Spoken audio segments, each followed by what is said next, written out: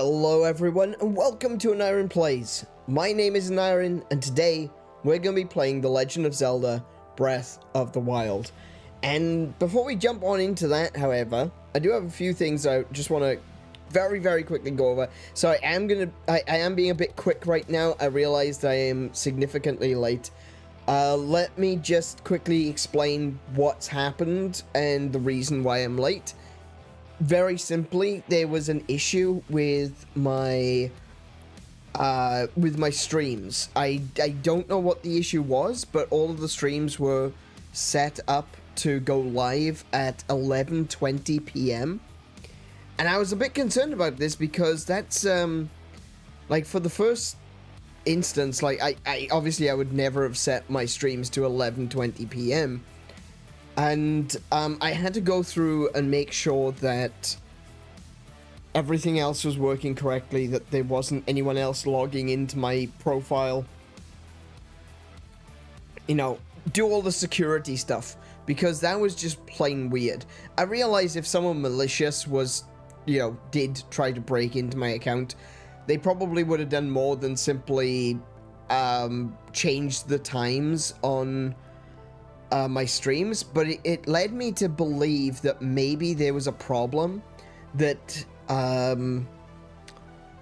maybe the browser that I was using had incorrect time zone attributed to it. And so I had to go through a bunch of my other stuff. I had to go through my my tweets and my threads posts to make sure that they were actually going to be going live at the correct time. All of those seem to be fine. I was a little bit concerned though, because my going live notification took just over 10 minutes to go live on Discord, which is a little bit longer than usual. Usually only takes about 2 minutes for my going live notification to be seen and syndicated. But yeah, for some reason it took about 10 minutes, so I was a little bit concerned about that one. So I was watching IFTTT to make sure that the bots were actually working, and I was just checking it and double checking it because it seemed really weird. And essentially it's just like a bunch of stuff seemed a little bit off today. So I wanted to make sure that everything was okay before the stream started, just in case. And I was planning on going live at 6:45. I pushed it back by 15 minutes. I didn't think it would take this long to actually get things done, but lo and behold, here we are. It is now 6:53, and we're just starting. Yeah, it is a big delay for Discord notice. Usually, see, the way it works, because it's like a third-party bot, it's supposed to register the fact that it's supposed to be triggered by the fact that there's a particular hashtag. So I have this bot watching my account, so if I post something with this particular hashtag, it will read the post and then post it on Discord. And yeah, it took about 10 minutes for it to go live, so that wasn't good. And because it hadn't gone live, I was a little bit concerned that maybe it wasn't going to. So I would have to, you know, write my own post in Discord. So it's kind of wasting time, I'll be honest. It was kind of wasting my time, because I was just sitting there watching it refreshing until it said, you know, it showed the number of times that the bot is activated went up by 1, you know? And that was... that was frustrating, because I'm just sitting there hitting the refresh button over and over and over again, just hoping that it would actually go off. But if it went up by 1 and there was nothing posted to Discord, that tells me then that something's broken and I have to go in and fix it. Thankfully, that wasn't the case. The bot activated, it sent the link through to Discord. That all seems to be working now. Just a bunch of, you know, usual things that always seem to happen to me and no one else, and I have no idea why. It's just so strange, isn't it? some people have such an easy time streaming. They literally just turn on their cameras, press play, and they chat for hours on end and play games and do whatever they want, and there's no problems whatsoever. But for some reason, just I always have so many issues. And I don't want to think of it, I don't believe it's a skill issue, because I know exactly what's going wrong. It's just, it shouldn't be going wrong, you know? It's usually things that are outside of my control. And that is always frustrating. That's probably one of the worst feelings in the world, is to be so reliant on something else that lets you down. Whether it be bots or whether it be technology or software, whatever it may be. The fact that we are so reliant these days on other things is a little bit scary when you think about it. And if one or multiple of those things stop working, we're suddenly very, very stuck, you know? Once upon a time, it was the norm that people just knew how to do things. And these days, we expect other people to know things for us. If you need a plumber, you call a plumber. Or if you got a leaky tap, you call a plumber.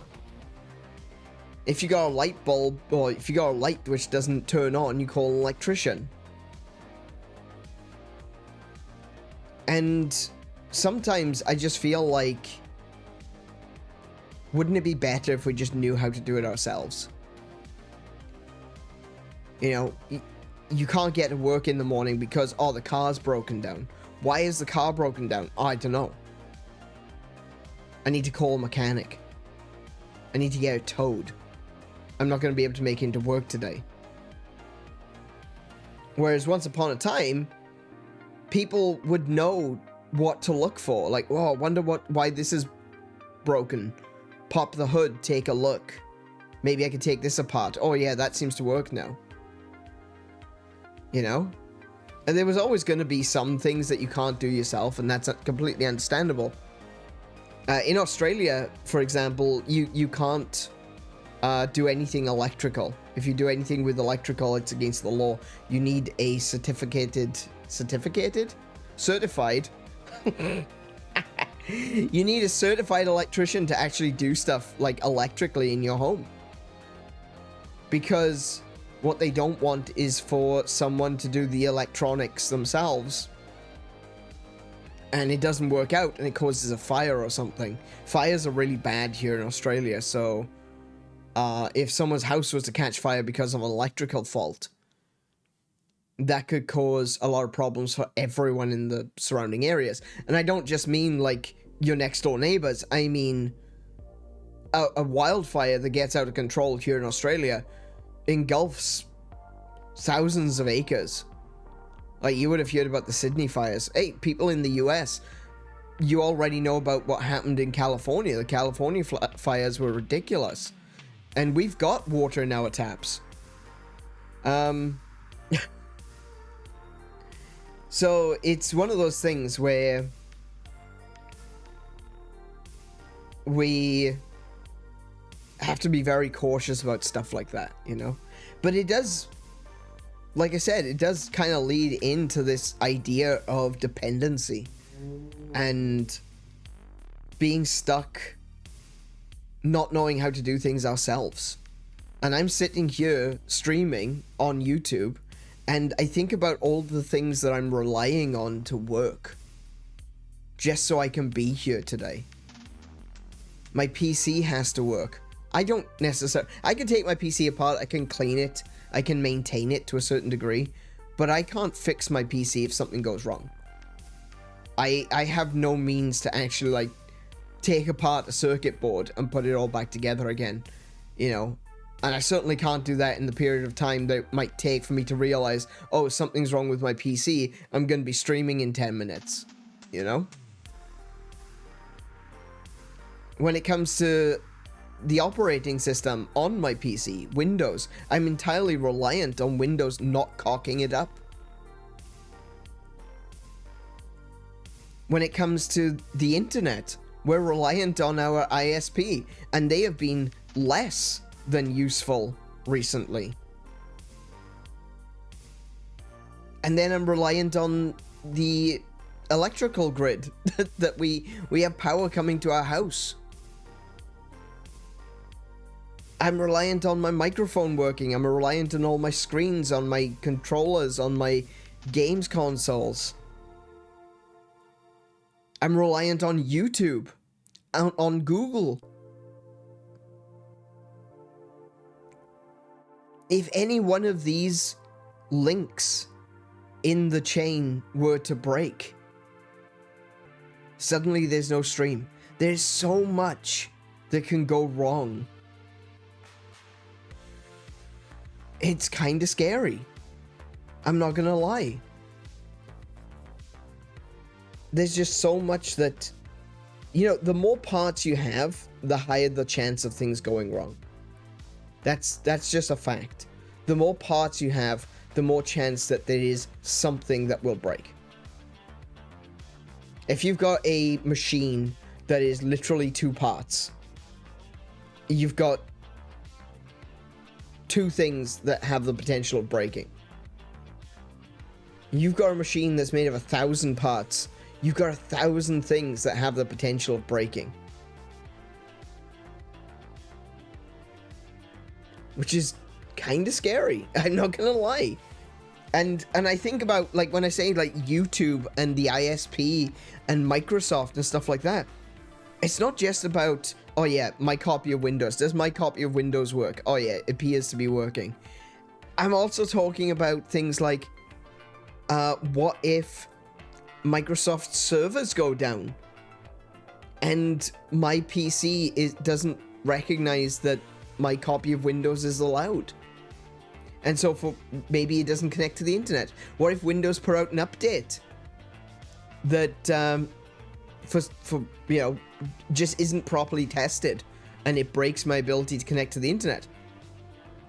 If Windows puts out something that breaks your ability to connect to the internet, you can't connect to the internet to get an update to fix that.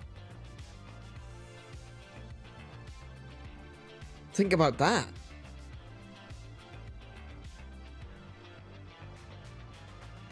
That's kind of scary, isn't it? Suddenly, if there was one little cock up, you're disconnected from the internet entirely from your PC. And because you've been disconnected from the internet, you can't get an update to fix it. Would you know what to do? Would you know how to roll back your Windows version? Do you have rollbacks enabled? Have you been, you know, gradually saving every few weeks to be able to restore your PC to a previous state? Every time you do a Windows update, do you create a restore point? I don't. I know I don't. I know I'm supposed to. And then what if Windows... what if the computers at Windows, because let's be real, they all use Linux, right? What if there's a mistake on their end? What if our ISP has a mistake on their end? What if Windows does an update that affects the computers of our ISP? What if Windows pushes out an update that affects the servers of YouTube? I doubt Windows would be... I doubt they'd be using Windows. They're probably using some kind of Linux fork. Probably a bespoke Chrome style, you know, a Chromium style network or server-side language. I don't know what they'd be using. I imagine it's not actually like Windows Network. Windows NT. Yeah, that's what YouTube is using. Windows NT. I very much doubt it, but it's one of those things that makes you think, doesn't it? I could wake up tomorrow and there's no YouTube.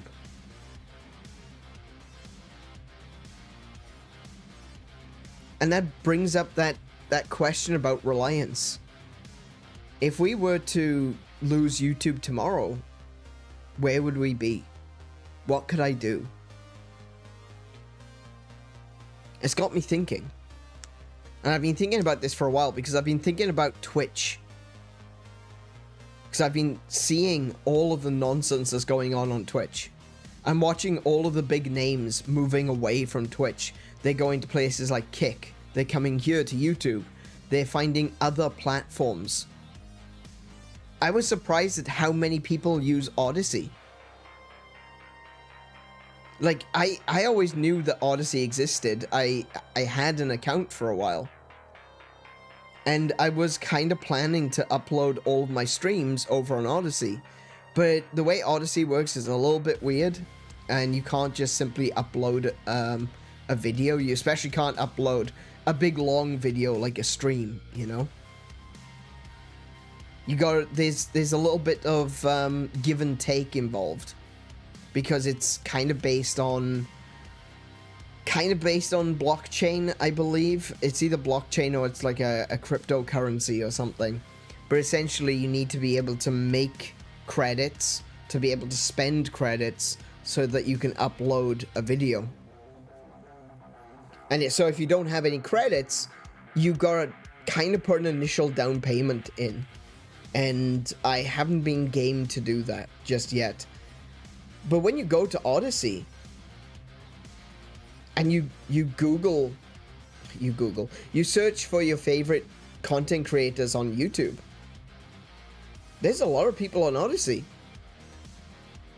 Like, I think about the big names, the people that I follow. People like Wendigoon. People like Angry Video Game Nerd. People like, just trying to think, anyone. Oompaville. Gamer from Mars. A lot of these people have an Odyssey account as well. And like I said, I've been thinking about this because of Twitch. Because I'm seeing Twitch and I'm thinking to myself, man, Twitch is going to fail one of these days. It's finally going to fail. And they kind of deserve it. Like, the people on Twitch don't. Absolutely not. The people on Twitch do not deserve to have that website cut from under them, but the people at the top, people like Dan Clancy, absolutely deserve to lose Twitch. With everything that's going on, Twitch deserves to fall and crumble. But I really, really hope that the people that are using Twitch, especially the people to whom Twitch is their bread and butter, I hope that they can find another place and not be so reliant on a single service. And I'm thinking about that for myself as well. Yes, I've got YouTube. Yes, I don't think Google is going to fail. We have seen YouTube have issues. We have seen massive errors. We have seen days where YouTube has completely crashed. But we've also seen it return. Now, is it possible that there is going to be one big problem that completely nukes YouTube one day? That's possible. That's plausible. But it's not an impossibility that something like that could happen. But I feel like with YouTube, with Google, for the most part, I think we're pretty safe. They got backups. They've got backups of backups. They've got recursive backups of backups. Just going on like a fractal. Every backup has its own backup, has its own backup, has its own backup. And a new backup is made every hour. And another backup is made every day, you know? So there's a very good chance that if anything were to happen to YouTube or to Google as a whole, there would be some way of getting it back. Unless they decided not to. For whatever reason. You know, maybe they decide one day that, do you know what? Maybe YouTube isn't making as much money as we want anymore. So the next time there's a big crash, they just don't fix it. They don't actively turn it off. They just decide, no point in fixing that. I can't see that happening. I think that's unlikely. That's incredibly unlikely, but it's something to think about. Who are we reliant on? And can we be more reliant on ourselves? That's the big one. Can we be more reliant on ourselves? I wish I could rely on myself. I wish I could rely on myself, but I'm rather forgetful of a person. And I've been talking about this for a very long time. But I wanted to make a website. I've been wanting to make a website for a very long time. Currently, the only website I have is our web store, which doesn't have a lot on it at the moment, I'll be honest. But that's dimensiontripper.com. Dimensiontripper.store. I've been planning on making a website for a long time, specifically something that's built on WordPress. Because I wanted a website where I could write articles and a website that I could keep up to date with things like my schedule, you know? That my schedule is always visible and available there on the website. And for the most part, like, I've built websites in the past. I used to, that was my thing, you know? I used to build websites all the time. I'd just do it for fun. But these days, I find it so difficult to find the time. I just haven't gotten around to it. And there are other options. Max Horn, friend of this channel, was telling me the other day. He said, hey, have you heard of Google Sites? I'm like, Google Sites? What's a Google site? I don't know. Is that something on Google Maps? Is that like, you know, sightseeing, vistas, stuff like that? Is that Google Sites? And he said, no, Sites, S-I-T-E. I'm like, no? What's this? So he sends me a link. It's essentially GeoCities. It's essentially GeoCities. We now have Google free websites that you can make. If you've got a Google account, you can make a free website. And I thought to myself, man, that's really cool. That would be so useful. I should definitely work on a Google site.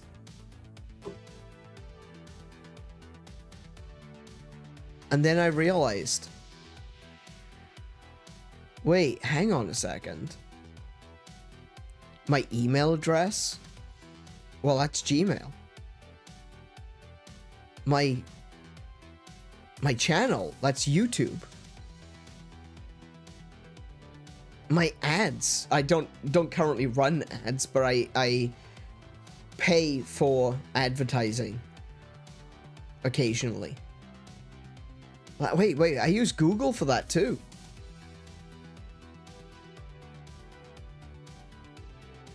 Now I can use Google Sites to make a website. It's very convenient. I can keep everything together. And I feel like YouTube possibly realizes, you know, I think YouTube is very well aware that we're starting to see the granulation of the internet again. It's something which I'm actually quite hopeful for. For a long time, the internet consolidated a lot of its activity onto specific websites. Places like, well, it started with places like MySpace, which gave way to Facebook, and now we have Twitter, and we have very specific places like Reddit, which calls itself the front page of the internet. the internet was consolidated, was centralized.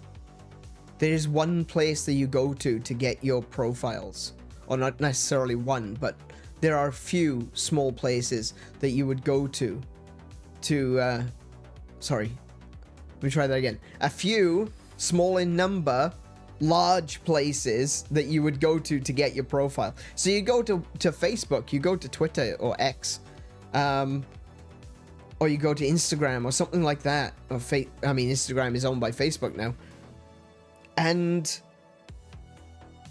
when you log into other websites, it comes up. Do you want to log in using your Facebook account? Do you want to log in using your Google account? It's almost like a passport, isn't it? Like a digital passport. And I thought to myself, man, I am heavily reliant on Google. I hope they don't do something which is going to piss everyone off.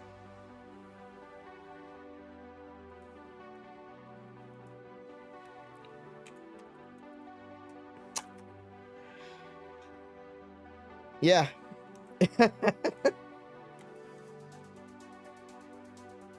So there's there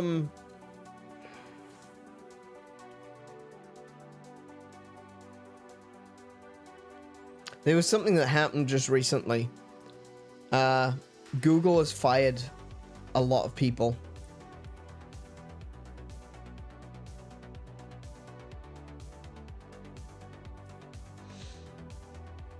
I believe it was a firing.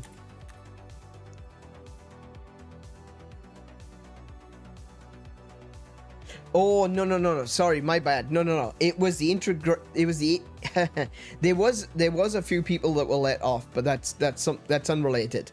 The big drama right now is that Google are changing their policies when it comes to AI.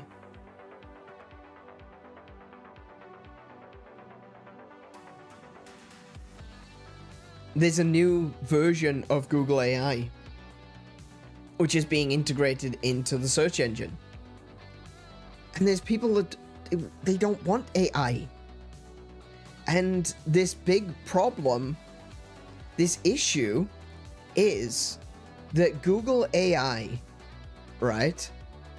So say now you've got an enthusiast website. So if you don't know what that term means, an enthusiast website is you've got your own little website where you talk about a particular niche topic. I don't mean niche in the, oh my goodness, there's only like 3 people in the world that care. I mean your niche of that topic. So it could be gaming. Like for me, it would be gaming. So I would talk about my niche within gaming, and that would be my website. That would be my enthusiast website, my enthusiast press, an enthusiast magazine, you know? But what the Google AI is going to do is it's basically going to kill off other websites. Why is that? How is that? How does that make any sense? Well, because what the Google AI does is it scrapes websites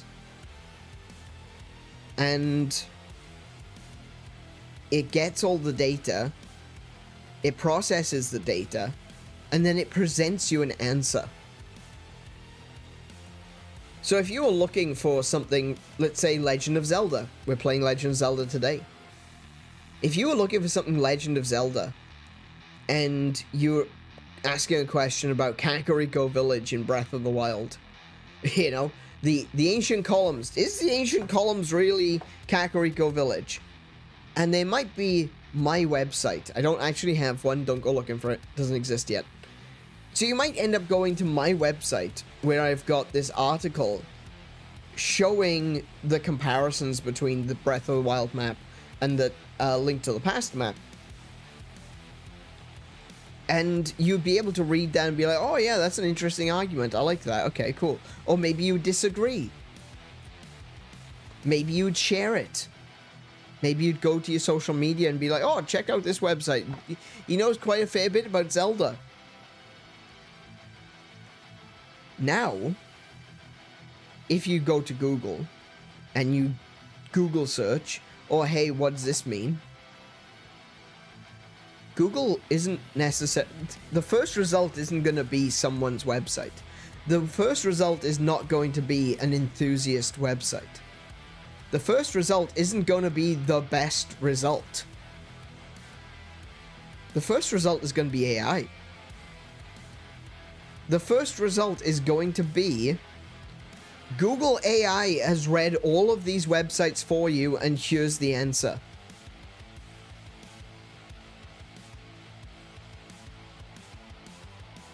That's a problem. That's a huge problem. The biggest problem being that Google themselves, Google, the search engine, is scalping views from other websites. That might not be a big problem when it comes to websites like Kotaku and Polygon, because let's face it, they should burn anyway. But when it comes to smaller websites, smaller enthusiast press websites, it means that if you let's pick up. I bought a game yesterday. I bought a retro game. I've got a GameCube game right here on my desk. The game is Battalion Wars. I'll post a photograph on Discord and social media and stuff later. I bought Battalion Wars yesterday because it was there on the shelf, and I was like, damn, I don't have Battalion Wars. I'm gonna grab that.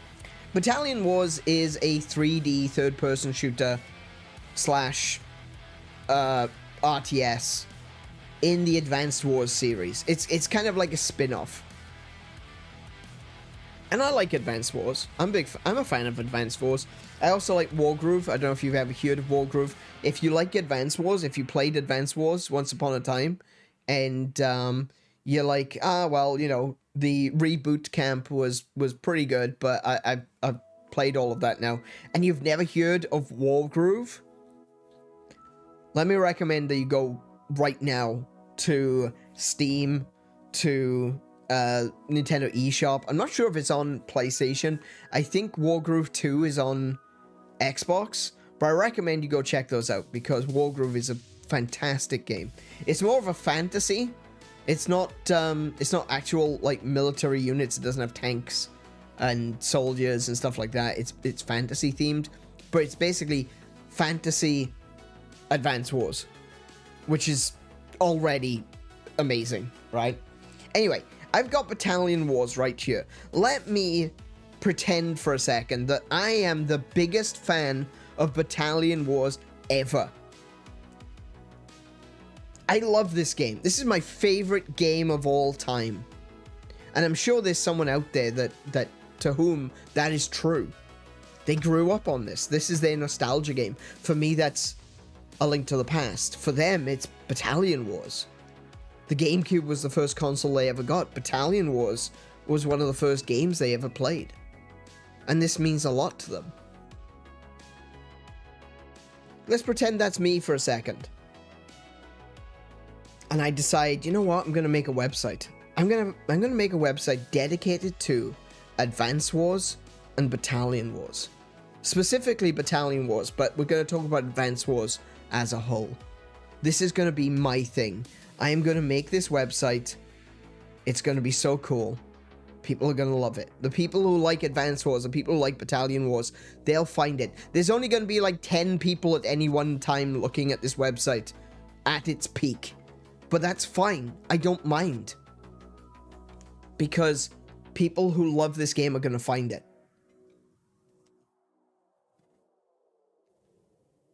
But then Google comes along with its AI. And someone search, how do I do this thing in Battalion Wars? Rather than showing your website as a result.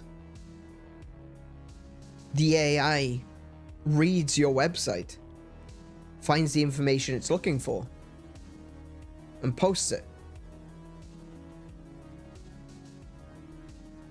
people don't have to look at your website anymore. The few views that you got, which was giving you just enough money to keep that website running, dry up. The website goes away. The website dies. Because there's no one to support it. There's no one to continue it. No one cares. No one's looking at it anymore. But everything you wrote, every last thing that you wrote was read by Google. So even with your website gone, Google still has the answer.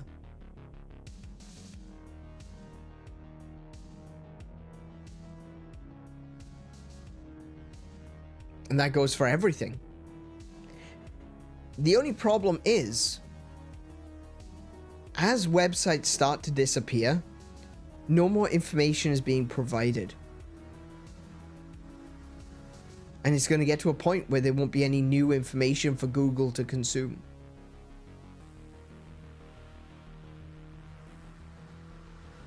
And what happens to Google?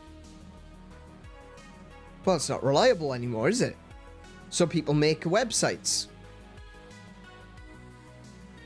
I'm gonna make my website talking about this new game that comes out in 2034. And that website stays up for about a couple of years. Everything you write is read by Google. And after a while, Google is up to date on that topic.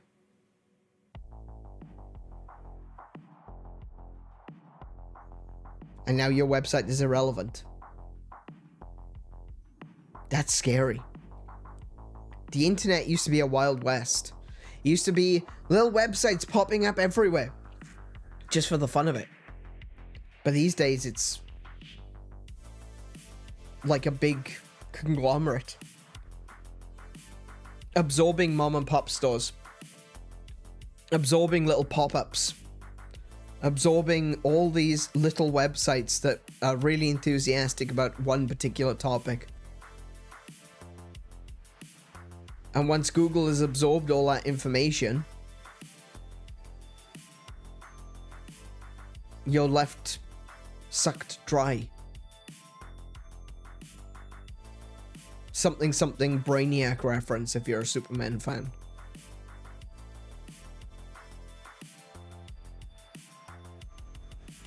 Borg. Brainiac. Anything that is about absorbing data and moving on. It's kind of scary. Because we are reliant on these things. Especially when it comes to providing forms of entertainment. Like this channel is supposed to be. I haven't said much that's entertaining so far, have I? This has all been pretty doom and gloom. But sadly, it's the reality of the situation. Kiko said just a little bit earlier, surely Google can't do this without being majorly sued again. You'd think so, wouldn't you? You'd think that that wouldn't be possible. You'd think that that would be a conflict of interest, because they are, after all, a search platform. They aren't a publisher. And yet, they seem to be able to get away with this. I'm very curious to see how it goes forward. And how this continues to grow. And while I know, on one hand, I'm going to be contributing to the gorging of information that Google is going to do when it eventually, you know, achieves sentience and becomes Brainiac. I think that I still want to try and make my own website. And with that in mind, I'm going to be doing it. I'm not going to be doing it on Google Sites. I may do like a Google site. I do have an idea for what I could use a Google site for. specifically. Something that I don't necessarily have to utilize very often. It's just a very simple thing. But I think I want to go back to looking at building a website. See, this is the thing. I'm a little bit scatterbrained. I don't know if you've noticed this. I'm a little bit scatterbrained. What I do is I have an idea for something and I start working on it. And then I have an idea for something else and I start working on it. I'm an ideas guy, right? I've got endless notes of a world building project that I started. One might argue in 2009. Possibly earlier than that, 2007 even.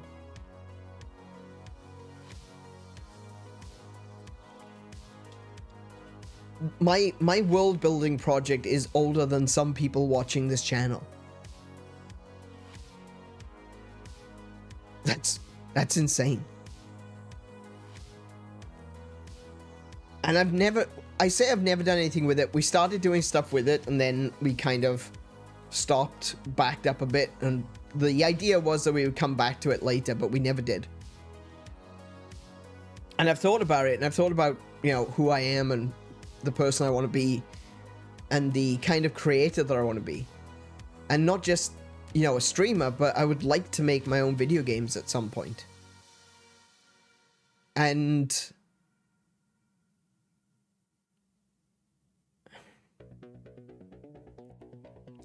hi, GH. Good grief. Just comes screaming through. Good lord.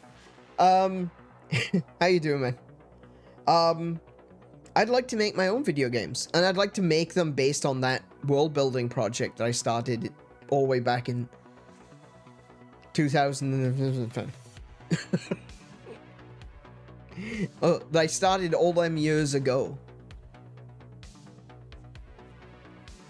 And so some of the ideas that I had don't really work anymore. So I gotta rewrite those, and I keep rewriting them over and over and over and over and over and over and over again. I just keep going at it over and over and over and over and over and over. So I'll start working on something, and then I'll be like, oh, I got a really good idea for this. And then I switch over to something else. And then when I come back to the other thing, I'm like, do you know what? This doesn't look as good as I thought it would. We're gonna try that again. And I start from the beginning. And so websites never get finished. I haven't built a completed website in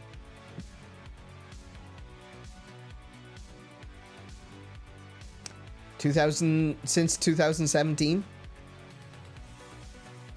I think that was the last time I built a complete website.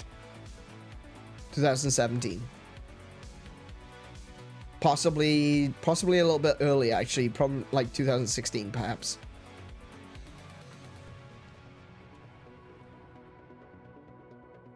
Right, because I get scattered. I start building a website and I go, oh, I've got this idea for this world building project. I'm going to go do that. Oh, I got a really cool idea for a game. I'm going to write notes for that. Oh, wait, I want to go back to doing that website thing. Go back to the website. I don't really like what I'm seeing here. I'm going to start over again. Starts over again. So it never gets done. Nothing gets finished. I sure as the hell ain't gonna be making games if that happens.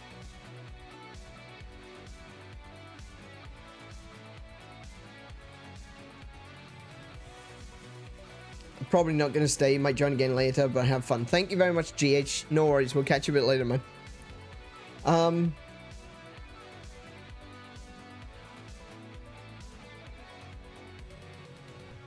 See, I'm so scattered. I've forgotten what I was gonna say now. But I want to build a website. I actually do. I want to build a website. That's something that I want to do. At this point in time, I don't know what it's going to be about, quote unquote. I know what I want on it. I want to be able to have my going live notifications. I want to have my, I want to have my schedule available for anyone to see. I want a calendar that can show my schedule going on into the future, even though most of that will be just kind of a cursory draft version. But just like a rough idea of where I expect my schedule to be in the future on a calendar. I would like to do comic strips. Because that's what we used to do. We used to make comic strips. Kiko and I. And a few other friends. We've not done that in a very long time. But I would like to do that. I'd like to have a blog. Not really a... I don't know if blog is really the right word, but... I don't feel like I have a need to turn on my, the camera on my phone every time I do something and record myself doing it. I don't get that. I don't feel that. But maybe a written blog saying, oh, I went out today and I did this. I saw this, blah, blah, blah, blah, blah. Oh, I picked up these games today. I think that would be pretty cool. I think that's something that could still work, even in big 2025. Even though everyone is so focused on their Facebooks and their Twitters and their Threads and their Blue Skies and their Hives and their whatever else they use, Mastodon, Instagram, there's a lot of things out there. We have an internet that is, despite the fact that I say everything feels like it's consolidated, there is still a lot of stuff out there. But I think a blog, something I can post something every single day, I think that can still work. Because I don't feel like the posts section of YouTube really does much. It's a good place to announce when you're going live. It's a show your schedule. It's a good place to say, oh, hey, I'm doing this thing this week. But that's about it, really. Some people utilize it really well. I know that Spawnwave puts up a poll every single day. And I was trying to do that with the Aniran Asks project. But honestly, I think Aniran Asks works better as a series of shorts, which is something I'm kind of working on, but I don't really want to do anything with it just now, because we are going to be having a bit of an artwork change in the near future. So I don't want to start working on that stuff until the new artwork is ready. And that brings me then to the other things, what else is happening? Artwork is going to be changing. I saw my numbers today. I don't look up my numbers very often anymore. That was something that was a bit of a concern of mine, is that I was putting too much focus on the numbers. I cared too much about the analytics. I was always like, oh, my numbers, oh no, 2 people just unsubscribed from me, what do I do? Oh no, panic. And that's what looking at numbers continuously will do to you. A simple drop of 1 subscriber can drive you nuts. And I'm actually rather grateful, despite the fact that the 2 months I had off from streaming did put a bit of a dampener on the channel. Definitely slowed my my channel's visibility in the algorithm. But it did get me away from the numbers. And I stopped looking. And now I check the numbers, but I don't dwell on them. But I've just gone over, in the past 365 days, I have gone over 5,000 watch hours. In case you're not sure, 5,000 watch hours is what is expected of a channel with over 1,000 subscribers.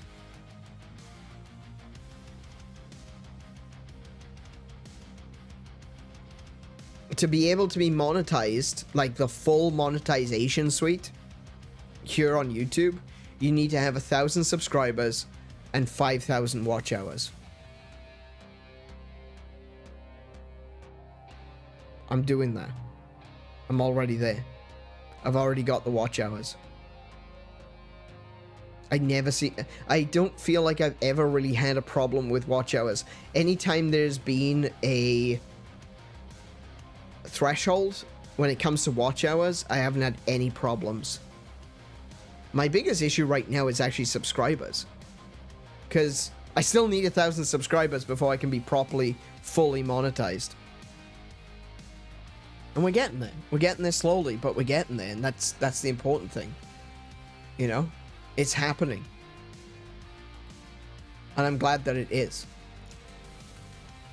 Yeah, I have. I've always pulled good views, and I'm always happy to see people coming along, whether it be old faces or new people. Whether you're just here to watch and have me on in the background, or whether you take part and, you know, jump into the conversation in the chat. I don't mind. I've always said that. I don't mind. I don't have a problem streaming to a channel of 10, between 5 and 20 viewers, and no one is saying a damn thing. I'm okay with that. I'm actually alright with that. I know the difficulty of not being able to sleep. And I've had people come and tell me that, you know what, I watch your streams to help me sleep. That's a great honor, as far as I'm concerned. I know some people, I've heard some people get offended by that. Saying like, oh, you should be watching me, not falling asleep to me. That's not very nice, is it? You're telling me I'm boring? No. They're saying that you're comforting. They're saying that you're someone that they can listen to. And the fact that I have been able to help other people in a problem that I personally have, I know the pain of insomnia deeply. I've suffered with insomnia for years. I've gone many days without sleep, to the point where I was seeing hallucinations, to the point where I couldn't string sentences together. It was a terrifying ordeal. That's what true insomnia is. And if I can help people, if people can turn on my channel and they can fall asleep to it, that's a great honor. That means so much to me. There's folks who keep telling you how great your voice is too. Yeah, I know, but they, you know, you can't trust the opinion of the mentally ill.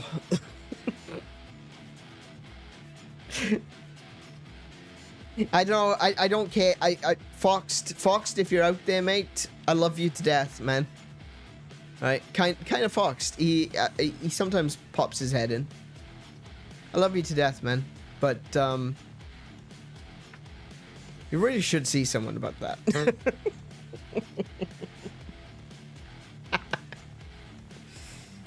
Speaking of voices, actually, do you know what? Let's change the topic slightly. Let's change the topic slightly here, because this has been fun so far, I think. Well, not fun, but you know what I mean. Because time zones. Yeah, I know. I know why he's not here. That's fine. Again, that doesn't bother me either. I know what it's like to be an international citizen. I used to live in the UK. I've traveled, you know, in the US and Europe and Australia. I know what it's like to be in different time zones, so that's fine. That's all good for me. I appreciate it. Not everyone can be here, but I appreciate the views nonetheless. But yeah, I wanna try and take back a little bit of what where I've said, you know, self-sufficiency, you know, having a place that is mine and a place that I can control. And that's going to be difficult because even if it's a place that I control, I still have to buy server space. You know, I currently have a I currently have the service on Linode. Oh, it's not Linode, Akamai. It used to be called Linode. Right, I currently have a Linode account. And I will be working on building my own website. But again, you know, that's what I mean about reliance. Sometimes you can't be self-reliant. Sometimes you have to relinquish that self-reliance. But I think it's about picking your battles. You know? What can you allow yourself to be dependent on to allow you to be reliant? To allow you to be more self-reliant. And if I want to build my own website, if I want to do my own stuff like that, I need to submit myself to websites like Linode or Google or what have you. Anyway that I want to buy server space. So that's something to think about. That's something to consider. And hang on a minute, my headset just turned off. So that's... Oh, it's not turning back on. There we go. It's back. Cool. That's something to consider. That's something to really think about. Who do I want to allow myself to be reliant on in terms of website stuff? And I think this is the point where we start moving towards an Iron Plays 3.0. There was a big joke. There was a big joke like a year ago, mostly by Tim, because of course it was. Mostly by Tim, saying that an Iron 2.0 was on the way, and it was, and we did a big change. We shifted a lot of things around. I think an Iron 3.0 is going to be more back-end stuff. Yeah, we're gonna get an artwork change. That's something that I want to do. But it's gonna be stuff like websites. It's gonna be stuff like, where am I gonna be posting these streams aside from YouTube? Am I gonna post things on Odyssey? Am I gonna post things on like Dailymotion? Do you know Dailymotion still exists? I didn't. Apparently it does. So, you know, maybe I can re-upload a bunch of my stuff to Dailymotion. I don't know if they will survive. Like, when it comes to YouTube or Dailymotion, I see Dailymotion dying quicker than YouTube does. But I think that might be a good option, you know? Do you know that Vimeo still...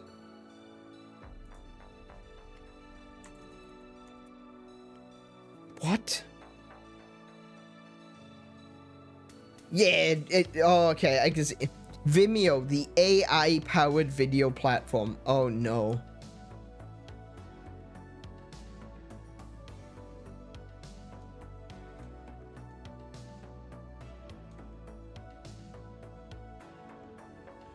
It looks like Vimeo is a different thing altogether now, though.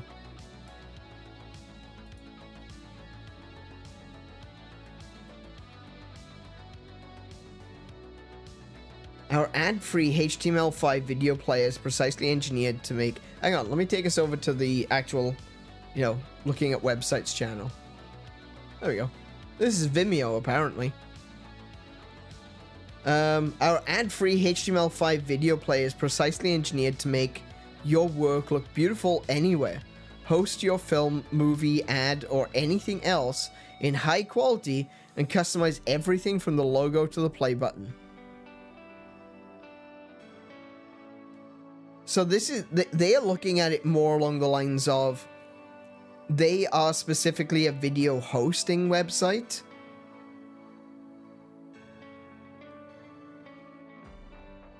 But it's like a professional.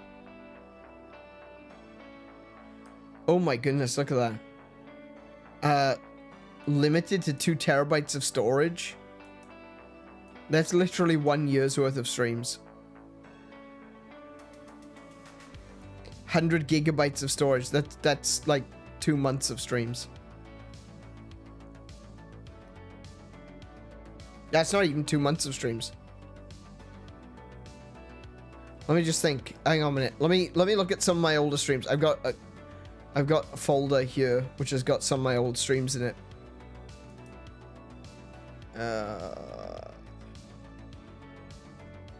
Where did I save it? Oh, I think it's on a... Oh, actually, I think it's all on an external hard drive.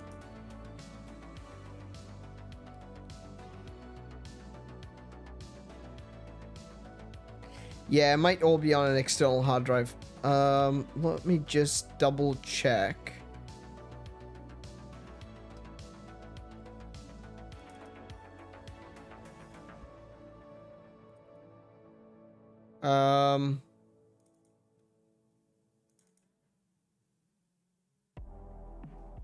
Yeah, I think I've got an external hard drive somewhere, which is called...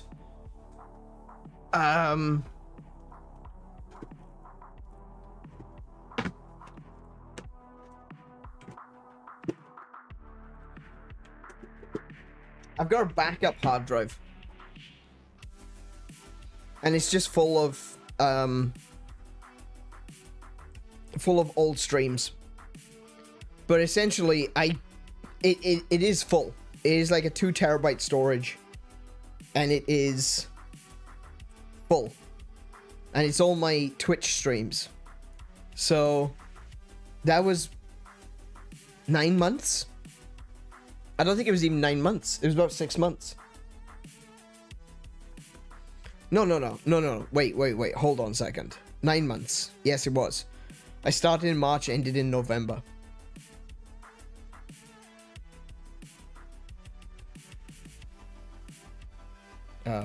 March, April, May, June, July, August, September, October. Yeah, 9 months. There we go. So this is Vimeo. Okay. It's very different than what it used to be. It seems like it is a professional website for uploading content to, as opposed to being a free and open platform like YouTube is. This is more along the lines of we have specific plans for you to post your professional content, and you know, this is where it's hosted, because if you think about it, this isn't too bad. I'll be honest, right? This isn't too bad.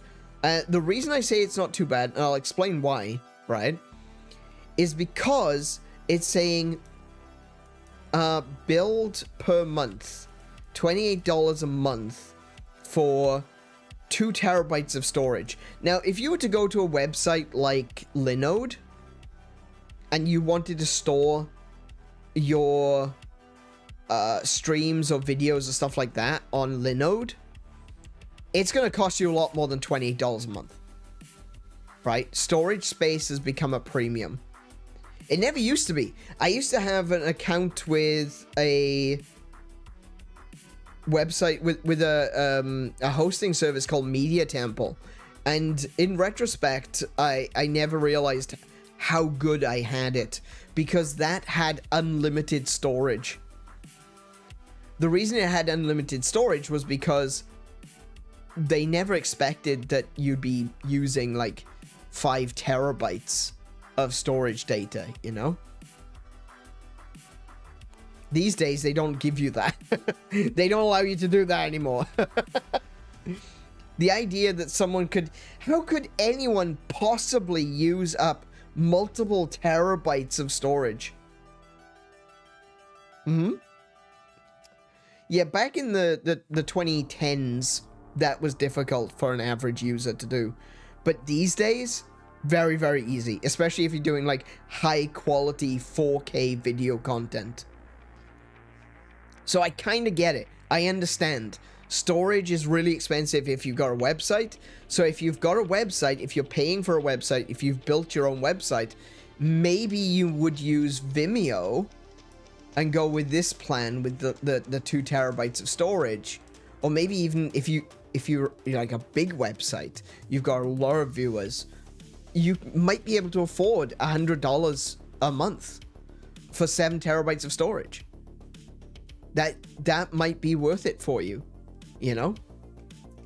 It'd probably be cheaper as well than actually buying storage through something like Linode or some website hosting plan. I was going to look at, let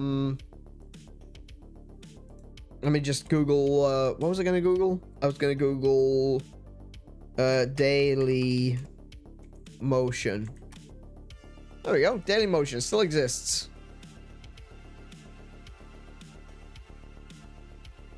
And it's still free. You can still log in. You can do streams. You can do shorts style content. I think I'm probably going to utilize Dailymotion in the future. I think I already made an account. I'm not currently logged in, but I do believe I've already made an account on Dailymotion. So, yeah. We'll see.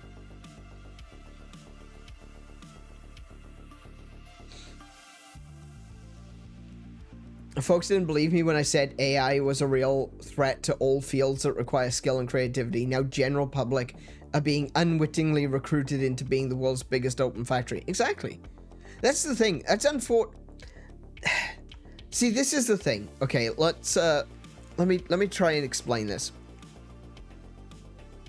It's the thing that is the best thing about the internet is also the worst thing about the internet.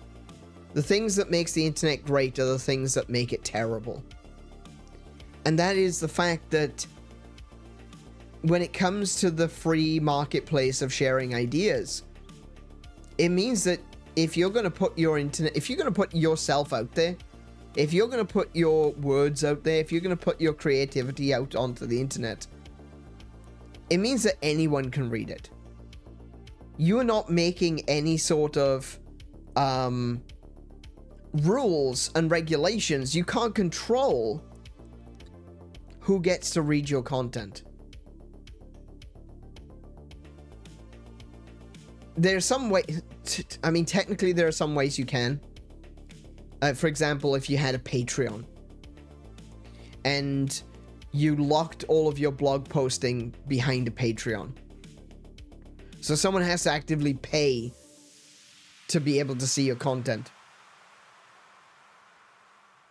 That is definitely one way to keep your content secure. But all someone needs to do is be able to pay, and they can read everything. Especially if they got a bot skimming everything, you know? All they have to do is pay for 1 month. They get access to all of your content. They can skim it all with a bot and then post it somewhere else. And what Google are doing with AI, what a lot of people are doing with AI, is it's technically not plagiarism. I mean, to a certain extent, it should be. It should be plagiarism. It should be considered plagiarism. But what the AI is doing is it's reading the content and rewriting it in a simplified way or a more concise way.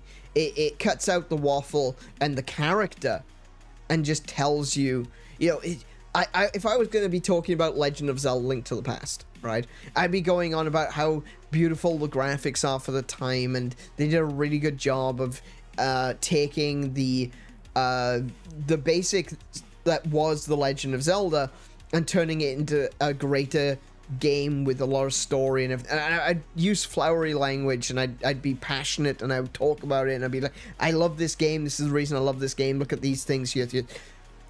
The AI will cut all of that out and will just give you the bare facts, right? If you're looking for an answer, you could read my big long prose about why it's my favorite game, and it also has the information you were looking for. Or Google's AI or someone else's AI will come and read the whole thing and go, that's the information that they want. Here it is in one paragraph. You know? And this is why I say this is the great thing and the terrible thing about the internet is that, one, you can put your ideas out there.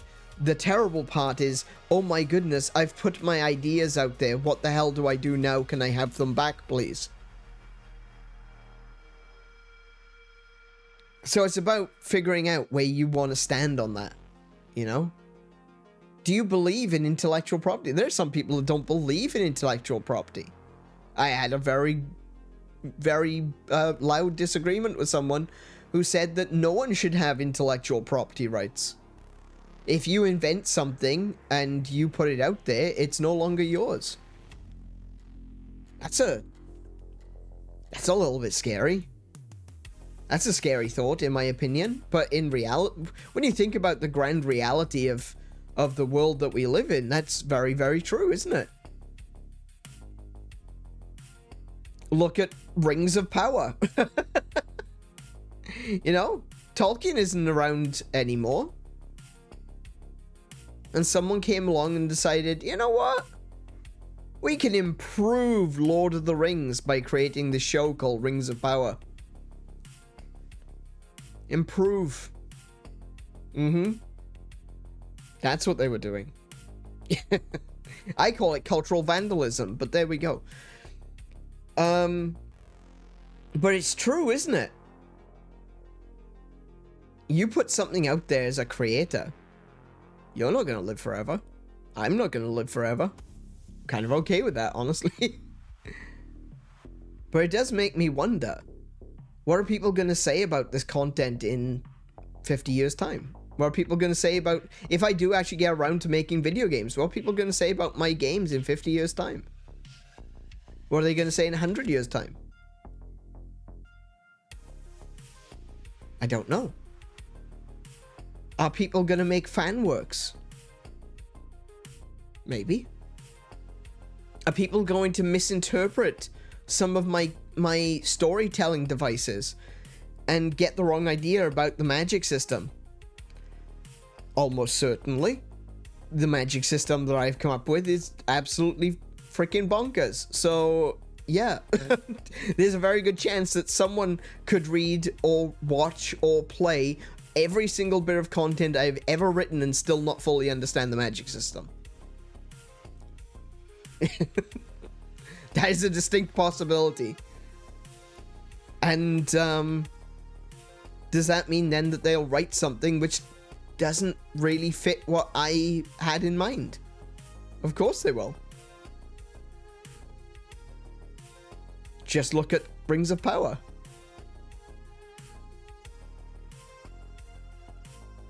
That doesn't fit what Tolkien wrote at all.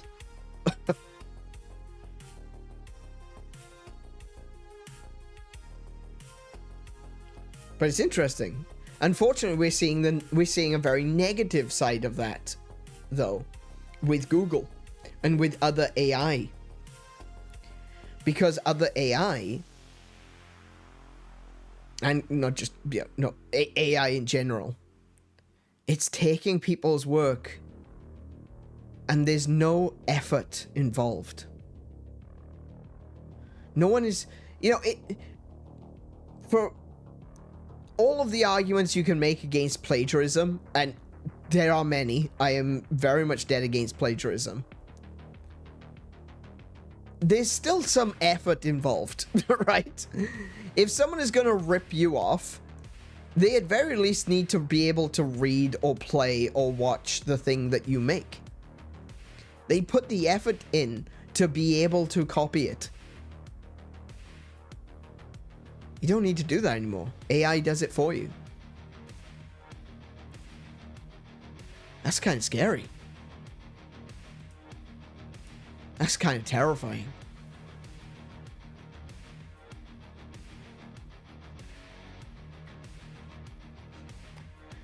Anyway, I wanted to steer away from AI, but we ended up back on it. One thing I do want to talk about, one last thing, I promise, we'll finish here and we'll jump on into the game because I want to get in and do Varuta tonight.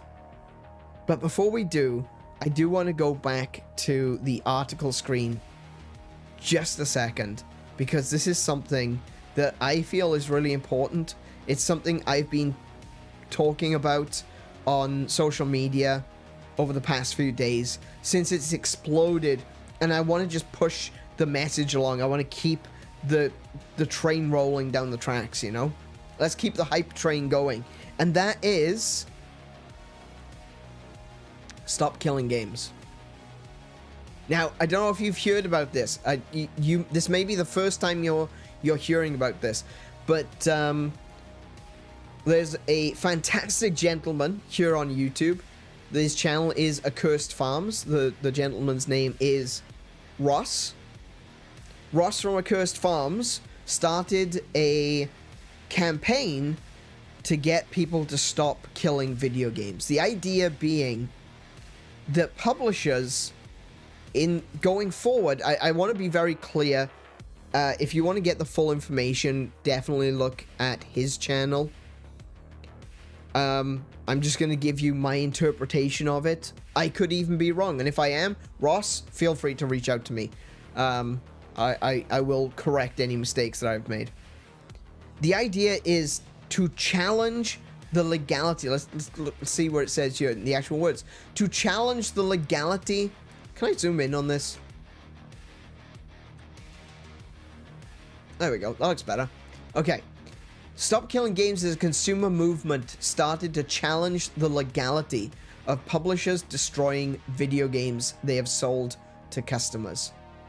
An increasing number of video games are sold effectively as goods, but with no stated expiration date, but designed to be completely unplayable as soon as support from the publisher ends. So what that says to me is there are a lot of games out there today that are designed with an end date. They are designed with their own destruction in mind. But the publishers, and sometimes even the developers, don't inform you of that. They don't tell you the necessary information. Sometimes you can kind of figure it out because it's based on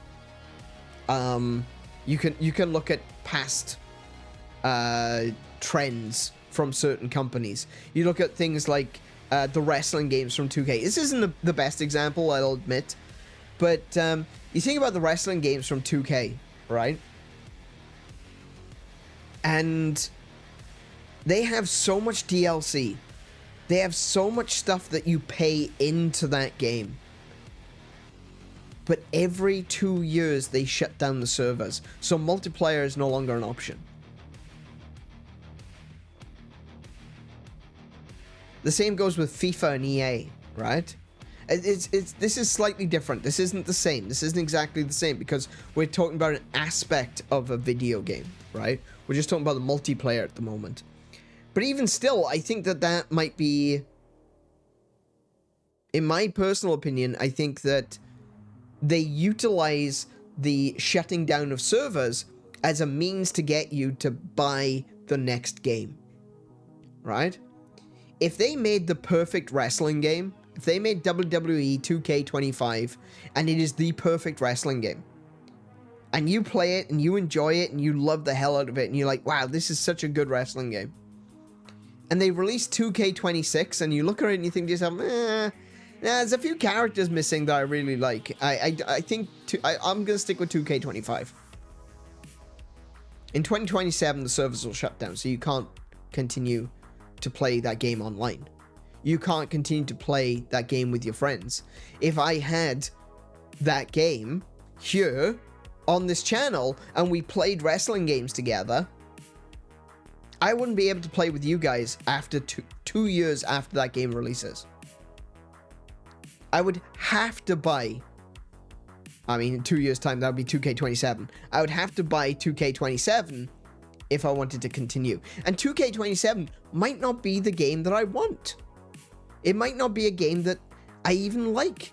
They might change intrinsic aspects of the 2K wrestling series and makes me go, okay, I don't really like this one. I want to go back to the old one. But I can't. Because the multiplayer is gone. Because it doesn't connect to the servers anymore.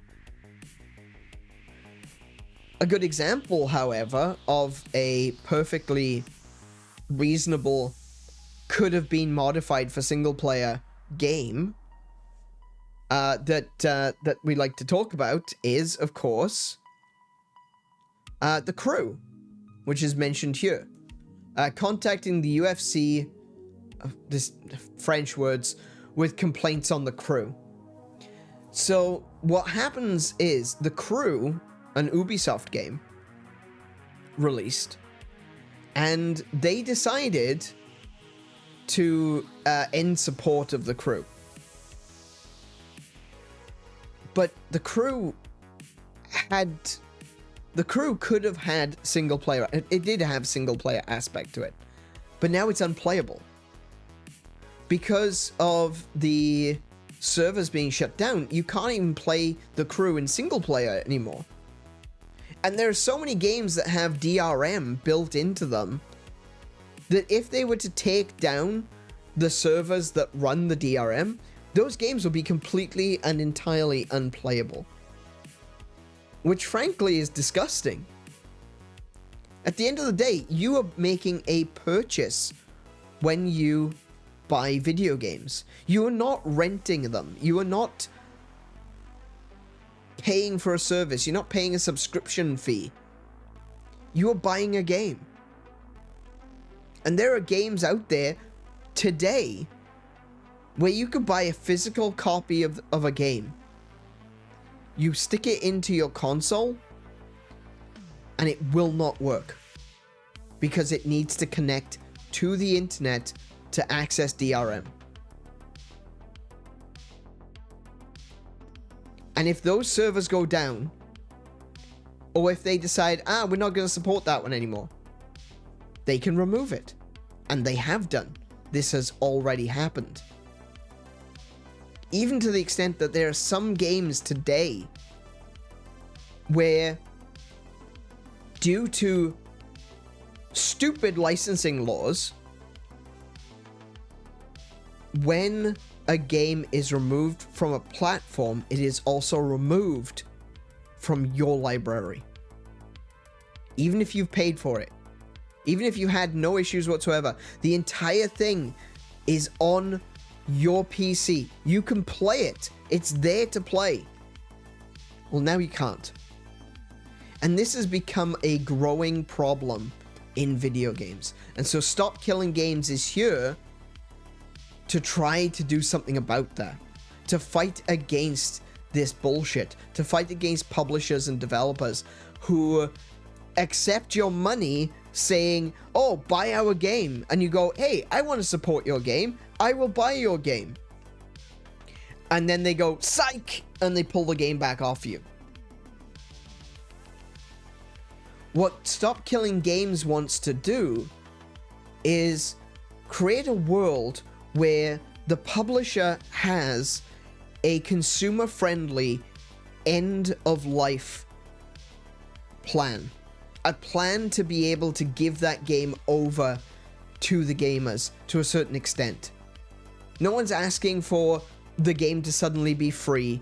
No one is saying that every game needs to be supported until the end of time. That's not what we're talking about. We're talking about an end-of-life plan that allows gamers who want to continue playing those games, that want to play those games into the future, even past the point of support, without having to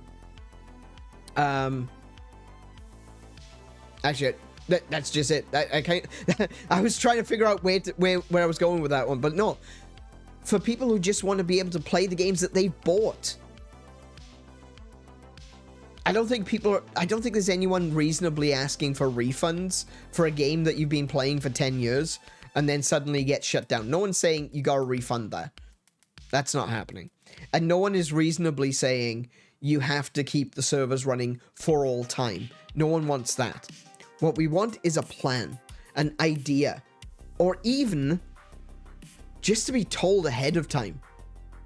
This game is only going to be live for 5 years. Because that, at very least, that means then that you know what you're getting into. You're going to be able to play this game for 5 years. That means you got 5 years to figure out how to pirate it. You got 5 years. Sorry, that was a joke. I don't condone piracy, especially not in connection with this movement currently, okay? We want to be told this game is only going to be around for 5 years, or we want an end of life plan where this game is going to go DRM free so that we can continue to play it even when the servers are shut down, or some form of allowance is made that allows players to maintain their own game or maintain their own servers for a game. Look at this. This is one of the things that people like to criticize when it comes to this, is like World of Warcraft. Are you saying that World of Warcraft needs to be online permanently until the heat death of the universe? No, that's not the goal. That's not the stated goal.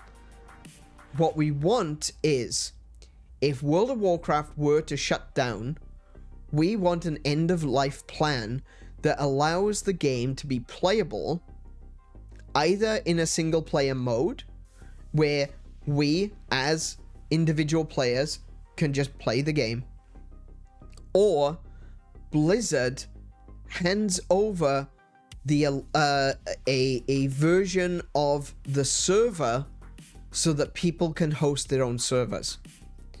And people are going to be like, oh no, you can't do that. No, that's stupid. That's stupid. Why would they ever do that? Because that's how they make money, blah, blah, blah. Yeah, okay. No, I understand. But if they're ending support of World of Warcraft, they're not going to be doing that anyway. They're not going to be making more money on World of Warcraft if they're bringing it to a close. It's over. It's ended. It's finished. They're not looking to make more money on it. Perhaps they want to make World of Warcraft 2. Universe of Warcraft. Who knows? Right? So then they should allow other players to host their own servers.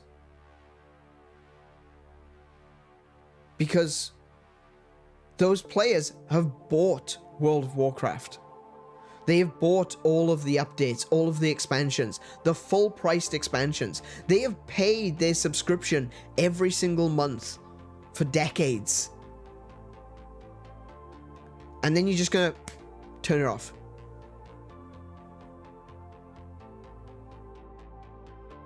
That's unfair. And as all we want is to be able to continue playing video games. We don't want games destroyed just to push you into buying the next one. We don't want games being made inaccessible. We don't want games being made unplayable just because someone out there wants you to buy The Crew 2, World of Warcraft 2.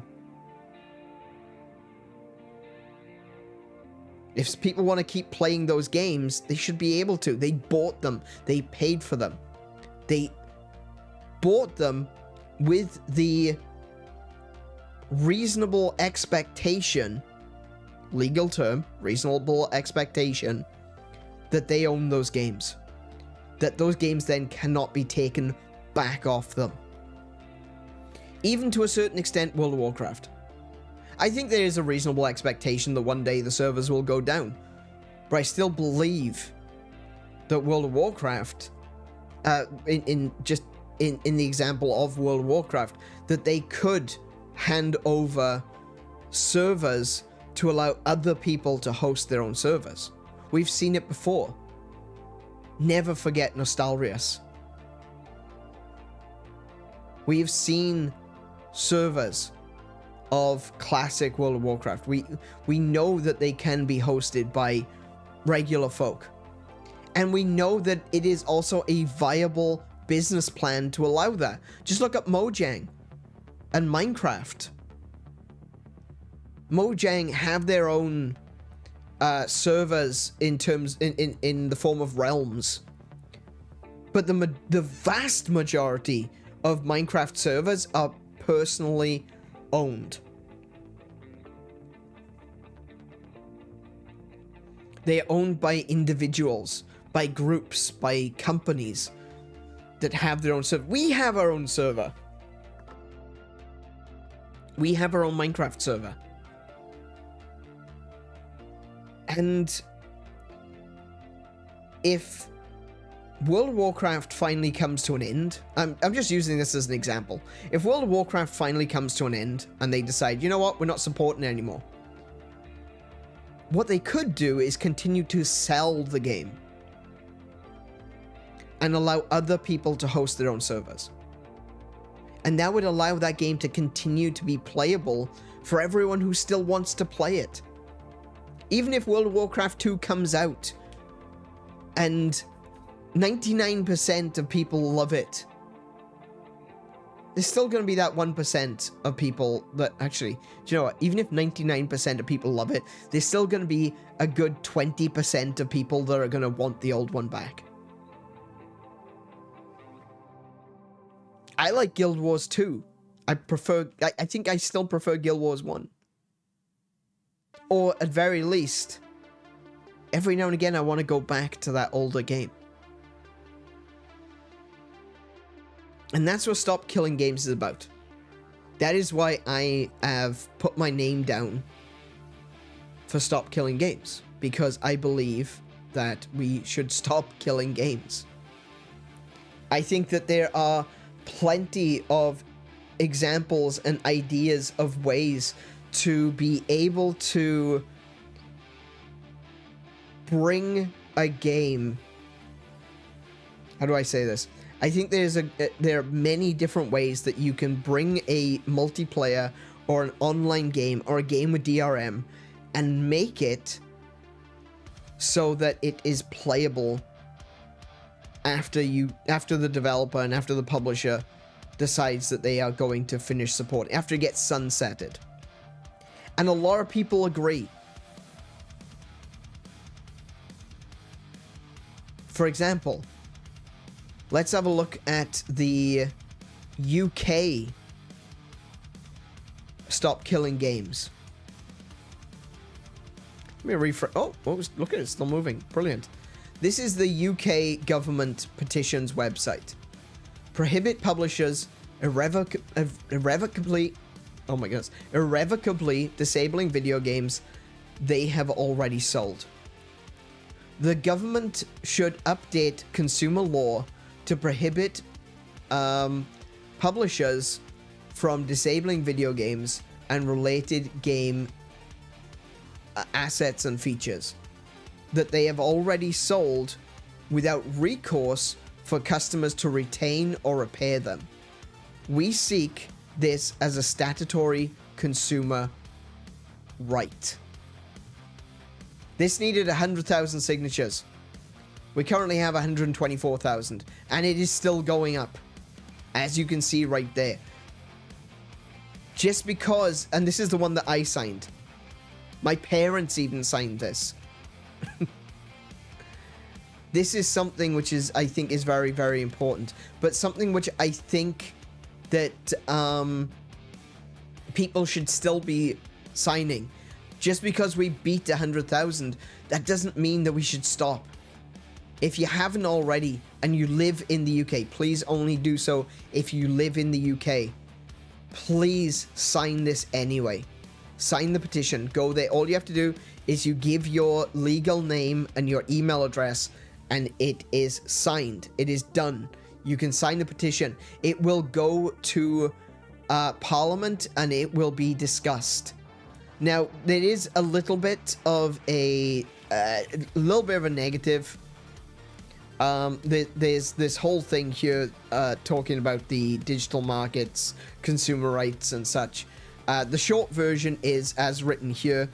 There are no plans to amend the UK consumer law on disabling video games. Those selling games must comply with existing requirements in consumer law, and we will continue to monitor the issue. That's kind of a nothing response, right? That's kind of a nothing response because they're not monitoring the issue. The British government have never monitored the issue. That's why it's been allowed to happen. But now, with 100,000, hopefully a lot more signatures on this petition, they're gonna have to look at it. So first of all, first and foremost, I want to say a massive congratulations to absolutely everyone who has signed this petition so far. All 124,261 of you. Thank you so much. Give yourself a massive round of applause because you've done something amazing here. This is a first step towards positive change in the games industry. So massive thank you from me. Massive thank you from all gamers for this. This is important. This is important for us. This is important for us as gamers, as consumers. So please, if you haven't already, check out this website. The link is... hang on a minute. The link is now currently in the chat. You can hit that and go and sign the petition. Please only do so if you are a UK citizen or a resident of the UK. Right? I'm able to sign this one because I'm a UK citizen, despite the fact that I live in Australia. So I'm able to sign this. But please only sign it if you are a citizen or a resident of the UK. If, however, you are a citizen or a resident, actually, specifically, sorry, correction. If you are a citizen of the European Union, there's also the European Citizens Initiative, which says the same thing. Let me zoom in a little bit there. Okay, there we go. Okay. This initiative calls to require publishers that sell or license video games to consumers in the European Union or related features, assets sold for video games they operate to leave said video games in a functional, playable state. Specifically, the initiative seeks to prevent remote disabling of video games by the publishers before providing reasonable means to continue functioning. Wait, hang on, I misread that. Before providing reasonable means to continue functioning of said video games without the involvement of the side of the publisher. So that is to say that they shouldn't be disabling games before they give us a means, a recourse by which we can maintain the games ourselves. The initiative does not seek to acquire ownership of said video games, associated intellectual rights, or monetization rights. Neither does it expect the publisher to provide resources for said video game once they discontinue it, while leaving it in a reasonably functional and playable state. That is to say, we do not expect, and in the example that I was talking about with World of Warcraft, we do not expect Blizzard to continue to support it once it has been sunset. We do not expect Blizzard to continue to offer new installments or new assets or anything like that. We don't want to make money on it. We don't want to claim that we own it. None of that. All we want is to make sure that when the game is sunset, that we can still play it. That all of the money and time and hours that we've poured into these games don't just get vanished in front of us. This is another one where you have to be a European citizen. Please do not sign this if you are not a citizen of the EU. But if you go to this one here, the second one, the second link in the chat, that one is for members of the European Union, citizens of member states of the European Union please go and sign this one. As you can see, this one is a little bit different from the UK petition. This one requires a goal of 1 million signatures. And let me tell you something. 1 week ago, it had less than 500,000. In the past few days, this has absolutely exploded. It looks like we are going to be successful. It looks like we're going to get the 1 million signatures. But even if we do get 1 million signatures, keep going. Keep signing.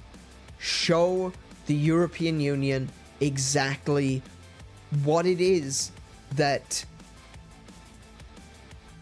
we want from this. We don't want to see our video game libraries being destroyed because a publisher or a developer decides, I want to sell a new game, so we're going to take that one off you. None of that. No more. This is where we draw the line in the sand. Right here. So again, a massive thank you to the 945,883 signatures that are on this petition in the EU. And why does this matter? Why does it matter? It matters because it only takes one. It only takes one. If there is a law in a large population that states that these developers can not destroy video games, that they are not allowed to say, we're going to destroy this game, we're going to make this game unplayable because we want you to buy our next game, right? If it is possible that they are going to lose hundreds of thousands to millions of sales because they then choose, you know what? Fine. If that's the law in Europe, we're not releasing our games in Europe. That's not going to happen. They're never going to do that. If they have to go through the process of making the games fit the law of the European Union when it comes to not destroying video games, this will go worldwide. They're not going to make it so that, again, using World of Warcraft as an example, it's not the best example in the world, but using World of Warcraft for an example, if it was required in Europe for World of Warcraft to be left in a playable state, then it's not going to affect... they're not going to make it so that, oh yeah, okay, so it's playable in Europe, but it's not playable anywhere else. It doesn't work like that. You know, people in Europe can share those files. People in Europe can host servers, and then people around the world can connect to those servers. If it goes live, if it becomes law in Europe, it will affect the publishers that want to do shady things in the US. It will affect the people, the publishers that want to do shady things in the UK and in Australia and in Japan and in China, Southeast Asia, in South Africa. It will affect the world. Especially if a big group of people like the European Union gets a successful initiative. And we are so close.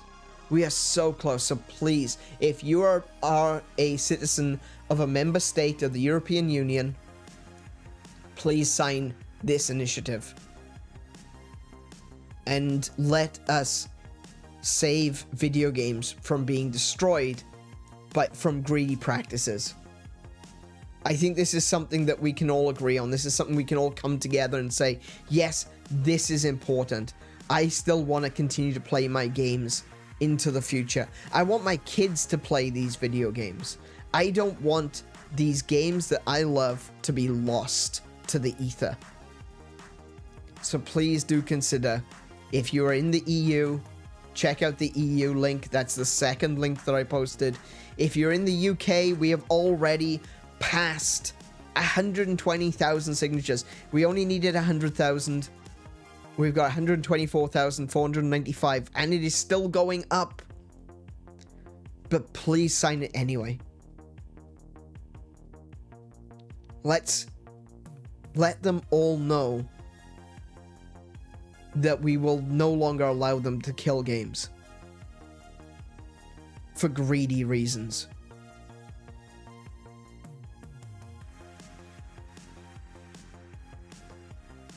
Again, a massive thank you to everyone who has already signed this petition.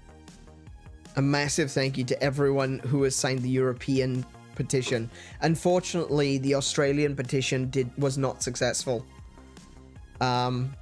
I did sign the Australian petition. I believe Kiko signed the Australian petition. I think a lot of us signed the Australian petition, but it was unfortunately unsuccessful.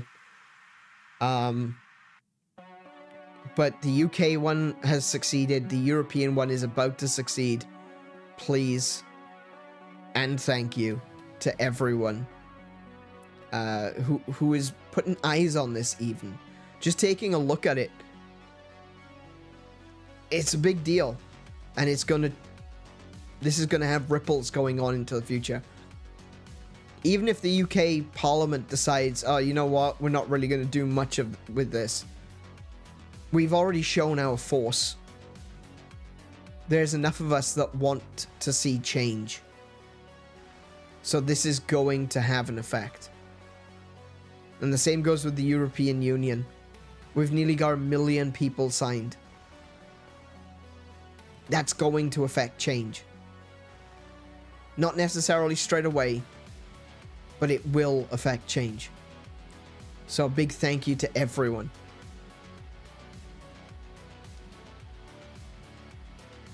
We're saving video games, which is amazing.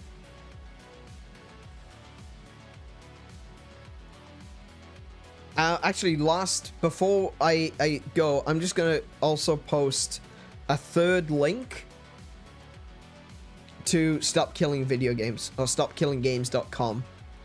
That third link, I'll put all of these links into the description. Actually, I can do that right now, I think. Let me do that right now. Let me just go like that. You may need to refresh. I'm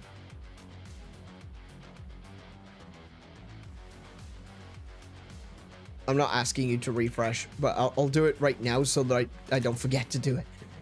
It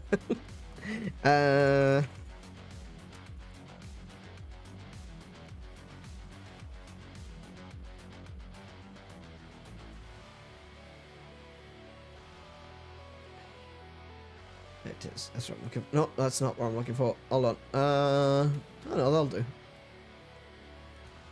Sorry, just 1 second. I'll be with you. I'm just filling this in. Okay. Stop Killing Games website. Oh no, that's the wrong link. Oh no, that's the wrong link. Hang on. This is what happens when you do it live.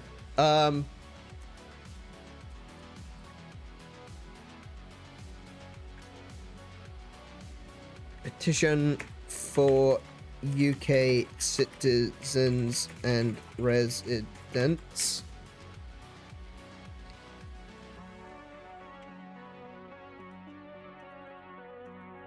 And European citizen. And immediately I'll lose 500 subscribers. Citizens initiative petition.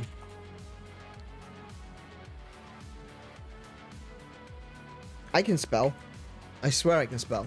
That's how you spell initiative. There we go. Alright. There you go. I've already done it. There it is. Okay. 3 links are in the description now. You may have to refresh to be able to see them.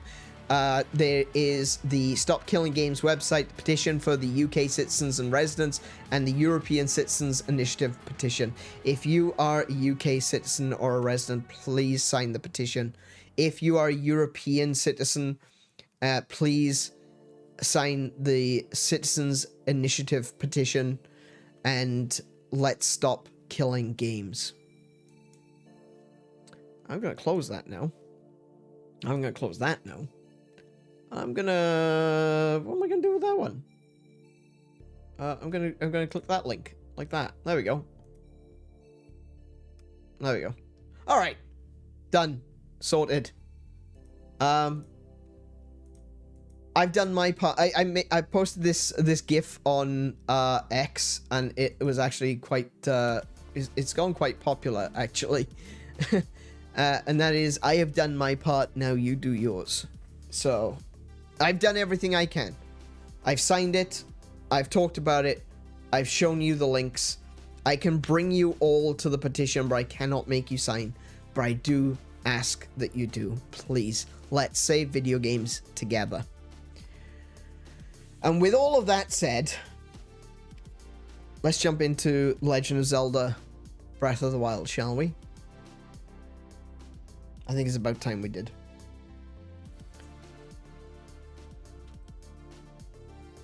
Yeah, if I could actually get it to start. Hold on.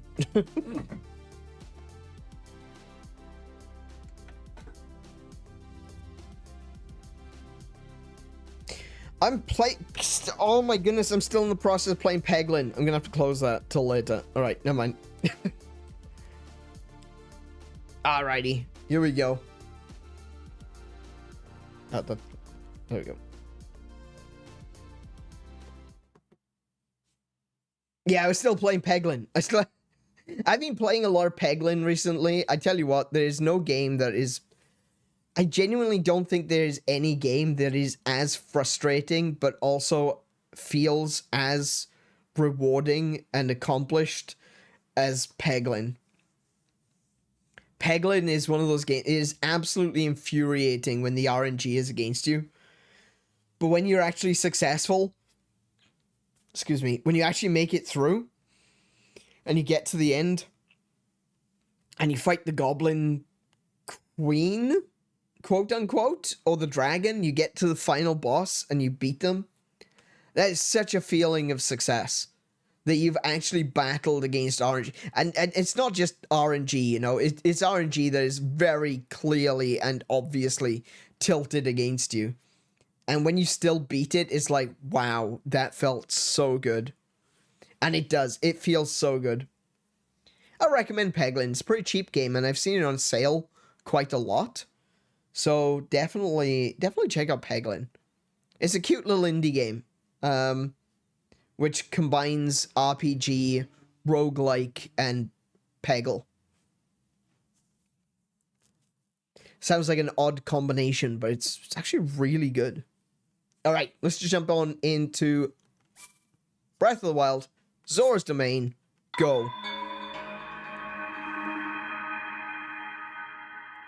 Now, in the last stream, we got as far as Zora's Domain. We were given the Zora's tunic.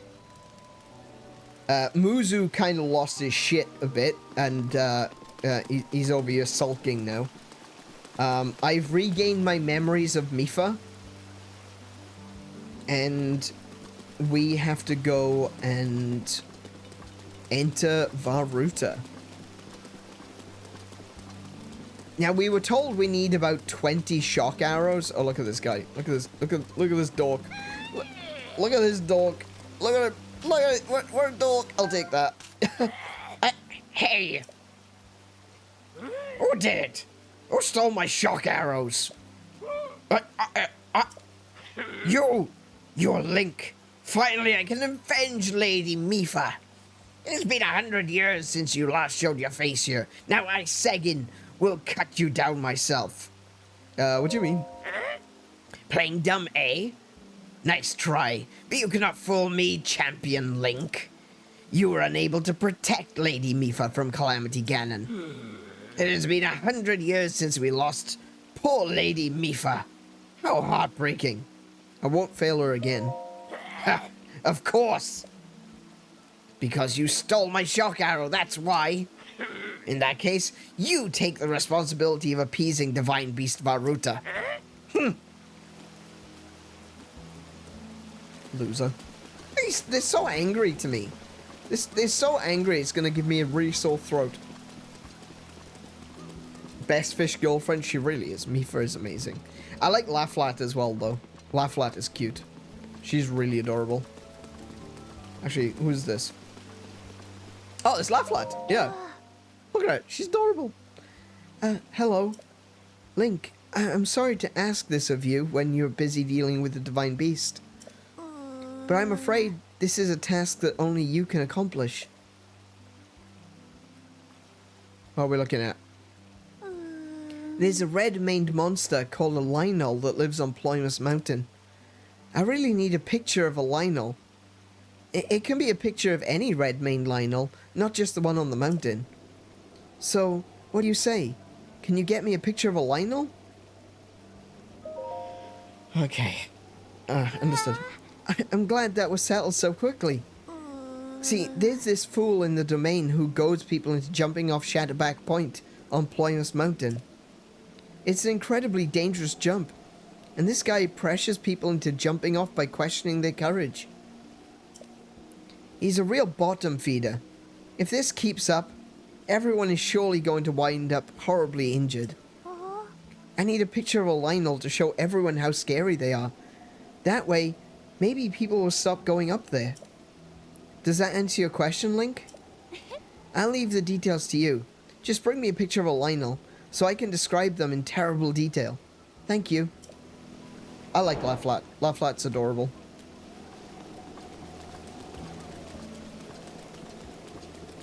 Alright, so, we don't actually have to go up. So the whole idea was we need to go up to Ploymus Mountain because there's a Lynel here with shock arrows.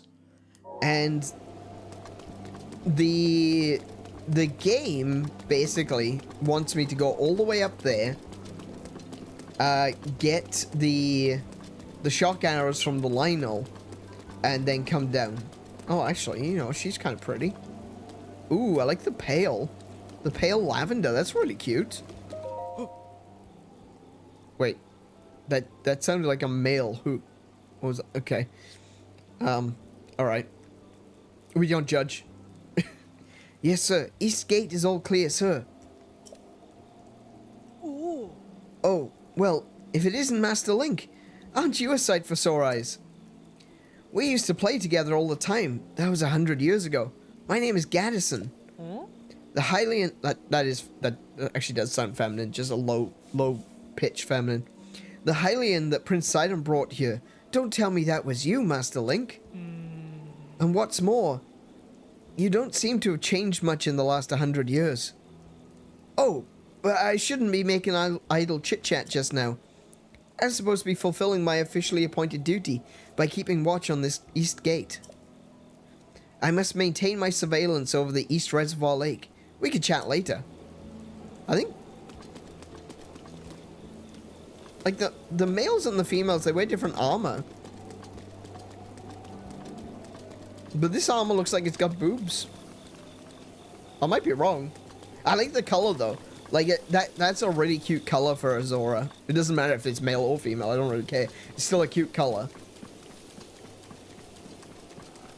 The only reason to go up there now is to get the photo. Yeah, and that's what I'm thinking I'm going to do. I don't need... look, I definitely do not need shock arrows. I have 80 of them currently. But it might be worth going up there anyway. We'll get that photo. We'll kill a Lynel.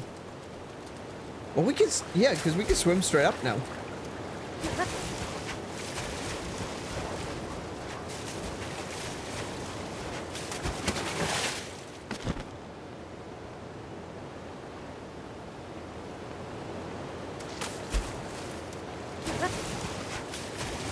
This takes no time at all. Wow.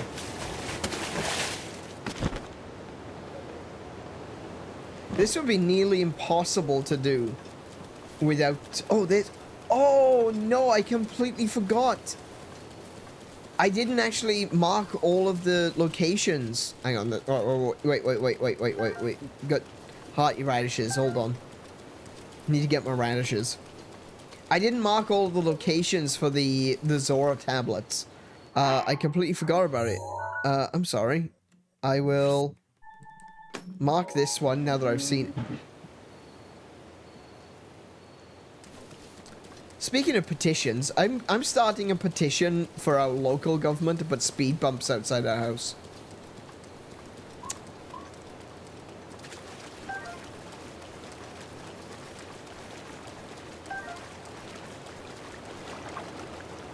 I suppose all I really have to say on that is I thank our future body, you know, organ donors. Good lord. This is a much nicer place to live, I gotta be honest. But, there are some maniacs on the road over here. I'm not sure why. Alright, we're gonna go stealth. Because I don't particularly want to attract attention of a Lionel if I don't have to. If I can get up close, collect the shock arrows, and get a picture. I'll grab a lizard too. If I can grab a picture of the Lionel and get out of there before being seen, I'm gonna call that a success. If I have to fight it, well, I guess I don't really have to fight it, but,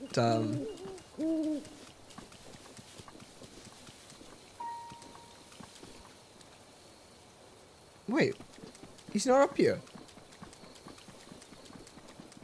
There's no Lionel up here. Oh, he's right there. Okay. All right, I can see him. Right, okay. I found the Lionel.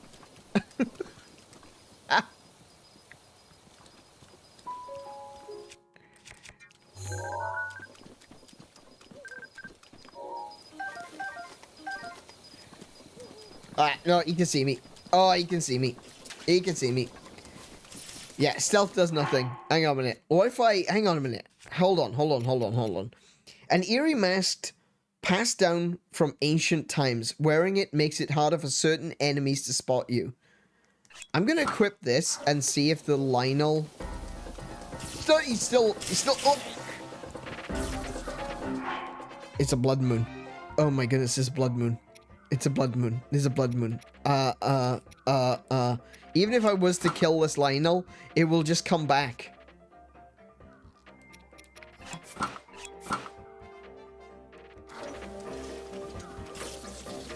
Woo! Good lord! Stop! How do I avoid this? Good grief! Okay, I'm out. Hold on. Hang on. Do I have an anti-lightning, tonic? I should have anti-lightning. One level of anti-lightning. That's not great. Gives me 16 minutes. Along with the trousers that I'm wearing, that's 2 levels of anti-lightning. So maybe that'll be fine.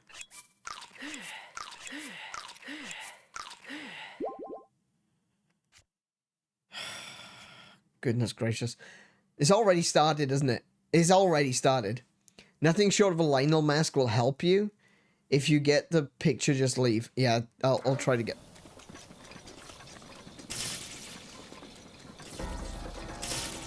What? He's up on the top of the bloody stone. Oh, heck.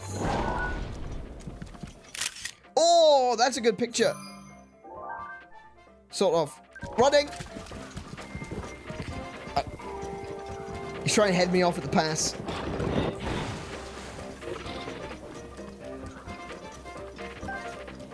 Okay.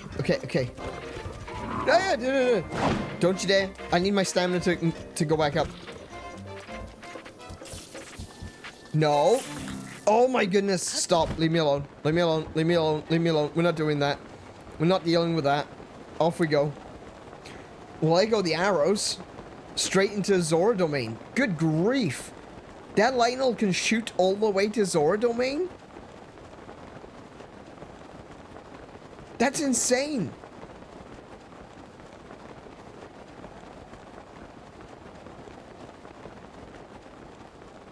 Free arrows. Oh, maybe that's how Saga got his arrows.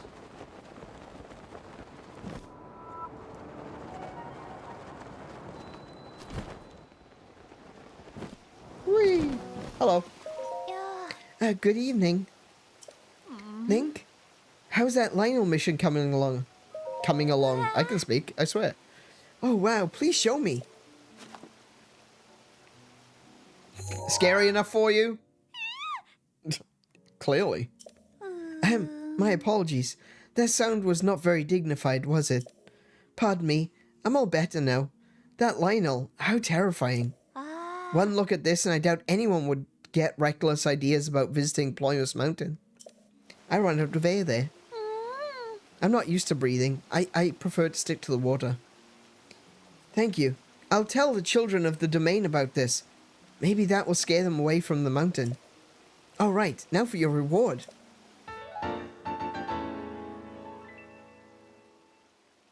Thank you very much. These Zora graves were once made by skilled craftsmen by order of ancient King Zora. Now they're fairly common. As you may know, East Reservoir Lake was created in collaboration between the Hylians and the Zora. After East Reservoir Lake was finished, we made Zora Greaves as a token of friendship for Hylians who came to visit. But over time the number of Hylians visiting the domain dwindled, and my father had to close his armor shop. These Zora Greaves here were the last pair left in stock when he closed up shop. Wearing these, even a Hylian can swim as well as a Zora. That said, these would be wasted on me. They're only useful for a Hylian like you. Please take good care of them. I absolutely will. See, she's adorable. Alright, here we go. Murder Moon. Let's go.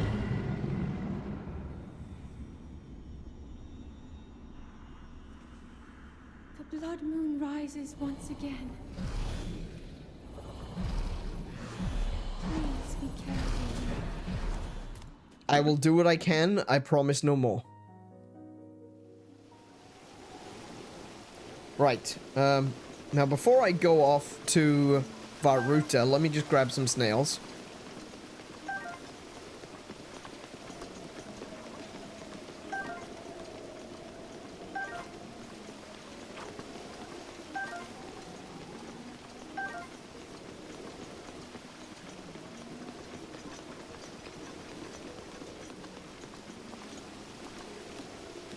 See, that one's male.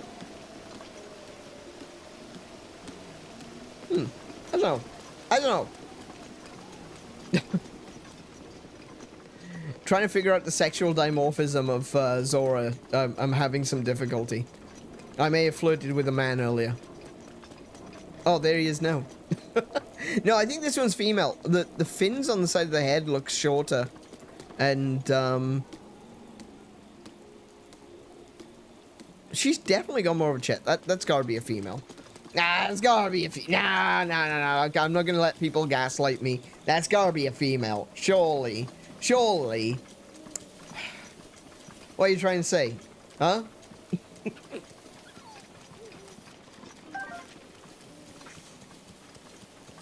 Okay, so I think I have to go...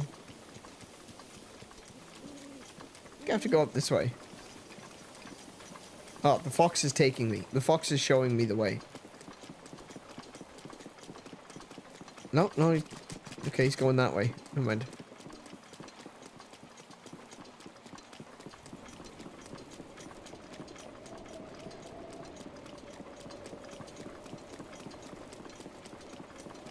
Oh, there we go.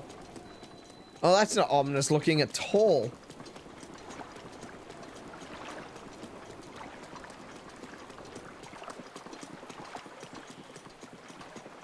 Yeah, I'm here to fix the leaky pipe. Let me put the Zora armor on. Do I need the Zora armor? I don't really need the Zora armor right now, do I?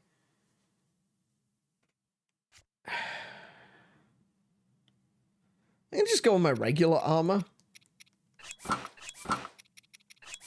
There you go. Sidon! You may not be able to find the helm until after Varuto's calmed down. I can't remember which Zora will tell you where to get it. I don't remember either.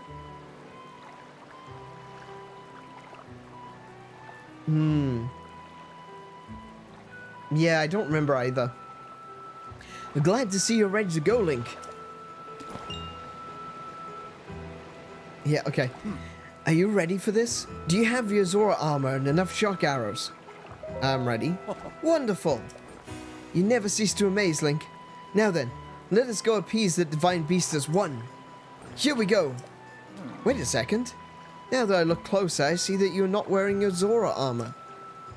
Unless you have enough shock arrows and your Zora armor, we can't possibly hope to appease divine beast. Why do you need my Zora? Why do I need to be wearing the Zora armor? Alright, fine, wherever. Suit yourself. Please hurry and gather what you need. Oh, I suppose I need to be able to go up those quote-unquote waterfalls, don't I? Yeah, okay. Hey, Tim, welcome to the stream. How you doing, man? What should I put on my feet? I think I'll stick with what I got on my feet. Yeah. Yeah, that's fine. Those are cool. I like those shoes. I really like those shoes. Those shoes are really sick.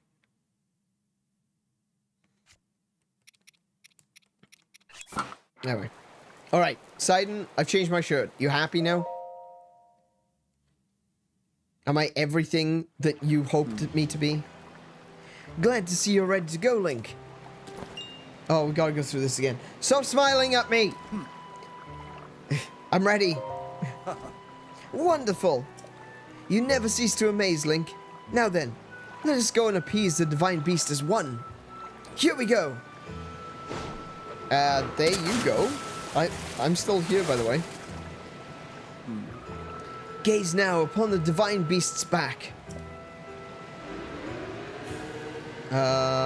Yes. Yes. Yeah. I see the orbs. Do you see those glowing pink orbs? You will need to shoot each of them with a shock arrow. With your Zora armor, you now have the ability to ascend waterfalls. So I shall take you right up to the side of the divine beast, and from there, you can swim up and take aim.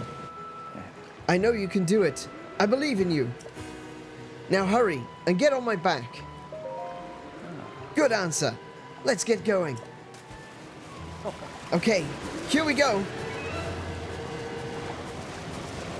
I am unstoppable in the water. Ruto is responding to our presence. I'll move away and wait for an opening before we approach. I'll keep going at full speed. It's up to you to ward off Ruto's attacks. Are you ready? Divine Beast Varuto will undoubtedly giant ice blocks and things, chunking them at us. That's an easy one. I can do that. And boom, boom, boom. Any shock? I have shock arrows.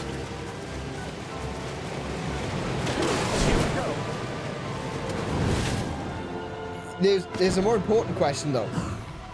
Do I have shock arrows equipped? The answer was no. You did it. That's it. Into the water. Right. Let's go. Oh heck.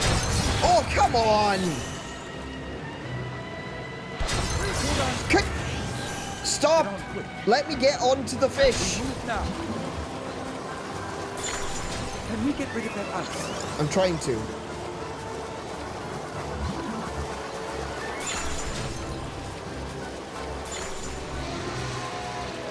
Get those shock arrows. Oh, wait, actually, before we... I'm fine with the shock arrows, I just need to eat. Hold on. There we go.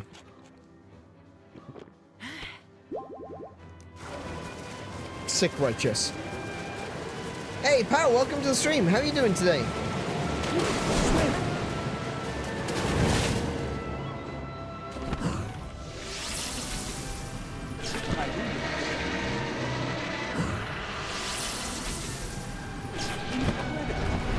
Of course I'm incredible. I'm amazing. I wonder how Sidon can polish his teeth so shiny. It's all the Hylians he eats.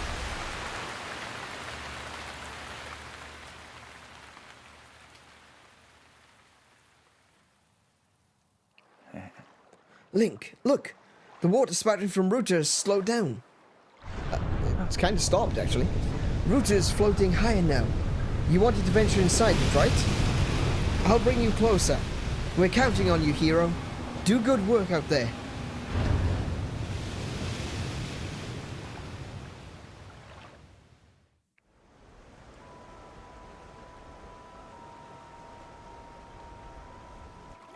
Well, Link, here we are. Looks like this is where the real work starts. Best of luck. Nice job cutting off the water flow from this divine beast. That's alright. Had fun doing it. A little bit of water action. A little bit of bullet time. Show the enemy no fear. I'll see you back at Zora's domain. Farewell.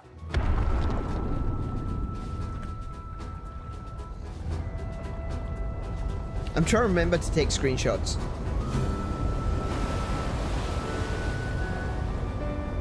I want to post screenshots after every stream. It's one of the things that I want to start doing. We've been doing it for ages with Monster Hunter. Finish the job.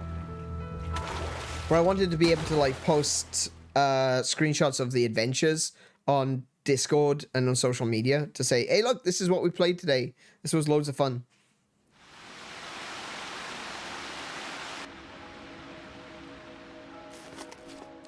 I'm going to reclaim the elephant. Don't you worry.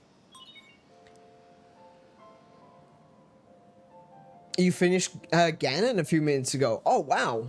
Well done.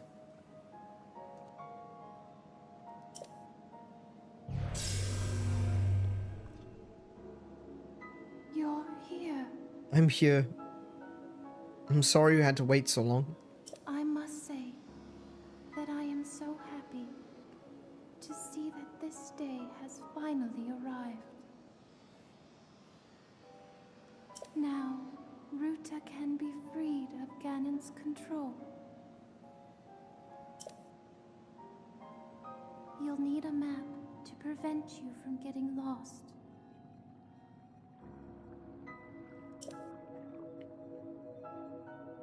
Yeah. The Oh. guidance stone there contains the information that you will need. Alright. Don't worry, Mifo, we're coming. Don't need to be using those anymore.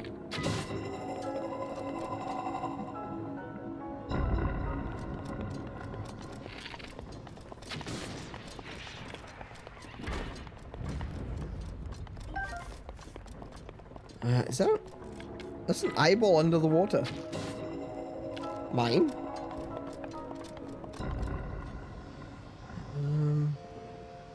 How deep is this water? Oh, it's not that deep.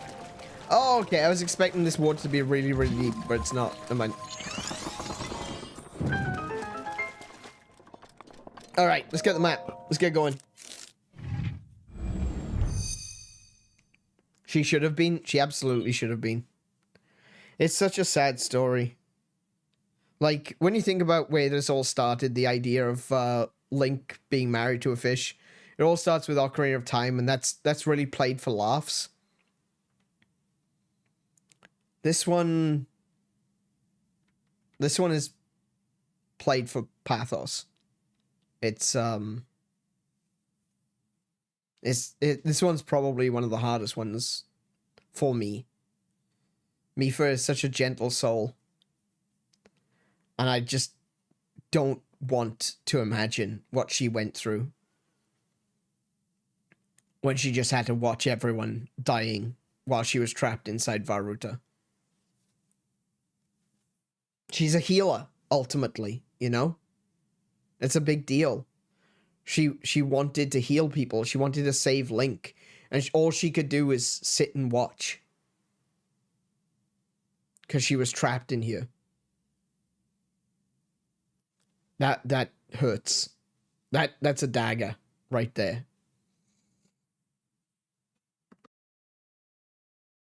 What's important is that even if they'd all lived and Link didn't choose Mipha in the end, Mipha made the armor for him anyway. His pledge wasn't necessary for her to protect the one she loved. Exactly. Yeah, completely agree. She'd already made the armor. She'd made her decision.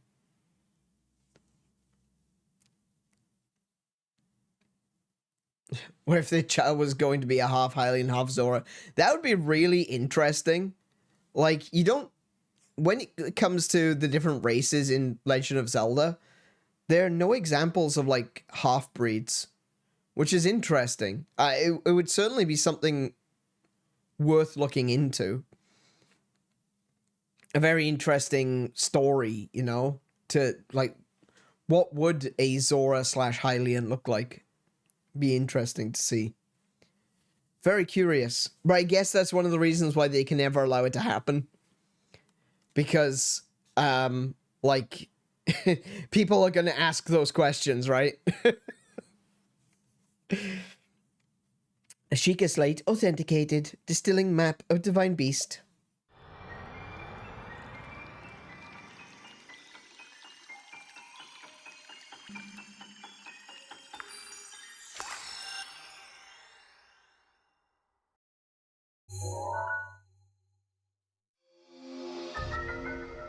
Sorry, just getting a drink there. Also, fan artist. Yeah, the fan art is genuinely terrifying sometimes. Have you watched the Full Metal Alchemist? Tim!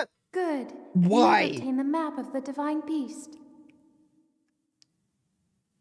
I have. You will see several glowing points on your map which represent the terminals that control Ruta. Take Ruta back by activating all of the terminals. Be careful. Okay. Yeah, Tim, too soon. For goodness sake. Full Metal Alchemist has only been out, what, 20 years? Too soon, man.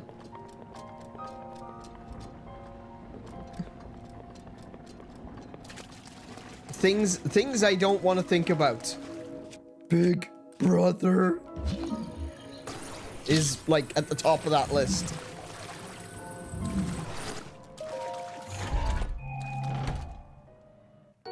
A spring! I shall spring into action. So we got... This looks like a... Oh, wait, no, that's a guidance stone right there. Okay. This we can do. This one's... Come on.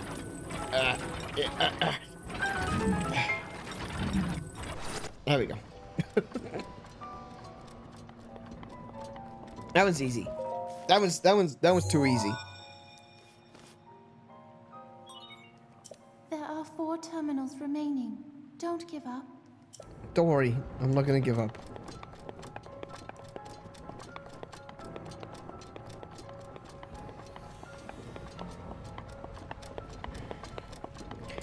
If it wasn't for the fact that I was practically dead, I would never have given up in the first place.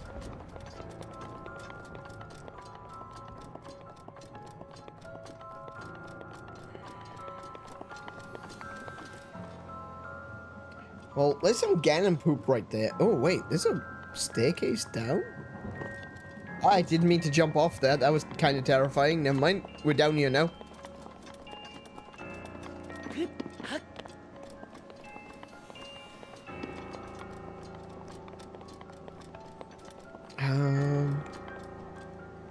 What have I gained from this? I haven't gained anything from this.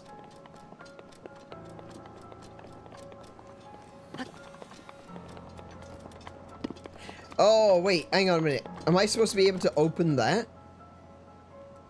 If that's like a door, then perhaps I can go... Hang on, what if I go forward? Is there somewhere I can go... In the front? No?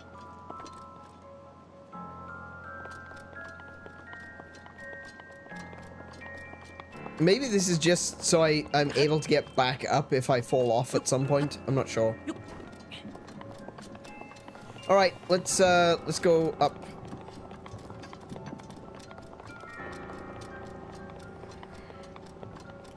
Oh, hi! Oh, you're a bit of a stronger one. Hang on a minute. My boomerang is damaged. Alright. It's gonna break. There it goes.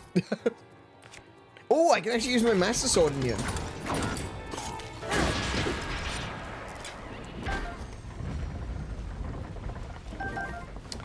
That's right. So the Master Sword in this game is empowered in the presence of evil. It's got a little bit of a sting thing going on, you know, where sting glows blue in the presence of orcs. The Master Sword glows and is more powerful when there's a presence of evil. Oh, that's another guidance stone right there. How do I...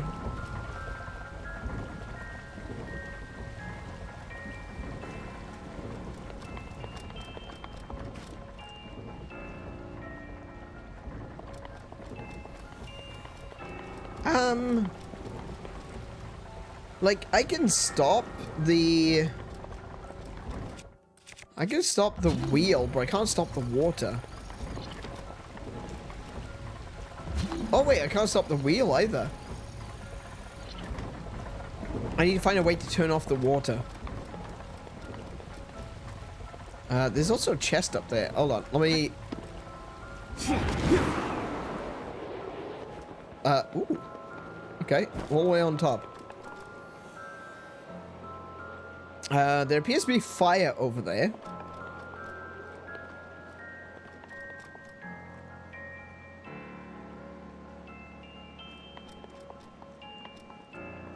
I wasn't planning on coming all the way out here. I just wanted to go up to where the chest was, but this actually gives me a pretty good view of the entire area. Like, there's another little guardian there.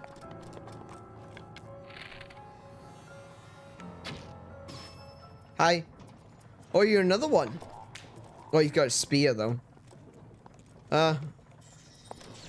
Oh, you little... Alright, fine. Fair enough. No, fair enough. I shot him from a distance. Dick move.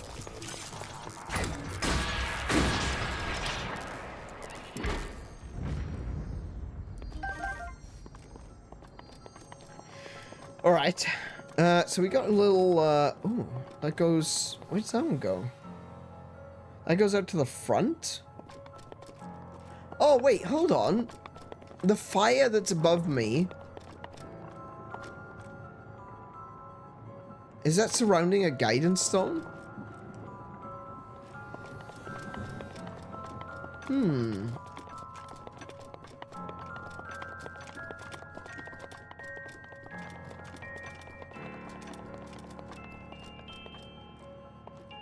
Oh, there's a chest over there. Oh, there's a guidance stone on the trunk.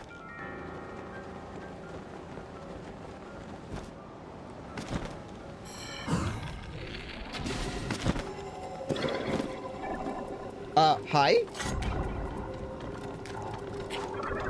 Ow! Damn bubbles.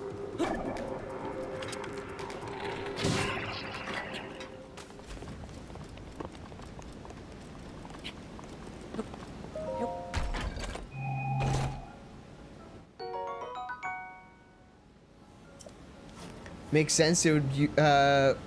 Makes sense. It would be on the trunk. Yeah. Yeah. I guess from like a from a what should we say? A puzzle building perspective, it would absolutely be on the trunk. From a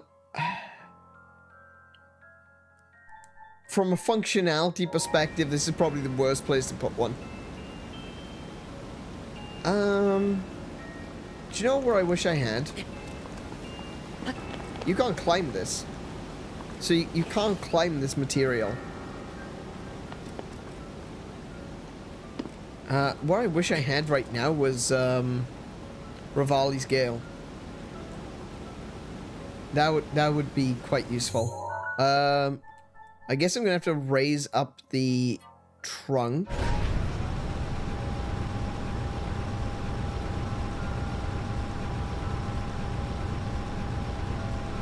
So I can get up on top of the head. Oh, I can't get on top of the head from there. Oh no. Oh, I can get there though. Whoop.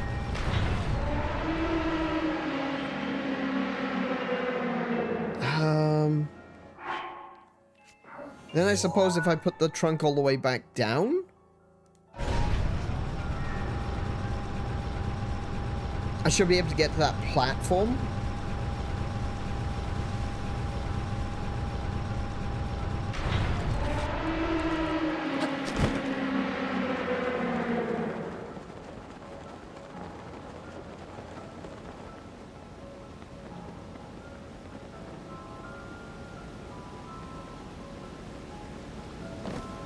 Okay.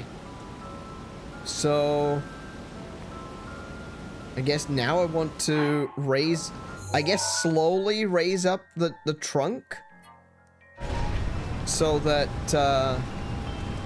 I don't fall off. Oh my goodness. Oh, what did I just say? I don't want to fall off. Okay, let's try going up a little bit higher.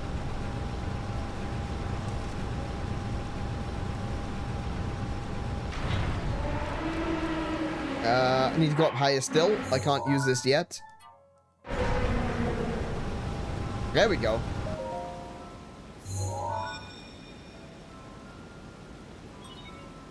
Shiekah Slate authenticated. Terminals remaining. You can do it.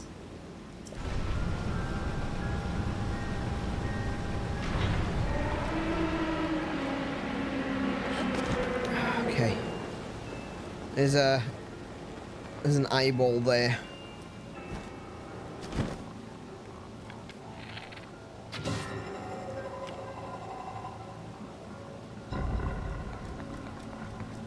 Oh, there's a chest over that side. Oh,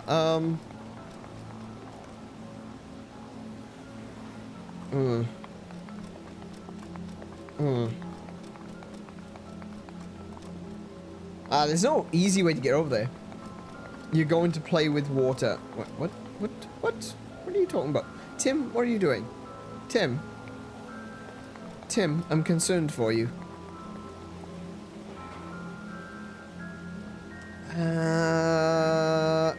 Revali, do you wanna help me out, your mate? Oh, you're gonna take a shower. Oh, right, okay. Oh no, okay. So there's a little chest down there that I want to get.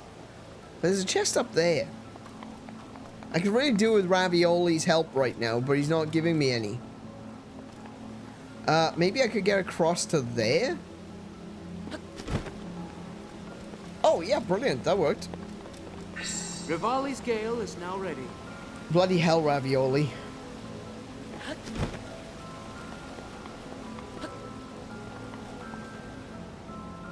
Could have picked a better time before I started climbing over you.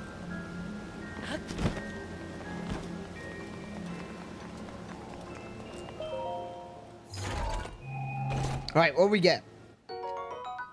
10 ice arrows. Okay. Alright, no, that's fine. That's okay. No, ice arrows is fine. I do want to get that chest there. I think there's a chest. Wasn't there a chest over the other side as well? Knight's halberd? No, it's fine. We can keep that. Yeah, there's a chest over there too. Yeah, okay. What? What is happening?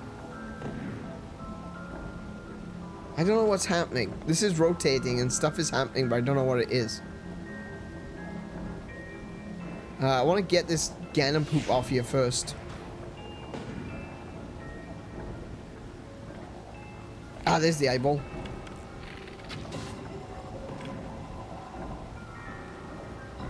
Possibly more than one eyeball? No? I think that's the only one.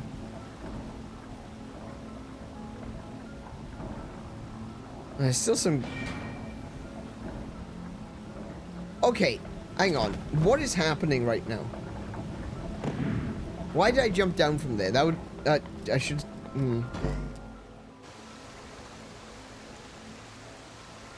Okay.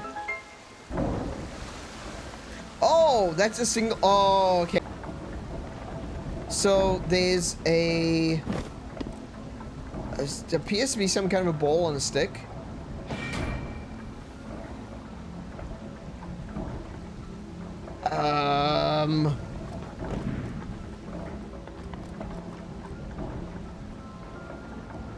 Okay. We swim.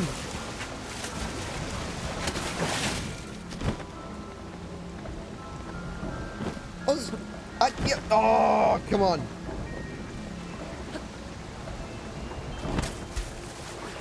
Let's try that again.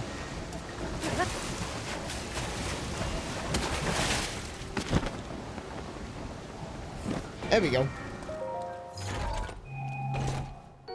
Oh, that's literally the what. Chat, it's your fault. You should have told me.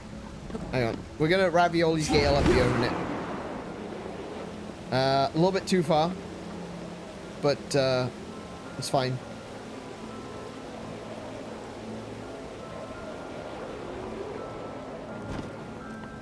Oh, hi.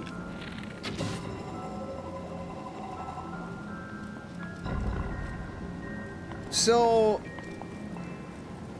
hang on. This is another one of those cranks. Okay. So if I use magnesis, I can open the skylight.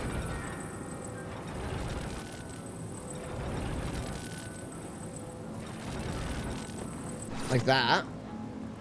And then I can redirect the...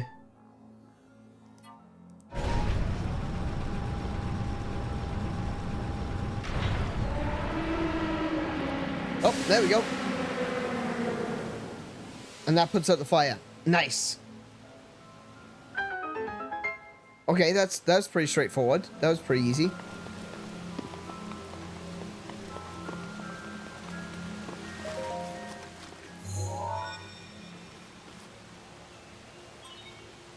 There are 2 terminals remaining. You're nearly there. Okay, so where are the other 2? Oh, they're in the cogs. Oh, wait, so the... Wait. I got it. So the ball that's in the cog... Nearly missed that. Right. Okay, I get it. I need to keep that... in there. I need to keep the ball in there while this is upright so that I can walk in and press the guidance stone. What's that? That looks like weights? Not sure what that's for. Okay, so if I go... back up. Wait, hang on. We'll put it back up to where it was.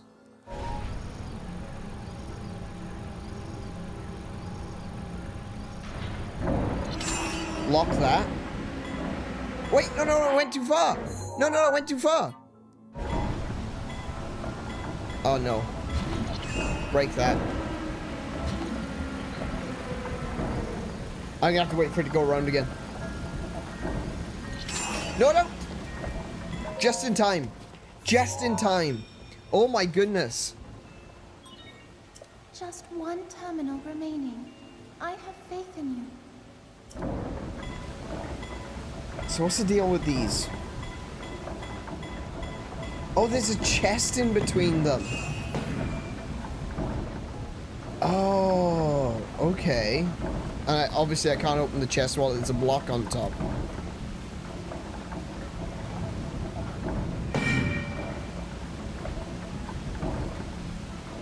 I should be able to just stop the block, right?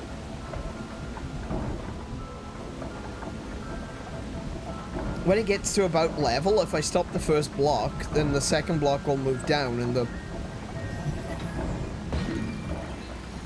Yeah, so if I go like... there... Down moves down. And now I need to get out before it crushes me. An ancient core. Yep, worth.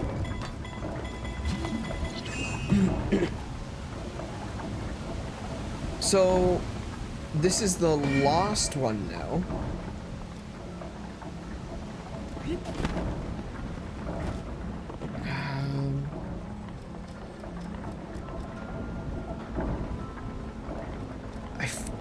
Do I need to empty this water?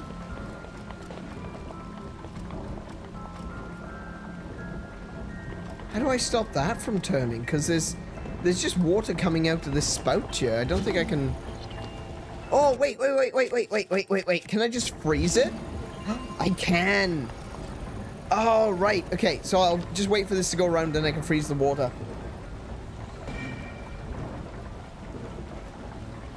That one nearly stumped me. I wasn't sure exactly what I was going to do there.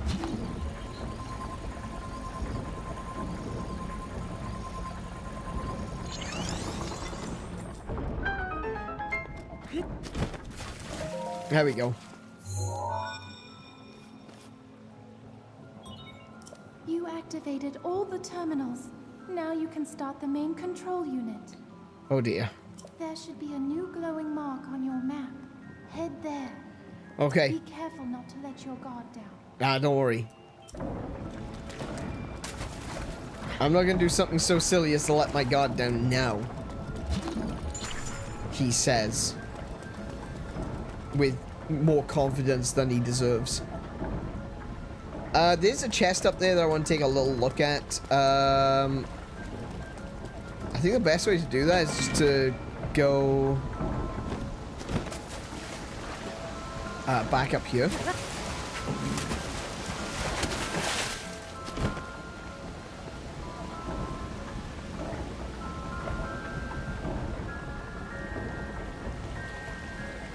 Excellent.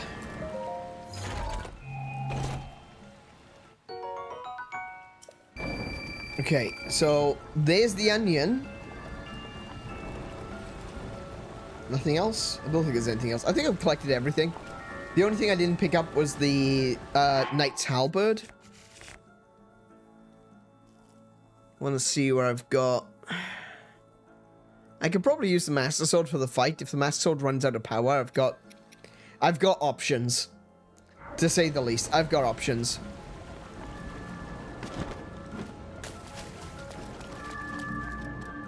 Okay. Let's wake up the onion.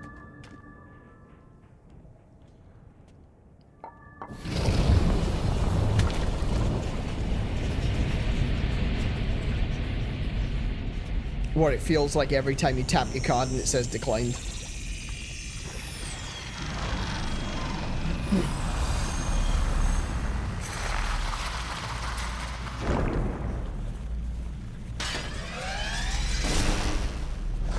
That's a big pointy stick.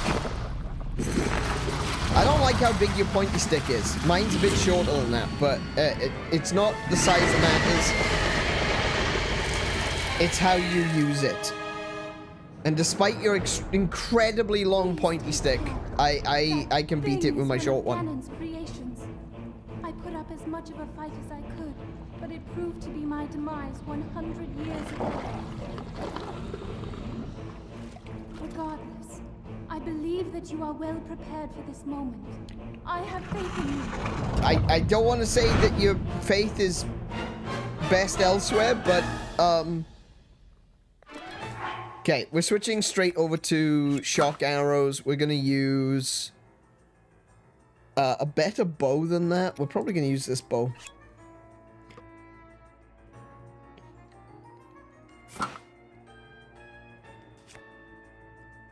I could probably... No, I don't want to use the Thunder Spear. I'll stick with the,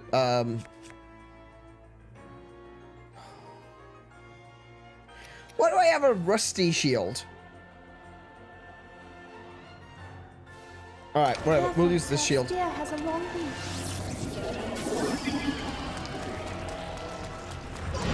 Oh, long reach, she said. Oh!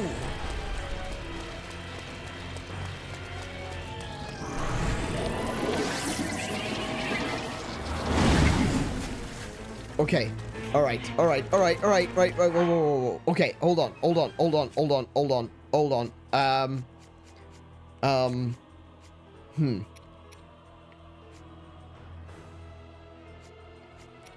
Let me take some attack up food.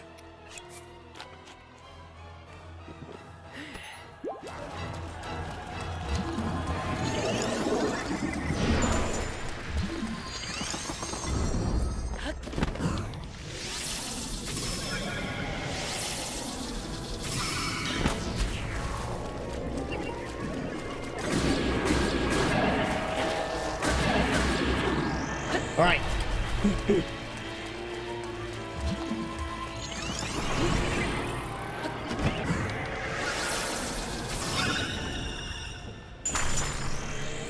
Okay, pretty easy. Pretty easy. We got it. This is fine.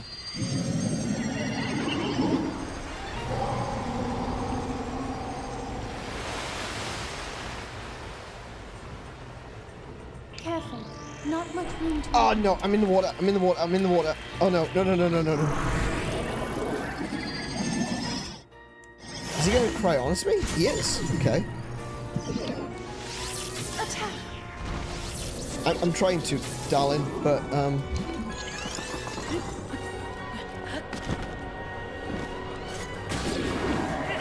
no, I fell off! Where's he going? Over that way? Of course he would.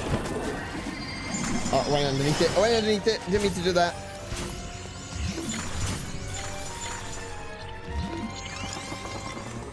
Too far away.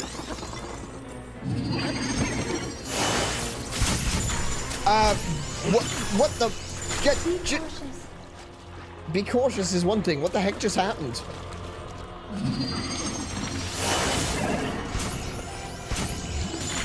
Ow. Wait. There we go.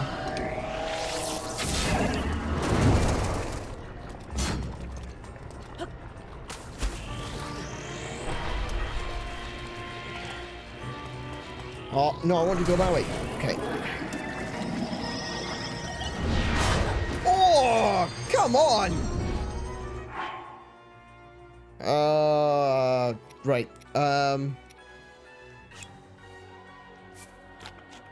Yeah, I'll take another one. I'll refill my, my attack up time.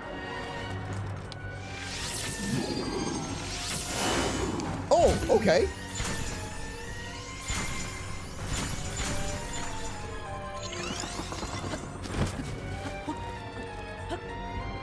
Why? Oh my goodness, he wouldn't let me. No.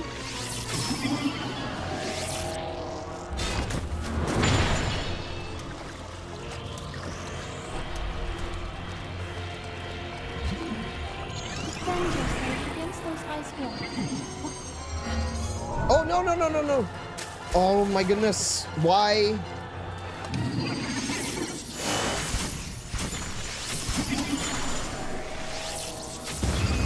There he goes.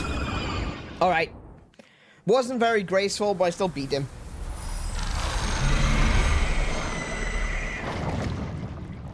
Suffer!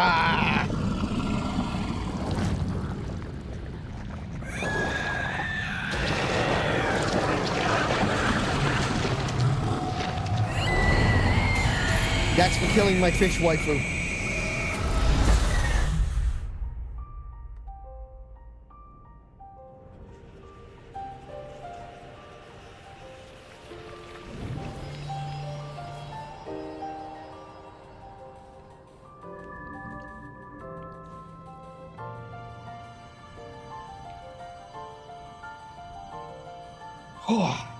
What did we just kill? We just killed the evil water blight Ganon that that killed my fish waifu.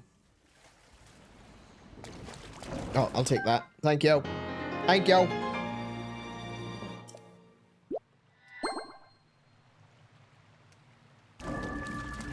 Now to free my wife. Hi Marley, how are you doing today? Once you activate the main control unit, you will not be able to re-enter the interior of this divine beast. Do you still wish to activate it? Yes. Yeah, her love descends from the ceiling.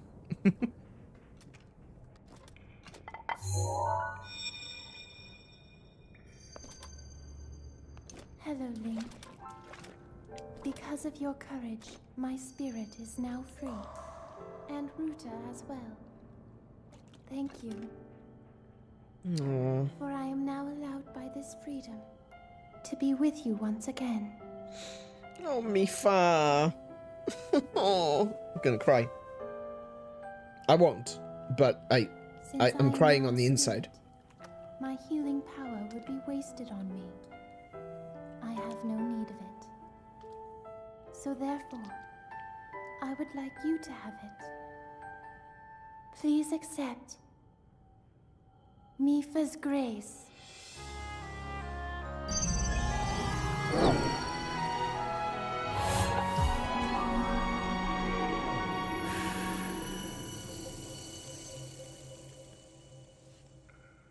Yesterday, I was awash in a pool of tears. I had nearly given up hope and resigned myself to being trapped here as a spirit for the rest of eternity. But now you're here. All this time, my hope was to see you once more. Promise me that you will not hesitate to call upon my power if you ever find yourself in need. Knowing that will let my spirit rest in peace. I must go. Ruta and I have our roles to fulfill. We are both honored to be able to play the role of support. Oh. We'll annihilate Ganon together. Farewell. I like that. A little bit of yandere in there as well. Save the princess. We'll annihilate Ganon together. Poor thing.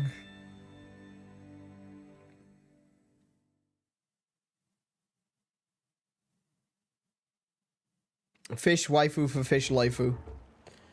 Hey Kano, welcome to the stream. How you doing today? Did you get the DLC which gives you their flashback? I did, yes. We'll be doing that one.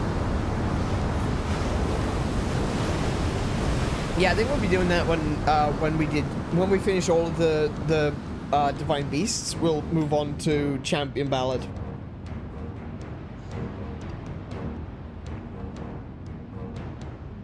What is that? That's a shrine.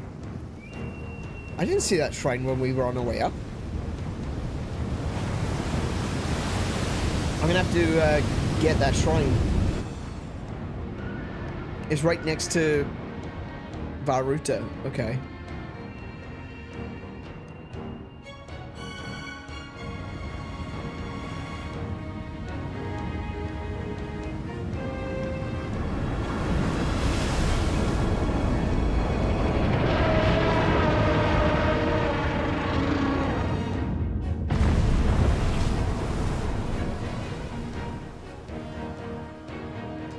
It's a majestic moment and Link is like, wait, drop me off, shrine! Yeah, exactly.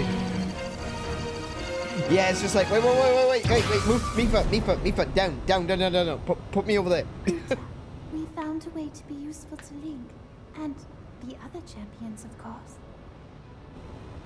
Our job will be to help Link as he fights Ganon inside the castle, however we can. Using your ability to drain Ganon of his power is key to our success. This is it. This will be our last chance, and everyone's last hope. If we seal him away, then we can restore peace to Hyrule. And both your duty and mine will be fulfilled.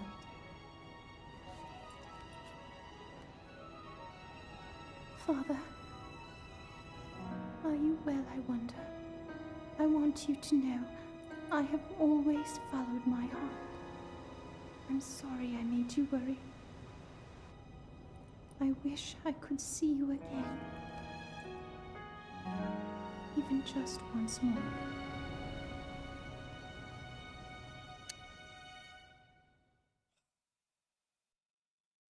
Out of all of the stories, that one is just violently heartbreaking. Oh my goodness. That trumpet would be absolutely yeah, you're absolutely right. I'm amazed that the entirety of, Zora's domain doesn't just shatter. A restorative power born from the spirit of the champion Mipha. When your hearts run out, you'll automatically be resurrected with full health plus temporary bonus hearts. Very useful. It's basically a permanent fairy.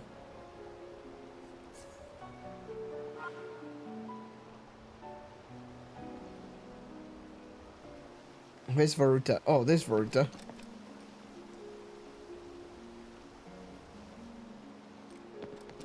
Hey, Dunma.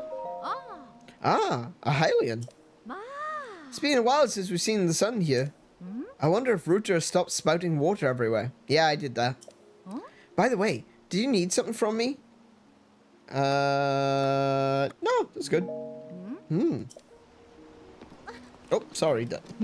Excuse me. Let's see now. Has the food been respawned? Hello. No, it hasn't. Okay. I was hoping to get some arrows. Alright, well, just go up to King Dorephan's room and we will end this part of the quest.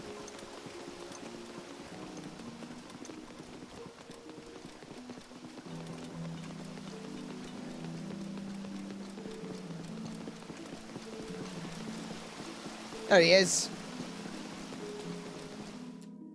Big boy Dorephan. We can carry the old fish up here if he lets us, but no, Link does not do escort quests, which is a blessing and a curse. Yeah, good point. That is really good point. Link, you did well to survive your trial. I have been awaiting your return. The violent downpour has disappeared, as has the threat to Zora's domain. It is all little more than a bad dream now. Thanks to your efforts, there is no longer any danger of the great flood laying waste to Hyrule. You appeased the divine beast Varuta, and thusly saved Zora's domain. We are all truly grateful. What you did for us is more than we can have ever expected of you. Link, I must sincerely apologize for my harsh treatment of you. That whole time, you were thinking of Hyrule's and Lady Mipha's well-being, just like the rest of us. All of the members of our council humbly fold our fins back in gratitude, along with the rest of our people. Perhaps the old generation of Zora, myself included, misunderstood Hylians after all. It would seem so.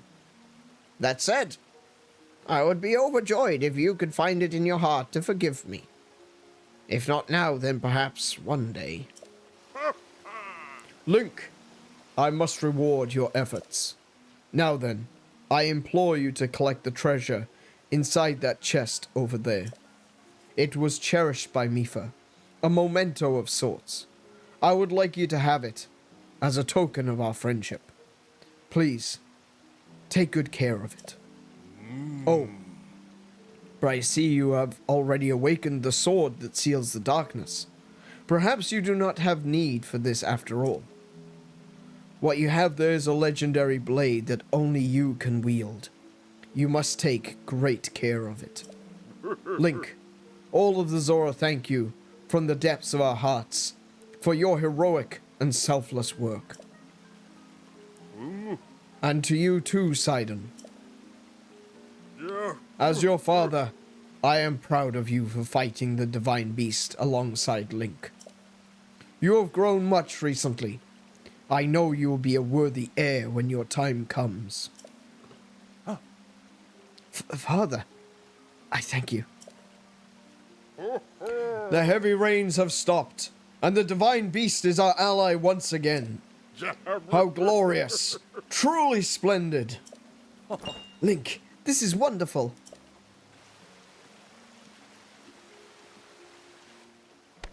Yes. Link, thank you so much. Truly, I could never thank you enough. You have helped save our home from vanishing away. This calls for a top-tier expression of gratitude. Zo zo, ra ra ra, with all of my heart. Thank you.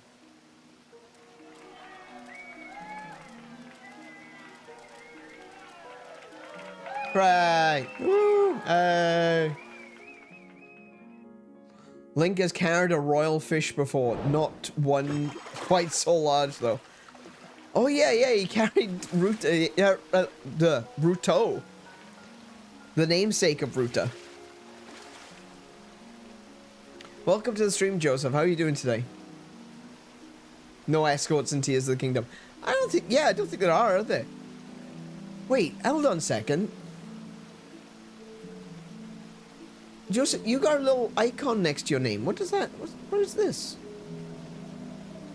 You are my #1 fan. Apparently.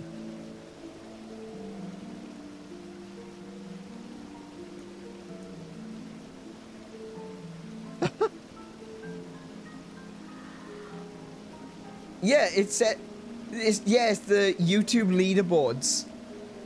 So YouTube leaderboards is like a thing where you gain experience for taking part in people's streams. You gain points.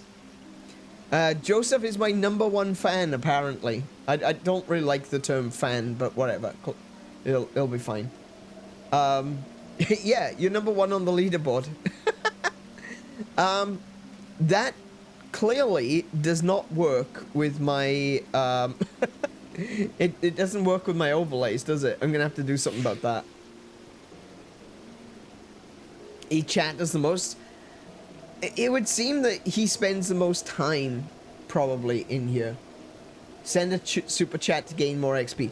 Ah, I see. Yeah. I see what you mean, like the hype train stuff. Yeah, I get it. Well, it gives everyone something to like. It gamifies everything, doesn't it? So if you've got someone who is #1 and someone's like, no, I want to be #1, then you two can argue and fight over it and send me more money. Hey, look, it's a bit silly, but being a gamer, I kind of have to appreciate it. You still can't. No one can do that. No one can do that just yet. I think I was talking about this earlier, but I think remonetizing this channel is going to be a part of the An Iron Plays 3.0 update. Let's see, what can I drop? I don't really want to drop anything.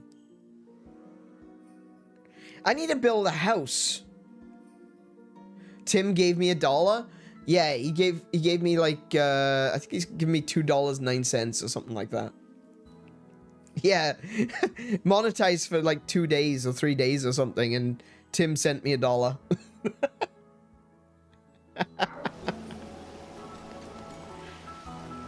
I don't think that $1 counts towards the leaderboard though, because they only added the leaderboards recently, so past stuff doesn't count. Oh yeah, that's right. Kiko gave me $2. That's right. Yeah. Alright, so this is Mipha's, yeah, the Light Scale Trident. A spear of peerless grace, cherished by the Zora champion Mipha. Although Mipha specialized in healing abilities, her spearmanship was in a class all of its own. But I can't pick that up. So I'm going to leave it here. And we're going to have to do the building a house side quest. So we can put up the champion's weapons in the house. With that, we have completed the Zora's Domain. I was going to go straight on to do Eldin. But I think what we can do now is we will go... I'm going to do some more shrines in this area. And then we can go do the... Or we can start working on the... build Link a house side quest.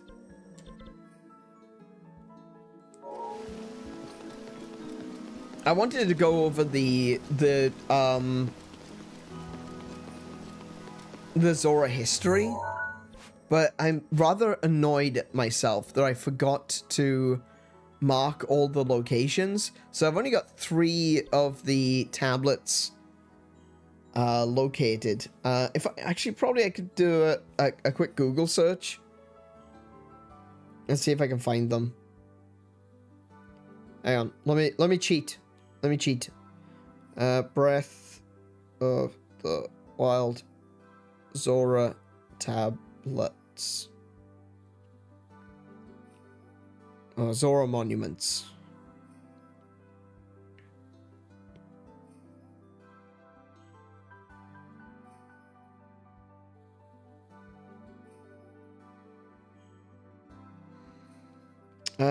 Oh, wait, hang on. If you speak to... Wait, am I...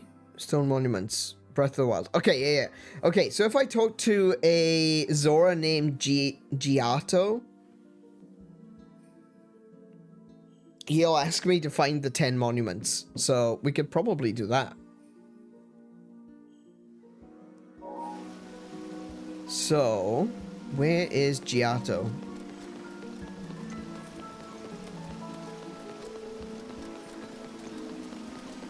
Oh yeah, I do need to do that shrine, yeah. Yeah, I need to get the shrine that Ruta failed to leave me at. Giato... Is he gonna be up at the... I'll talk to the kids later. He's either gonna be up in the throne room, though I'm not entirely sure of that, or he could be underneath Zora Domain.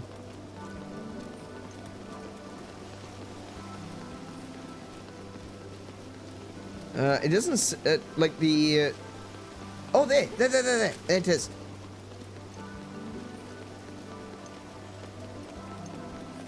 There we go. Link, it seems that I was wrong about you. Seeing Divine Beast Varuta from there, even though we lost Lady Mipha, it seems she can still get help to you.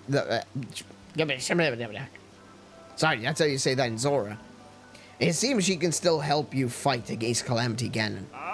Oh, I am sorry. I did not introduce myself sooner. I am Giato. I am a historian who studies Zora history and preserves it for future generations. Even so, this stone monument that King Dorephan supposedly wrote, it's torn into pieces now. Most likely, the 10 stone monuments outside of the domain are in the same awful condition.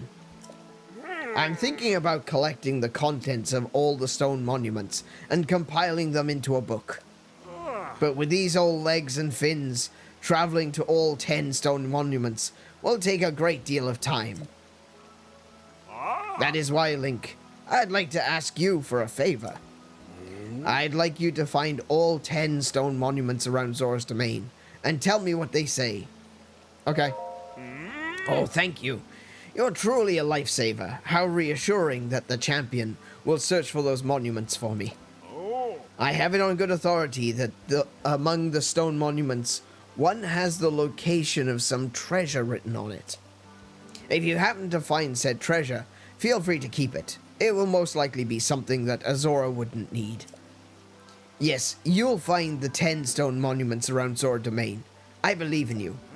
In fact, I'm counting on you. Okay, so what does this one say? Has of the dip no as King Dorofan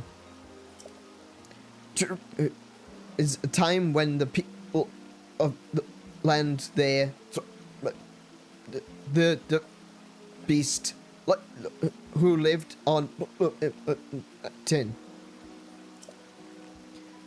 but one drove beast back and the do man, this is hard to read.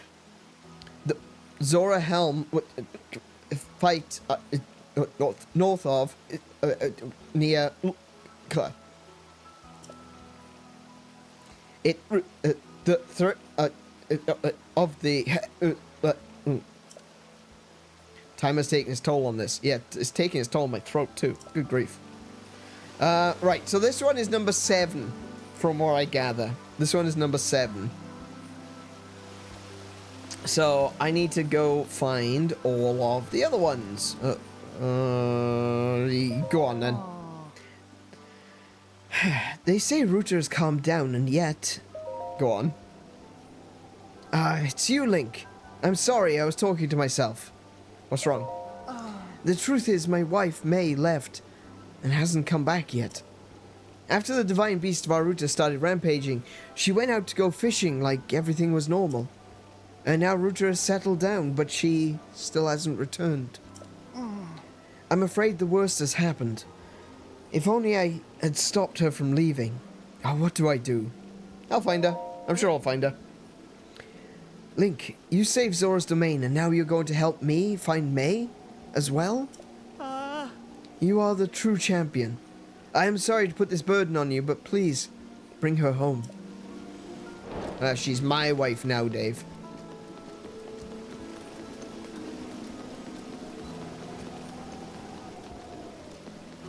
Darwinism has struck. Oh no.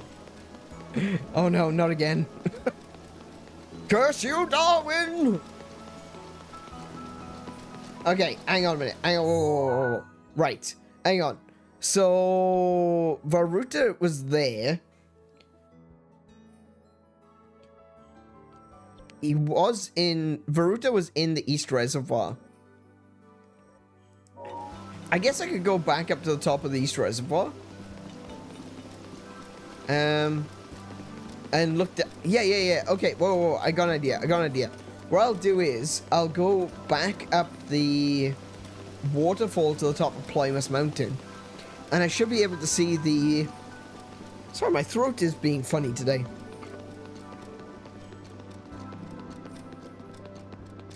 Goodness, okay. So I'll take the waterfall back up to the top of Ploymus Mountain, and I should be able to see the shrines from up there.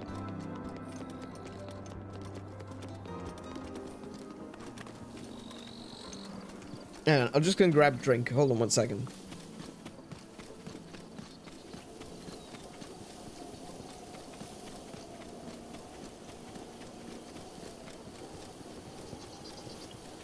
All right.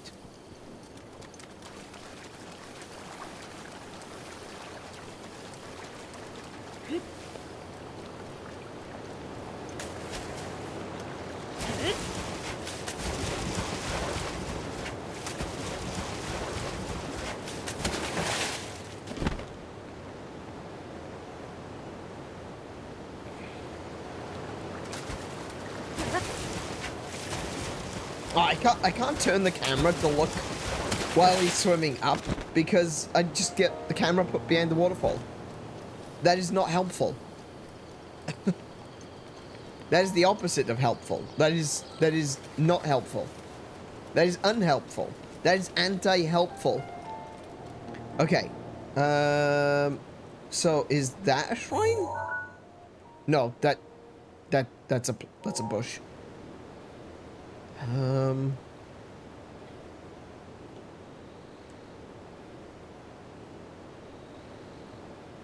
Where the heck's that shrine?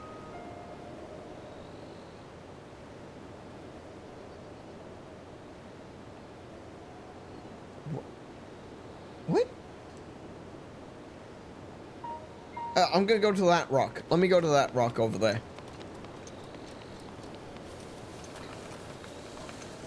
Well, there's a... Hang on a minute. There's a, one of the Zora monuments is here, so let's have a look at this one.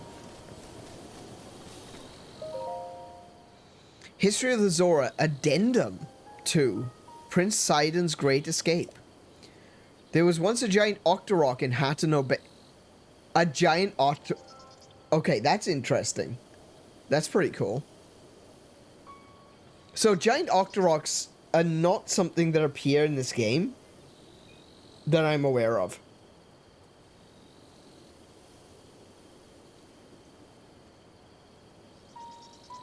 Giant Octoroks were used in... were an enemy in Wind Waker, where as you were, you know, sailing the open ocean, you might encounter a giant Octorok and you'd have to fight it. There was once a giant Octorok in Hateno Bay, large as a mountain, which terrorized the village's fishers. Hearing of their distress, Prince Sidon went forth to personally eliminate the offending Octorok. But this Octorok was a tricky beast. After the prince dodged one of the stones it spat, it inhaled him whole. Such had been the fate of many strong warriors who went to slay the Octorok. Not one had come back alive. Just as it seemed Prince Sidon would be counted among them, the giant Octorok twisted in pain. The tip of a silver scale spear pierced the Octorok's stomach from within, revealing itself as the source of the beast's agony. Incredibly, Prince Sidon had fought his way out by stabbing his spear over and over and over into the monster's stomach. Unable to bear the pain, the Octorok coughed up the prince and scrambled to escape. Ever since, the fishers of Hateno Bay have passed down this heroic tale. The prince who slew the fell Octorok. Interesting. Do I have to take pictures of it? Is that what I gotta do? No. Okay, I don't get a bonus for taking pictures. Okay. So we got one of them. If this is addendum 2, is there like another one around here? Maybe? I don't know. I don't know. No, it doesn't look like it. It looks like this is kind of just a cliffside now. That Octorok is totally dead from internal bleeding. Probably.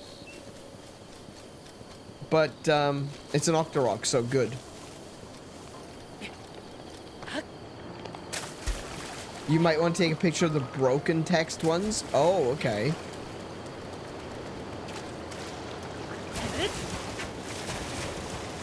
Right, there's a big beast up here, and I don't really want to fight him. But this is a really good place to look out from. Do you know what? It's not raining anymore. I could fight him.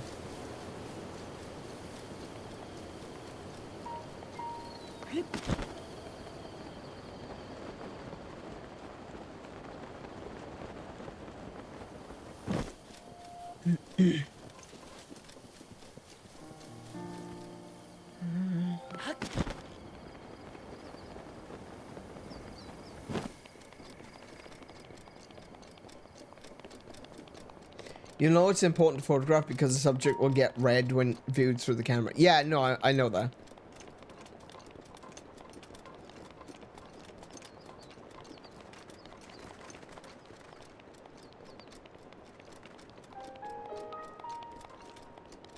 Okay, right at the very edge of this cliff. This is like the highest point in the area.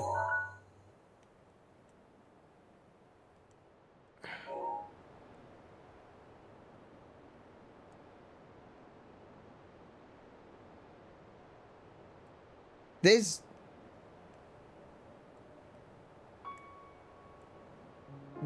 no... Oh, wait. Oh, no, that's not a... I'll tag that one, but that's not a shrine, though.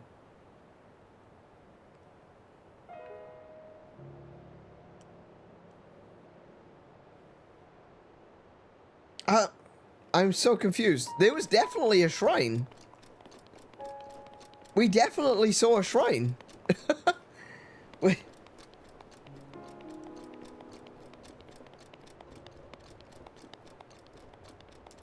There was definitely a shrine in the Varuta cutscene. But I'm not seeing one anymore. What?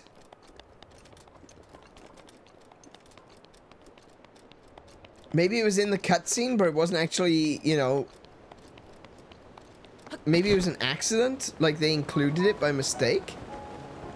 Because there's no shrine that's visible right now. Oh look, there's some ruins up here.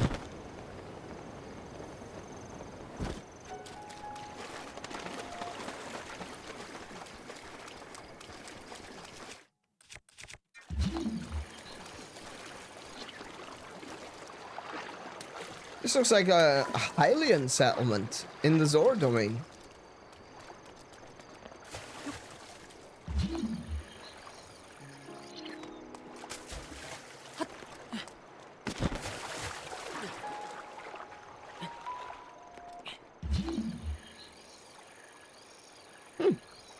Like, there's nothing up here.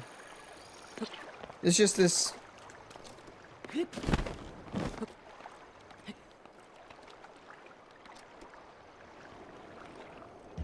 Oh, wait, yes there is.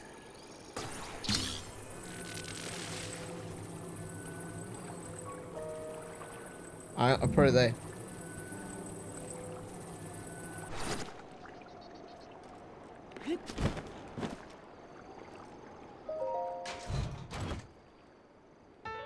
Oh, this is Zora Helm. Okay, nice.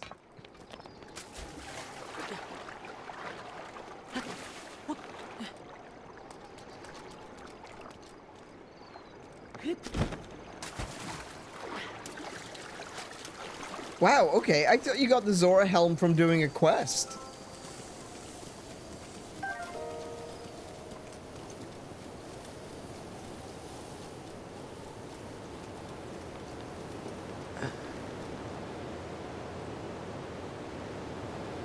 Yeah, I'm not seeing another shrine.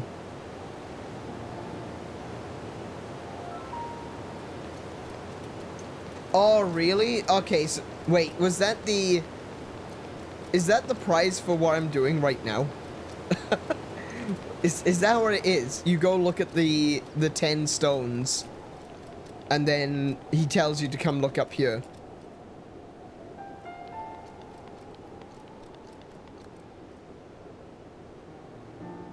It's just rumor mill stuff for the helm? Okay, cool. Yeah, I'm not seeing a shrine. Like, anywhere.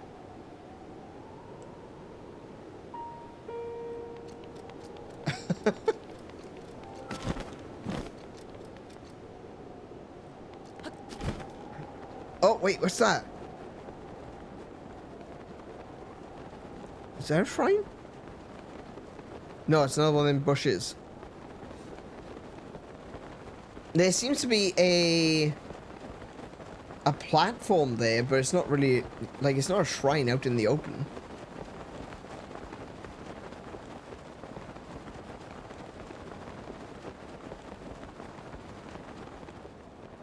I think I remember what this quest is. I think you're supposed to jump up the waterfall and then land on the platform.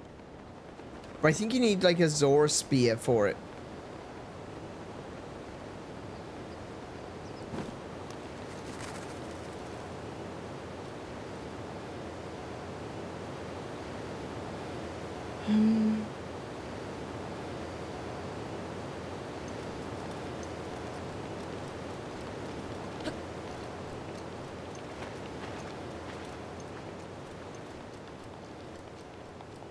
It's really gorgeous around here, though.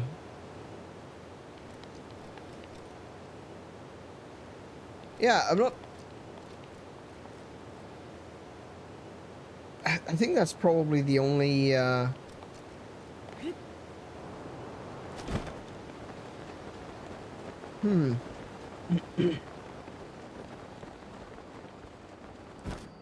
Okay, so seeing as we can't seem to find that that shrine, there is one there, but I need the light scale trident for that one. I think that's what you need. It could be the light scale trident. I'm not sure. Currently, I'm just kind of wandering around. Hold on. Let me. Hey, I can see a chest. I can see a chest. I can see a chest. That's mine. Mine. Mine. Dibs. Silver bow. No. Okay, you can have that. You can keep it. Never mind. Never mind. Never mind. You can have it. I rescind my dibs.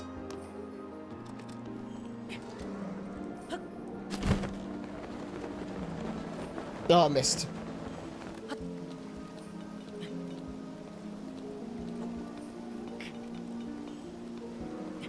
Spider link. Spider link. Okay, what about you? What are you doing? Oh, it's you. We met at Zora River. It's me, Ledo. Thank you for coming so quickly. You have appeased Ruta. I cannot express how grateful I am. However, those of us in Zora Domain are still feeling the ramifications of the chaos that Ruta wrought. That's why my senior apprentice Frank and I are repairing the domain. However, our materials are a bit depleted. Yes, repairs require a large number of luminous stones. Oh, I have large numbers of luminous stones. You can find plenty of them around Upland Zorana. Have you, by chance, already stumbled across some luminous stones during your travels? For instance, if you have 10 of them, that would be a big help. I have like 70 of them? Oh, if it isn't the Hylian. Did you need something from me? Here we go. Yeah, please empty my pockets. Thank you. You're really giving me 10 luminous stones? No. No. You can have the 10 luminous stones, but you give me something in return. In that case, please excuse me while I count them. 1, and 2, and 3, and 4, and 5. Oh my goodness, did they really do this? 6, 7, 8, 9, and 10. They really did this. They really did this. They actually put that in. They put that in the game. This is like 10 out of 10. 10 out of 10 game design, ladies and gentlemen. This is how you do it. Oh my. You really brought all 10. Thank you. Yes, I will happily take those luminous stones from you. Oh, that's right. I must reward you. Appreciate it. Thank you very much. And what's more, I'll give you 1 extra as a bonus. Thank you. You're a lifesaver, truly. If you ever find yourself in possession of 10 luminous stones in the future, I hope you'll bring them to me. But if that happens, know that I will only be able to give you 1 diamond for them. That's fine. I would be honored if you would accept it when the time comes. I would gladly accept it. Yes, I will keep giving him. How many luminous stones do I have? Hang on. Oh no, I've got 41. So I had like 51 on me. Don't give him more stones? No? Okay. I'm being yelled at. Kiko's telling me not to give him. I shouldn't give him luminous stones. Okay. A light scale.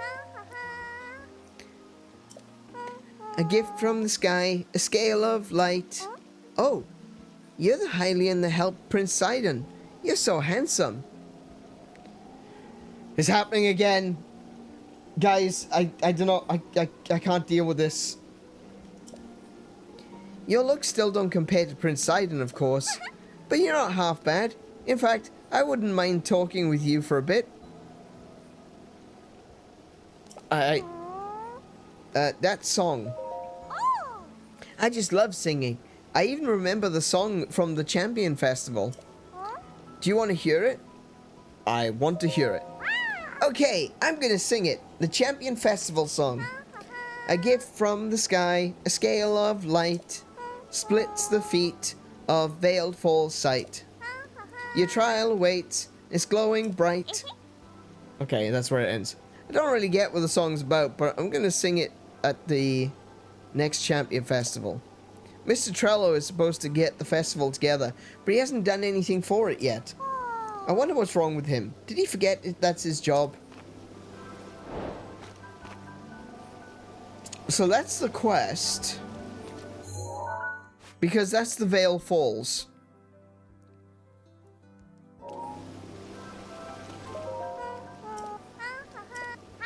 Sorry, hang on. No, goodbye. Bye. Sorry, I want to go to the adventure log. Hang on. A gift from the sky, a scale of light, splits the feet of Veiled Falls sight. A scale, it's the light scale trident. It's gotta be, yeah, okay. So I need the light scale Who designed this place? Goodness sake. So I need the light scale trident to be able to do that quest. Which means I have to use the light scale trident.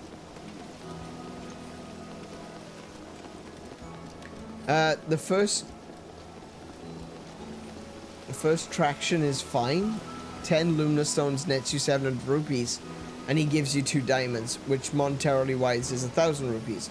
But if you need money, then just sell the stones at a regular shop. Only give leather stones if you need a diamond specifically for upgrading. Yeah, well, that's what I was thinking. Like, he'd be very useful because you're going to need diamonds later on to upgrade armor.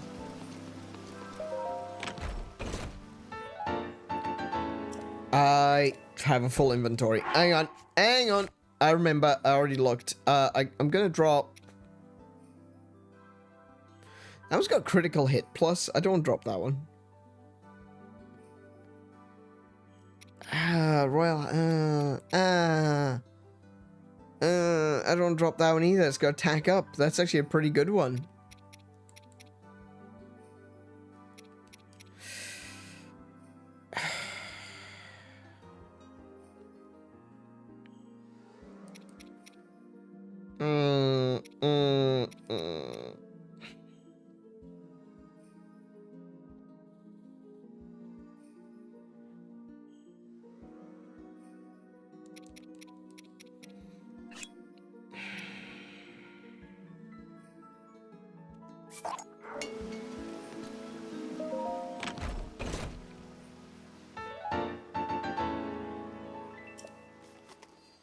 Okay.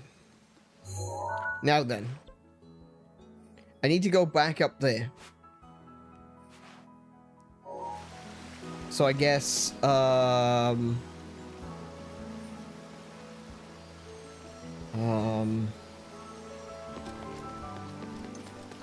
there any waterfalls that go up that far? Oh, hang on. This bridge might go over there. I'm not gonna... No, I'm not gonna talk to any more. I'm not gonna get any more quests until I've done the ones that I've got. Because I'll forget about them.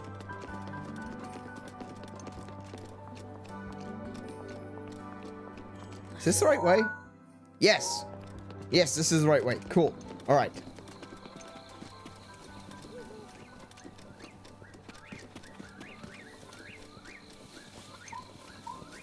There's a mushroom. Silent shroom. Very nice.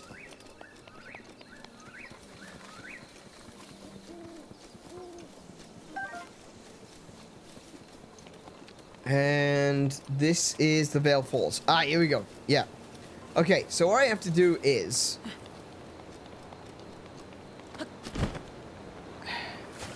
What I think I need to do is, I need to jump...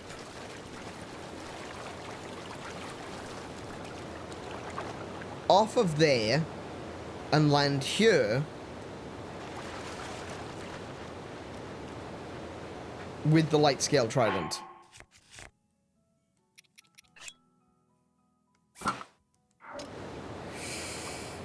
Could I could potentially just use Rivali's Gale.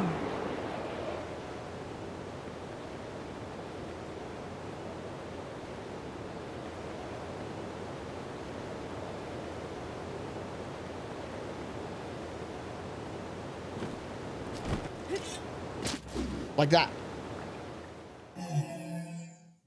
That worked. Hey, that worked. Brilliant.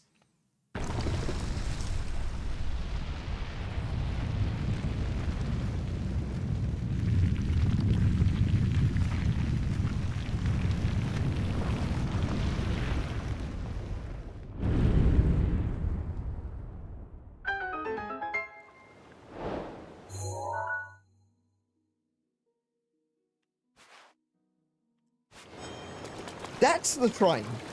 Wait, I'm pretty sure that's the shrine. No, it's facing the wrong way. There's gotta be another shrine up here somewhere. Anyway. I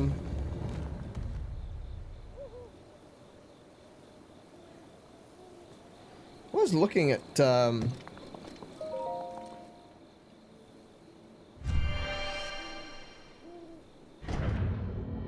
was looking at the map for a particular area at one point.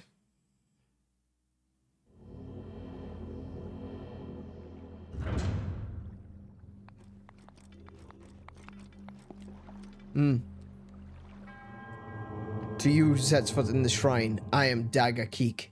By entering this place, you have already proven your worth. Dagger Keek. Wow, that's a name.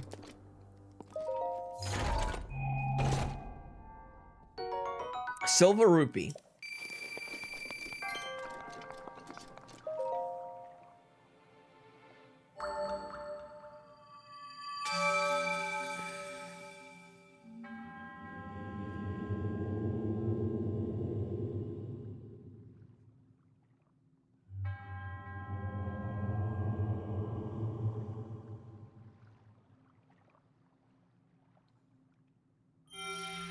So I just took a little look at a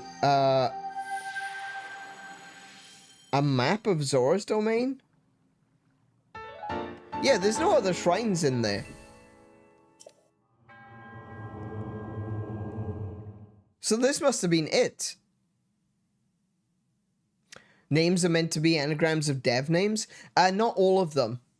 As far as I'm aware, not all of them. But some of them definitely, yeah.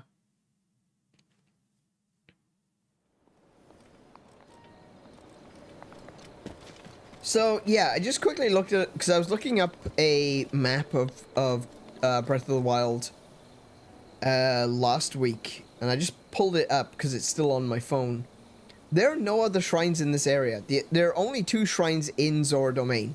There's the one that is underneath the throne room, and there's this one. So the only thing I can think of is that the shrine that we saw wasn't actually in Zora's Domain. That maybe it was outside Zora's Domain. And given the fact that... Hang on. Varuta walked from here to there. So the only thing I can think of, if it was outside Zora's Domain, it could have been this one. I'm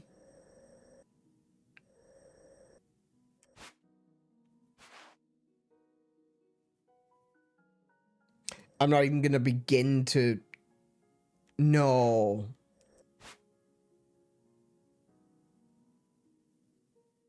No. What? How have I never noticed this place before? Brinna Plain? Lodrum Headland? Labrina and Holodrum?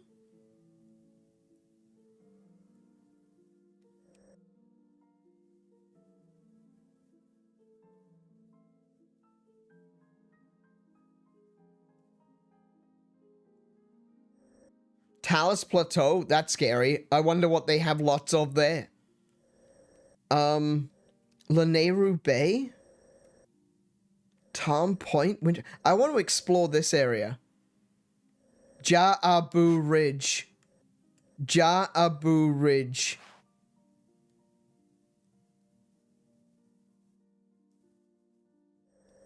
I need to explore this area. Ulria Grotto? Oh, I know Ulria Grotto. I know what that is. That's named after Ulria, the guy in Link's Awakening, who doesn't like to... He only talks to people on the phone. So these names are pretty obvious. Tingle, Ankle, Knuckle, and Davdi. In case you didn't know who they were, that's Tingle and his 3 brothers. But these islands here represent an area on the map from Zelda 2, where you have to go between islands, and there's, like, bubbles rising up, and you've got to avoid being hit by the bubbles. Okay, I have to go over here. Brinna Plain?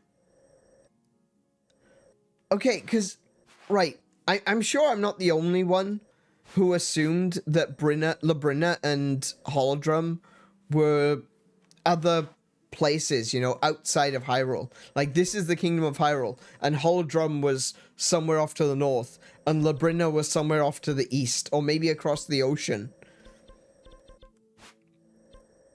I am very, very confused right now. I want to take a look at this area. Okay. So, what I'm going to do is, I'm going to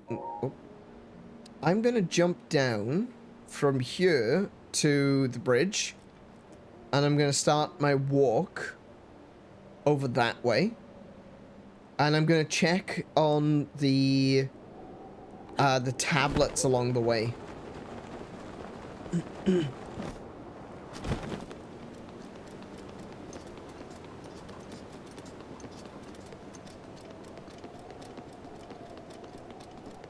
That's really interesting. I wonder what the implications on that are.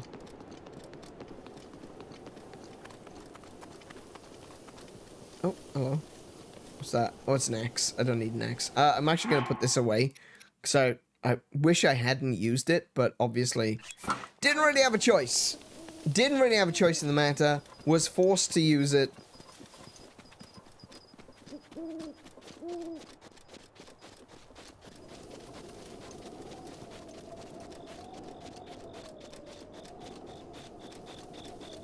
Oh, there's another one, look.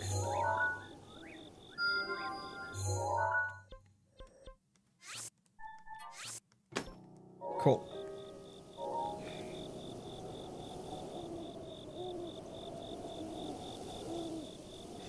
I think we can probably... What's the time now? 10:30? We've got about an hour left of the stream. I think we can possibly, you know, do most of, like, exploration of this area for the rest of the stream. Yeah, so I can't take a picture of that one either. History... Okay, I'm not gonna do the voice thing. History of the Zora Part 7. The hero who defeated the Lionel. Told by King Dorephan. There was... Wait, that's the same as the one that's in...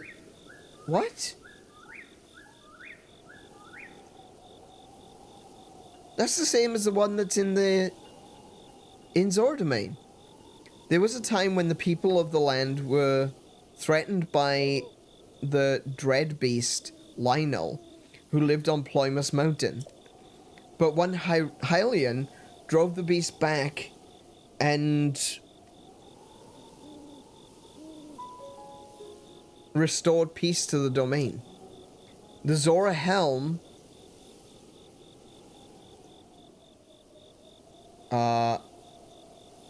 the Zora Helm won in this fight is now north of Buh in the ruins near the lake. Oh, okay. So that's what I just did. It rests there to honor the deeds of the hero Link. Sick.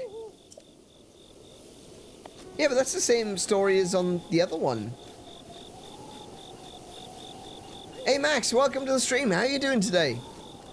Max, you are number 2 on the list of my top you're number 2 on my list of fans, apparently.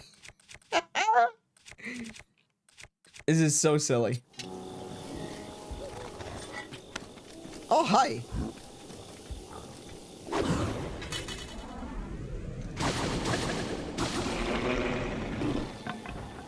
The list, yeah.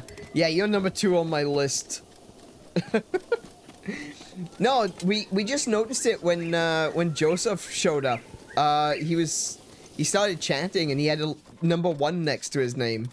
And I'm like, what the hell is that? Why Why is there a big purple one next? Oh, you know, purple box with the number 1 in it. And now you're here. You're number 2.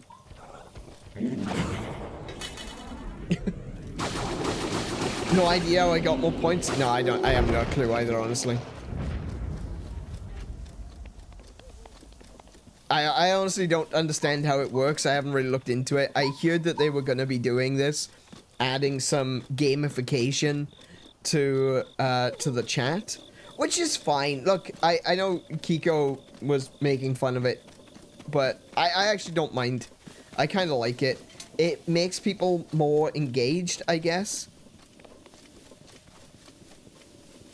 Encourages people. It gives people a reason, you know, rather than just for chatting's sake, but, you know, gives people a reason to chat to each other, you know?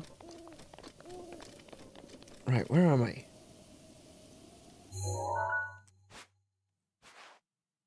Rutala Dam?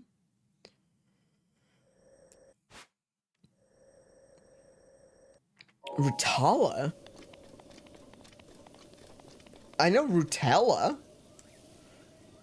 Rutella was the young prince in Twilight Princess.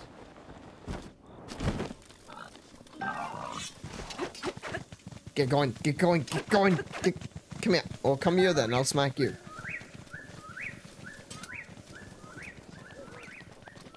Oh, it's a fox.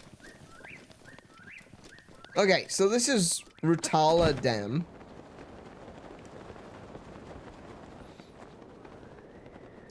Oh, the wind is blowing me. What the? Okay.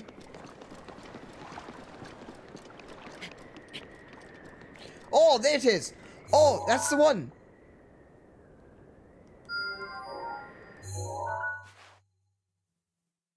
Oh, that's kind of the direction I want to go anyway. Sort of. Not really. No, I want to go that way.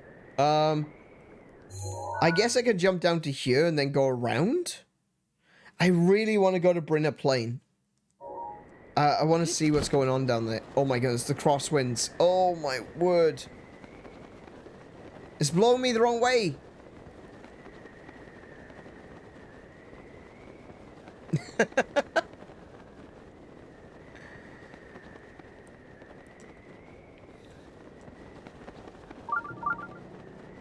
Oh my goodness, look.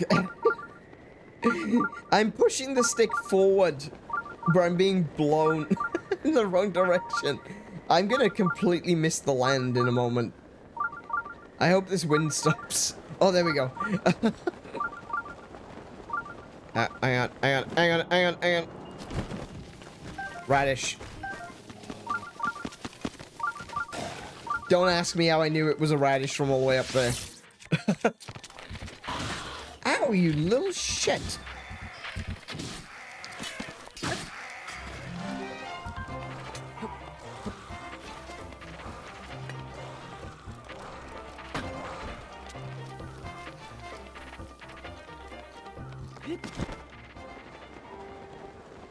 This is interesting.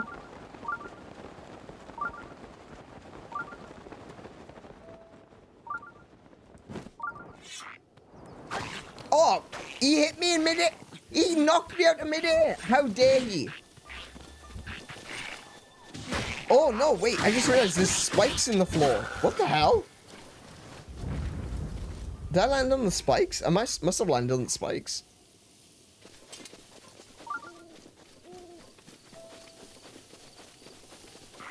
Hi. Sup?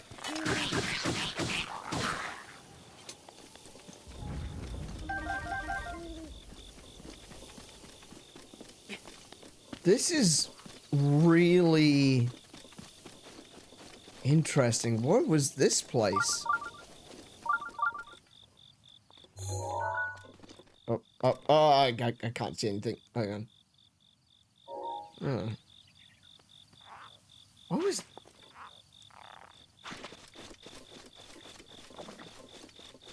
Is that a... Oh!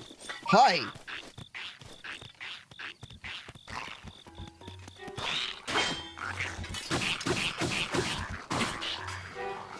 This big dude's got a katana.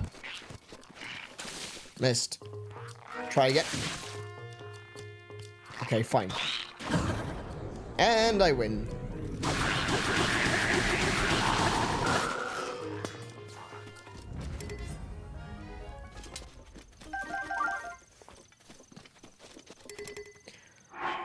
Want to drop anything? What sort of power has it got?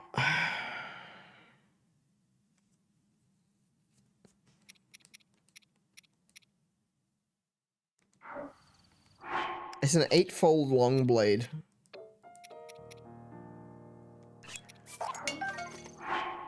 32. It's the same as the Knight's Broadsword I just dropped. I'll be fine. I'm surprised you didn't hear the Lizal before you saw him. Oh, I did hear him. That's why I went up there. I could hear him. He was, like, going for food or something, getting flies, whatever he was doing. This is a really interesting place, though. Like...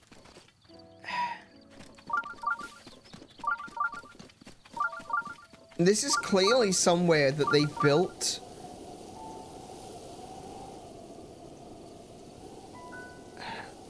It's like they specifically built this place around a shrine.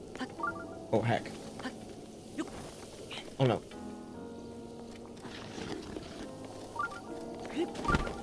Ah, that didn't work. Ah, that didn't work. Okay. I can't cheese it. Alright, alright, alright. The wind blows me straight down. Into the spikes. There's gotta be a way in, though. Hang on. That looks like an entrance. We'll go this way. This is where I landed. Oh, that was pretty easy, actually. Ruko Mag Shrine. Interesting.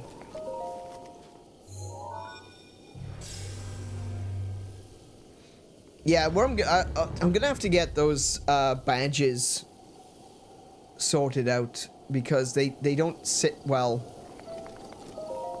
where they're supposed to. So I'm gonna have to rewrite the code for that so that it sits better. It's weird though that you know, Joseph and Max have points, but like when I look at the top fans list,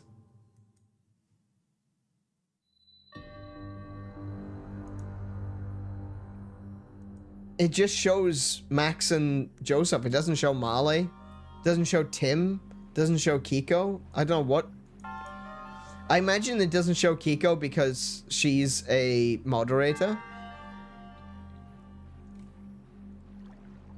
But I would have thought it would have shown Marley.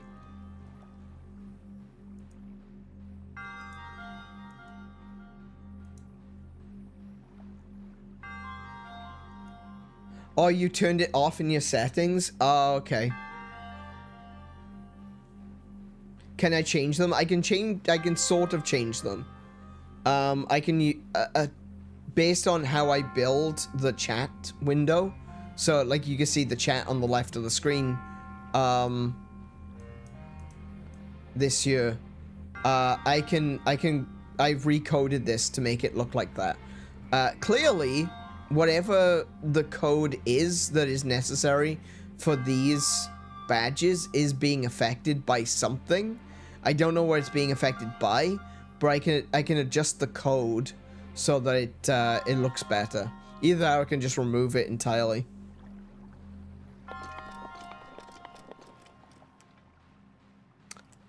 I know this shrine.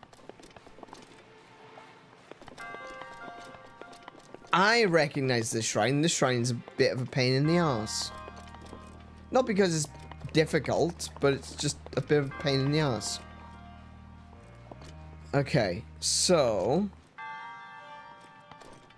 I want to go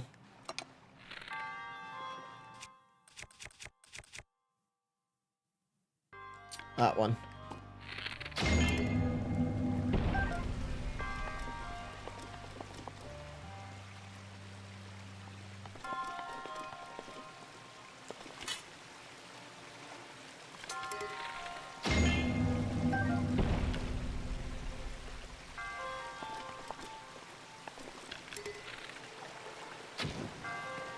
Missed.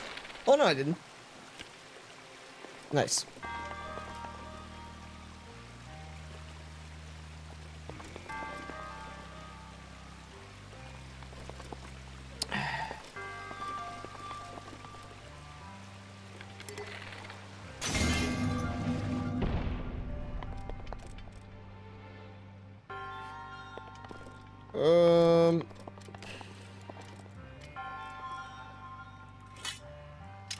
Yeah, I can't do that. Okay, we'll use the elbow.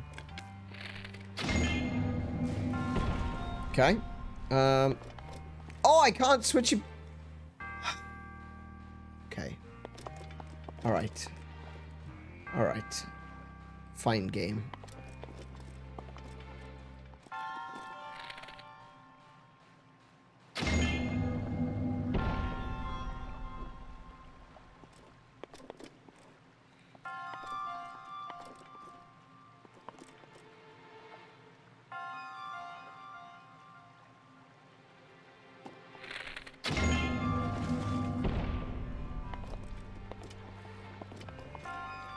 Okay.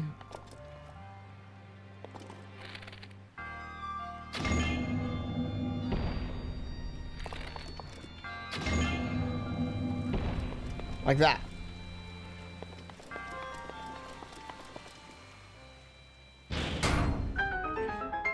Cool.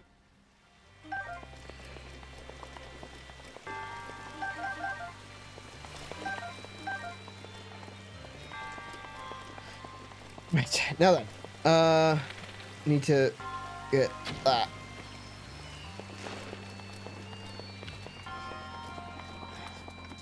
Lighting up to avoid the flame and extinguishing it with water. Yeah, essentially you gotta get all the torches lit without extinguishing them with the water jet or by dunking them in the water underneath. It's not a difficult puzzle. It's, well, I mean, depends how good you are with spatial awareness. But it's more just that it's it only gives you certain controls that you can use, so you also have to fight against the controls. As you can see, at this moment in time, I can only hit it down in 2 different directions, or to the right. So the arrows on the crystal switches tell you which direction you can knock it in.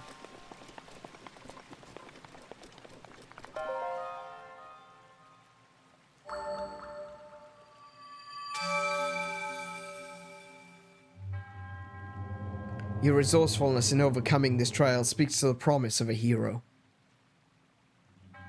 In the name of the goddess Hylia, I bestow upon you this spirit orb.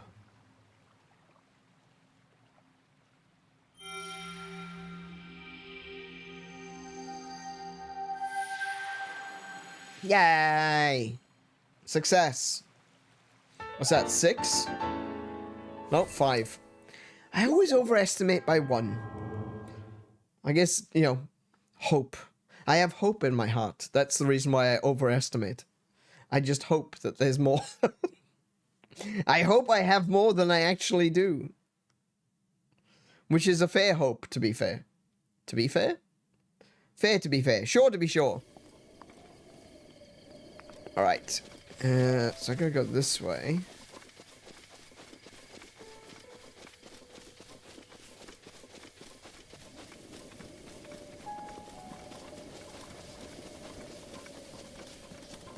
Okay. So I want to go... to Brinna. I want to see this place. I want to see if there's anything that reminds me of Labrina there. I know it's probably a bit silly because, you know, it's not going to be Labrina, is it? It's going to be Hyrule. But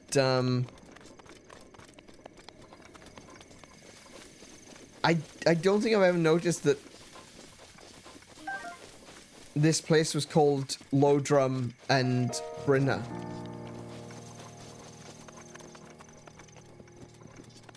And the implications of that is insane. The implications being that, that Holodrum and Labrina were just another part of Hyrule. Oh, there it is.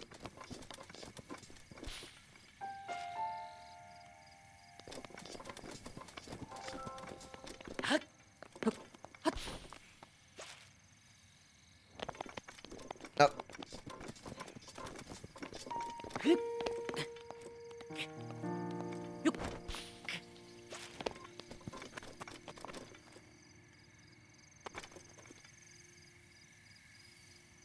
Wait, where'd it go? Oh, there it is.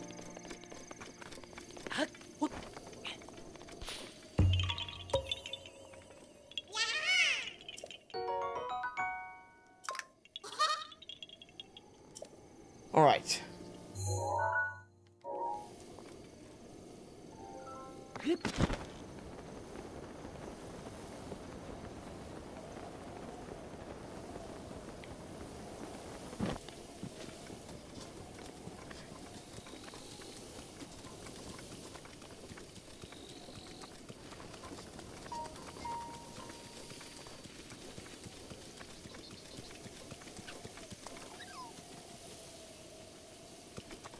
This is interesting. Whoa.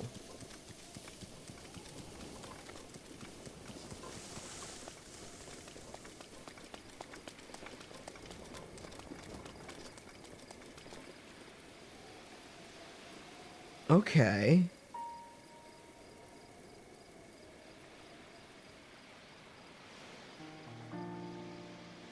There isn't... Is that Labrina or was that Holodrum? There's an area in...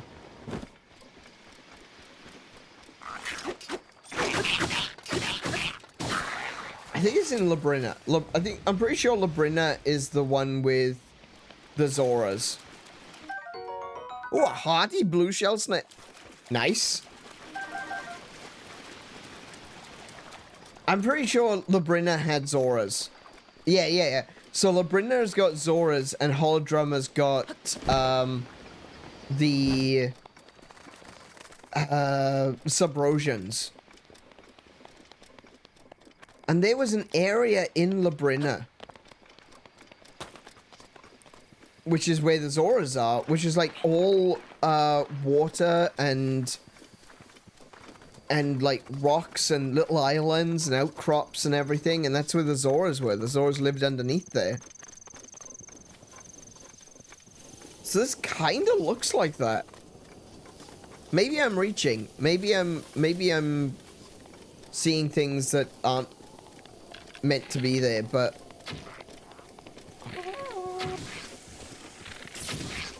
oh, he's got lightning. Oh, you little... Come here. I need another one. There's another one with the shocky arrows.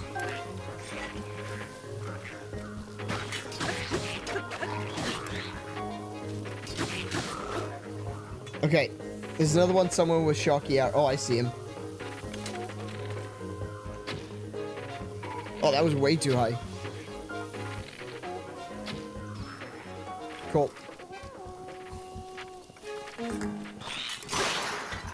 Oh, there goes my spear. 8-fold long blade. 8-fold, not 8 foot.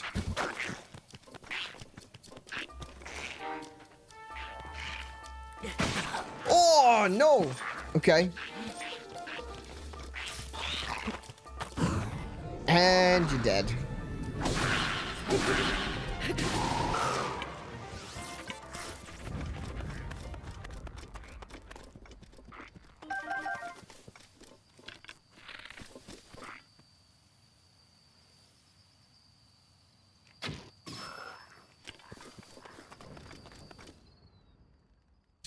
Oh. Okay. I thought there would be more. Was that really it? I'll take the shock arrows. Happily take it. Strengthened Liz elbow. Very nice. What else have I got? Anything? Got a quick shot. That one's got durability. It's only 15. I can't. Why can't? Oh, I'm in midair. That's why. Do we have another strengthened Liz elbow around here? Probably would have. One of these guys would have dropped one, surely. Strengthened. There we go. Very nice. What else we got? It's got 225. We've got another 14 there. That one's got quick shot. I was keeping it because I thought quick shot might be pretty useful for like close range bow fighting. But it's really not. Why would I be using my bow at close range?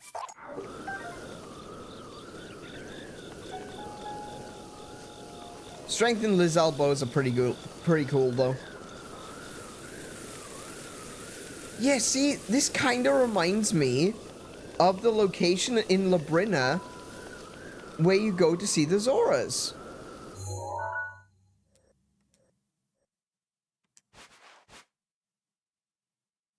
Hang on, I'm gonna have to pull up a map on my phone. Don't worry, I'm not gonna pull up a map on stream again. I mean, I could. Let me get a map of Labrina.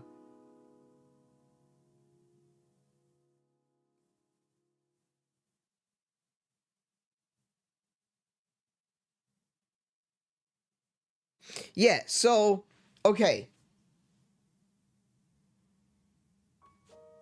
With the map of Labrina, like, the whole bottom third of the map is, like, ocean.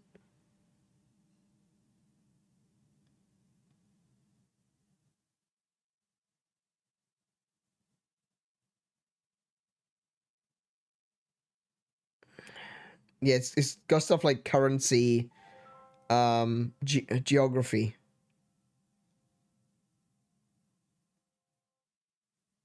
So, yeah, the south is called the Zora Seas. To the west of Lina City sits the Fairy Woods. To the west. Well, I don't see anywhere called Fairy Woods. To the south is the vast Zora Seas, home to many locales such as Zora Village, home of the Zoras, the confusing and violent Sea of Storms, and the geographically interesting Crescent Island. Hang on, Crescent Island. Is there something that looks like Crescent Island around here? I'm gonna say no.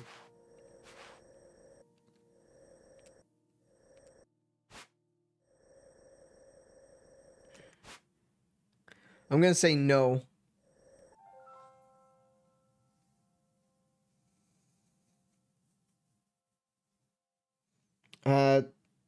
The Crescent Island, shaped like Crescent Moon, home to the Tokay.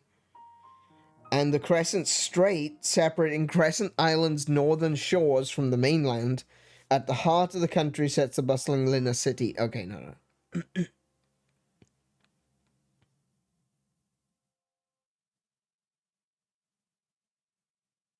So, I mean, this kind of does look like the Zora Sea. I'm not seeing a Crescent Island. I don't think that they put that much detail into it, but this does kind of look like the Zora domain, or the Zora Village, or the Zora Sea, sorry. And like Zora Village would have been up here or something. That's so weird.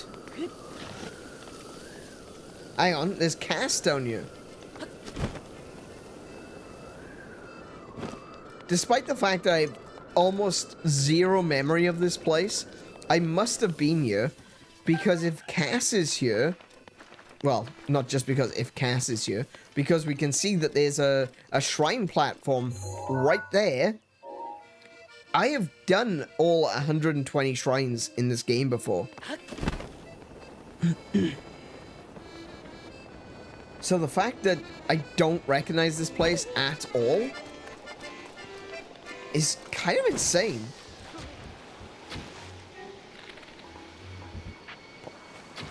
Gotcha. Tempestuous wind. Okay. Oh, I was sure I would be alone in such a remote place. Pardon me for not greeting you sooner. Oh, it is you. Although I guess I shouldn't be surprised to see you here. I know a song about this place. Would you like to hear the ancient verse passed down in this region? Yes. Excellent. Without further ado.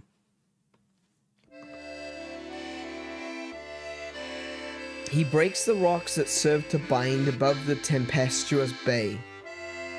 Tempestuous bay! On wings of cloth and wood entwined, he lands on the altar to open the way. Hang on. Hold on.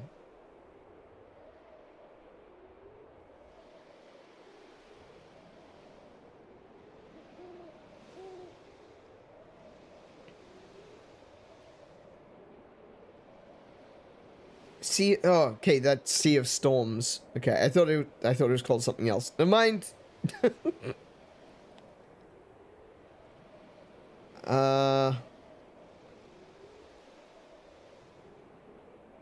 Yeah, it's called the Sea of Storms, not Tempest. That's a song to you, Cass. Sounds more like a whip. More like a work in progress. He wants you to glide somewhere, I guess. Yeah, I think I know what to do. It's a juicy riddle, but one I never puzzle out. Take care, and may the light illuminate your path. Okay, so...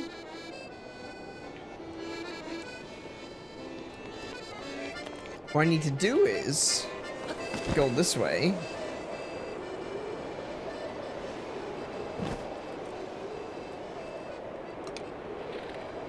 I think this is unrelated, but I'm going to blow it up anyway. Oh no, that's not unrelated. That changed the direction of the wind.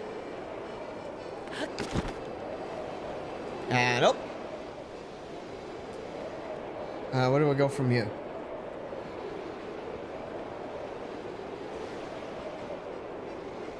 Kind of looks like a skull of something, doesn't it?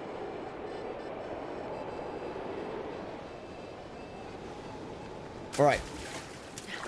Clearly, the winds are not in my favor.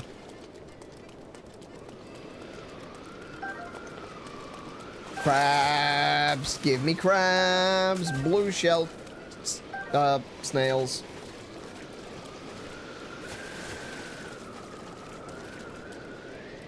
I saw you, bright-eyed. Yep. Okay, so if I blow that up...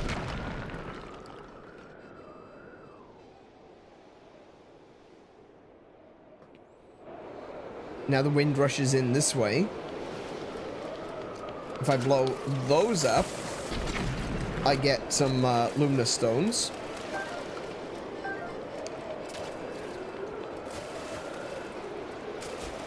Really, just two? Oh no, there's one.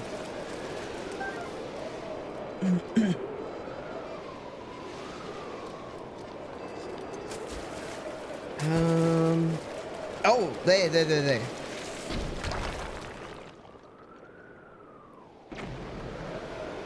Also, I can see a Korok. How do I get to that Korok? So this wind will clearly take me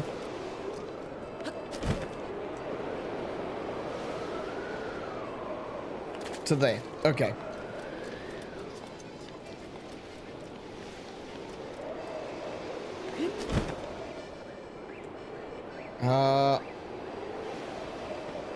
I was kind of hoping there'd be a bit more of an updraft, but alright. Never mind. I'll just climb, I guess.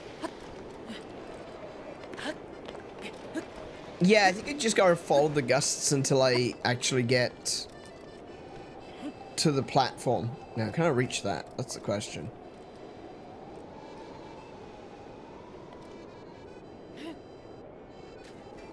Oh, very close. Oh! Closer still.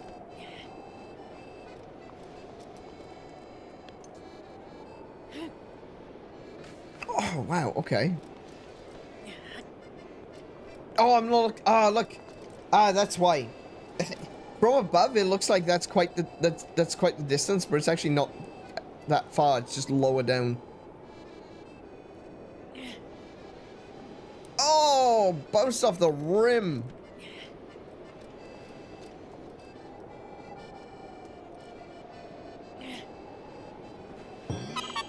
Got it. Korok's like basketball. Actually, this is a reference. Oh, excuse me. Let me just rearrange myself in the chair. This is actually a reference to a puzzle in A Link to the Past.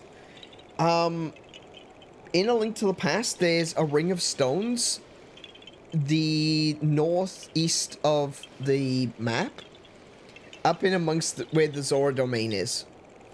And if you throw a rock into it, a giant catfish will come out and will give you the ability to cause earthquakes. It gives you the, what's it called? The Quake Medallion.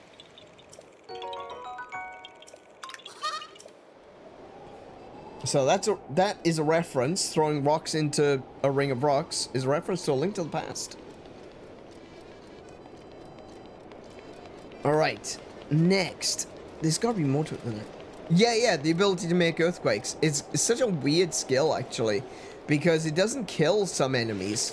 Instead, what it does is it transforms some of them into weird slime creatures. There, look, there's another one. There's another one I missed. Okay.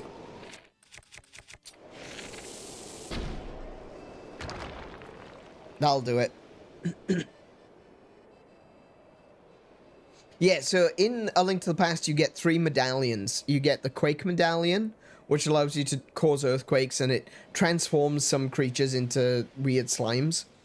You get the Ether Medallion, which allows him to call down lightning. It says the power of the North Wind, if I remember correctly. So it calls down lightning, but it doesn't actually deal lightning damage. It freezes enemies. That's the power of the North Wind. And the other one is Bombos, which is like the power of explosions and eruptions. And it burns everything on screen and it causes explosions. It's pretty cool. That's how the magic system works in A Link to the Past. You need the 3 medallions to use them. I always like throwing in the sign that tells you not to throw anything in. Yeah, it's that... It's that classic, you can't tell me what to do. Yeah, you don't throw anything into the ring of stones. Alright, I'm gonna throw this sign into the ring of stones. Because screw you, I do what I want. Oh, no. The wind didn't carry me all the way. The wind didn't carry me all of the way. That's so frustrating. I was reading chat just expecting the wind to carry me and it didn't. Alright, back through.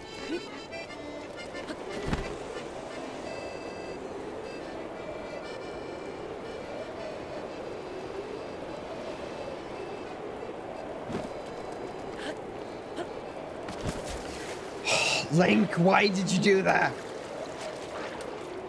It's gonna be a pain to get out now. There we go. Okay, never mind. It's all good.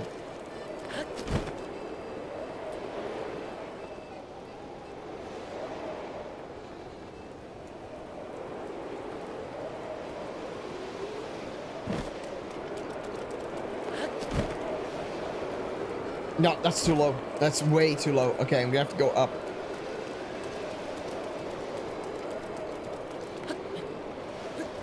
There are necklaces that can... Oh, I can't go up. Wait. I'm gonna need Ravioli's Gale.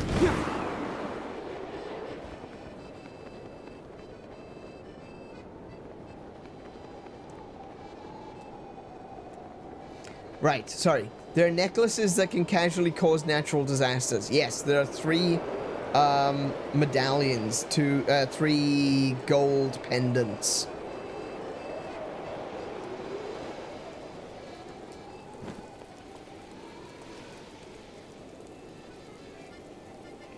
Wait, I landed on it.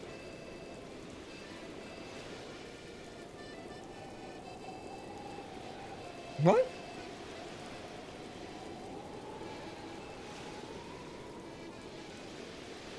But I landed on it.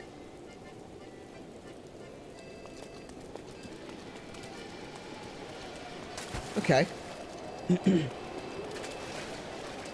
Link likes wet socks, what can I say? Maybe. Maybe. So you can't touch the ground at all. I'm gonna assume so. Because it seems a bit,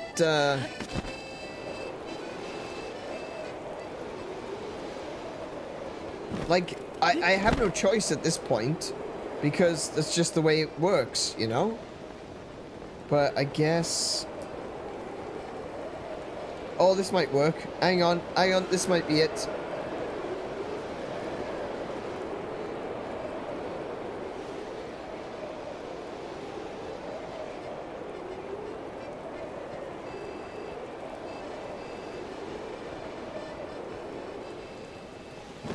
There we go. I got it. So you can't start from above and drop into the wind. You've got to be carried in by the wind and out by the wind. Interesting. Okay. But yeah, there's a few really cool items in A Link to the Past that we don't see in any other Zelda game. Especially like the 3D ones. I think I'd like to see maybe a proper 3D remake of A Link to the Past. I know that sounds wild because, like, who would want a remake of A Link to the Past? It's a perfect game. But I think, like, if they were to take, let's say, the world of Breath of the Wild and put Link to the Past into it, I'd be down for that. I'd be totally down for that. And this is one of the things that I was saying about Breath of the Wild and Tears of the Kingdom, is I was thinking that given the world is as big as it is, they don't need to really release another Zelda. Obviously they want to make money, right? But can you imagine if they released a DLC and it's you get to view so you go to like the Temple of Time, for example, and when you get into the Temple of Time, you talk to the goddess statue and it says, would you like to see the history of Hyrule past? And you're like, yes. Yes, I would. And then it gives you like the option to like relive the era of the Hero of Time. And what it does is it kind of reshuffles the world a little bit. And it gives you the dungeons from Ocarina of Time, or versions of the dungeons from Ocarina of Time, on this map. Or you go and it's like, oh, I want to see, you know, the hero, the era of the downfall era hero, you know, and you get A Link to the Past. And you do all the dungeons from A Link to the Past, but instead of them just being dungeons from A Link to the Past, they're fully 3D, and you get a bunch of those items, you get a bunch of those new weapons. I think that would have been really cool. It would have been a really, and like you would pay through the nose for that. Like I would. I know I would. I am totally a consumer when it comes to that. Like if Nintendo was to turn around and say, oh, here we go. Here's all the dungeons from Ocarina of Time imposed onto the Breath of the Wild landscape. Yeah, I'd pay $50 for that. Easily. Like, not even a question. I'd pay $50 for that.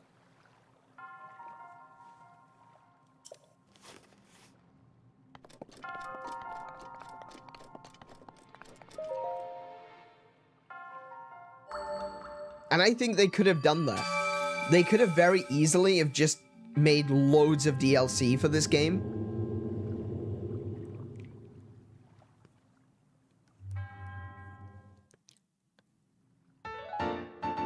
But I guess, like, everyone... And this is the thing, is, like, everyone talks about how greedy Nintendo are. Like, oh, Nintendo... greedy company. Evil, greedy company. Are you kidding? I mean, if they were greedy, they could absolutely milk this game dry. Think of all the Zelda experiences you could impose on this game as DLC.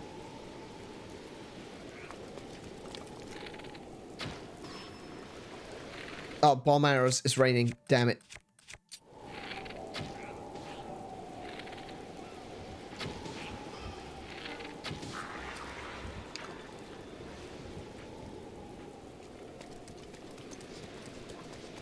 Like, don't get me wrong. I think Nintendo are definitely very business orientated. I feel like they do make decisions that are very much so in line with profits rather than a lot of the times rather than art.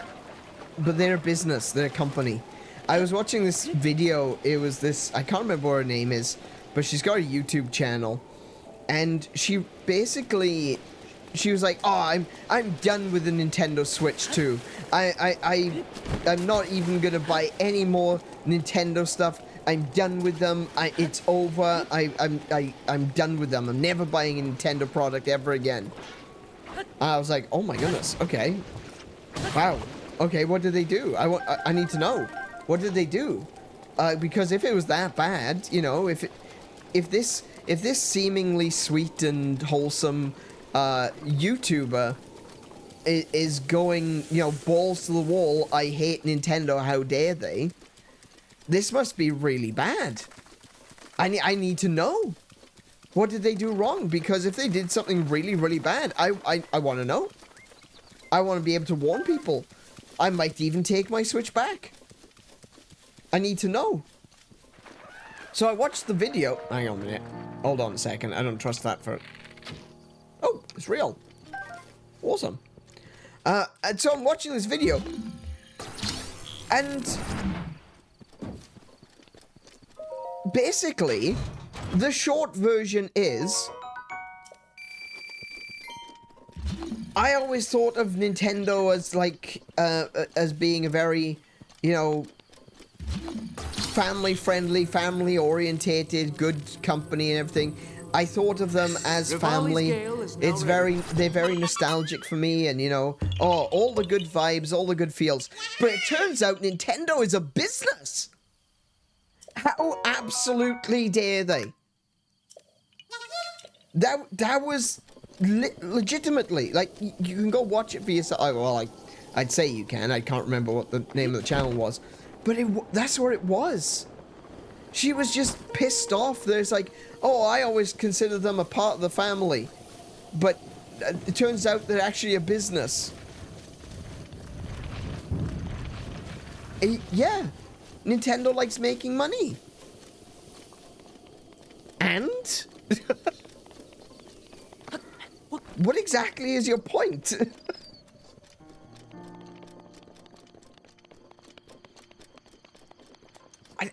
I'm confused. Explain to me, please. I want to know.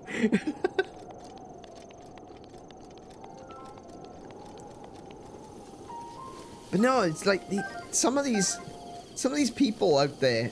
Look, I'm gonna complain when Nintendo does something wrong. I already have multiple times about the Switch 2. I have complained that the way that they are doing these cards, the game cards. Oh, hello. What's this down here? Hi.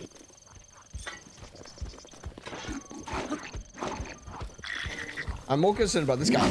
Ah, see, that's what I mean.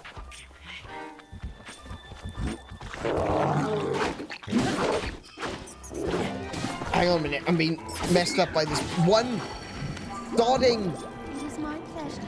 Oh, he got launched. All right.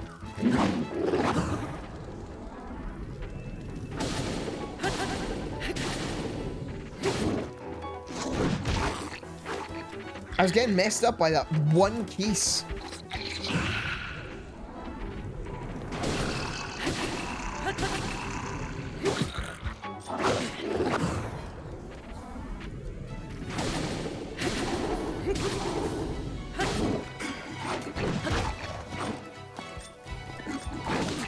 Oh my goodness. Lock onto the correct one, please. Hang on, I've already used Mipha's Grace once.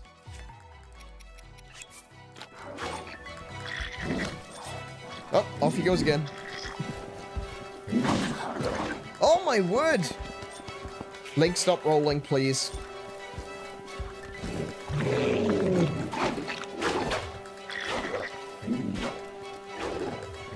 Oh, he's just swinging constantly.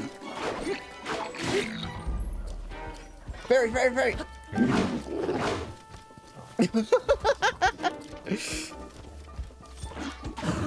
Got him. Got him, got him, got him, got him. Oh my goodness, oh my goodness. He actually blocked me there.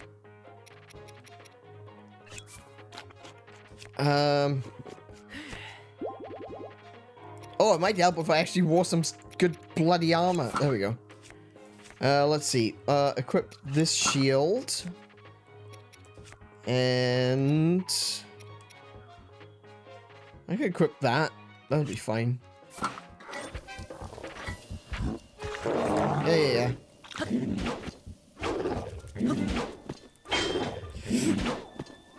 Why is it not activating? There we go.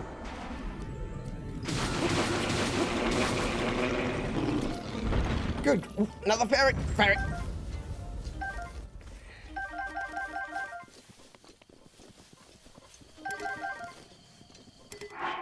Good grief, that was a bit more. Wait, I don't need you.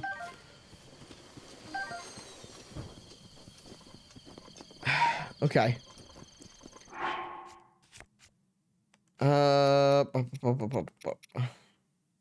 do.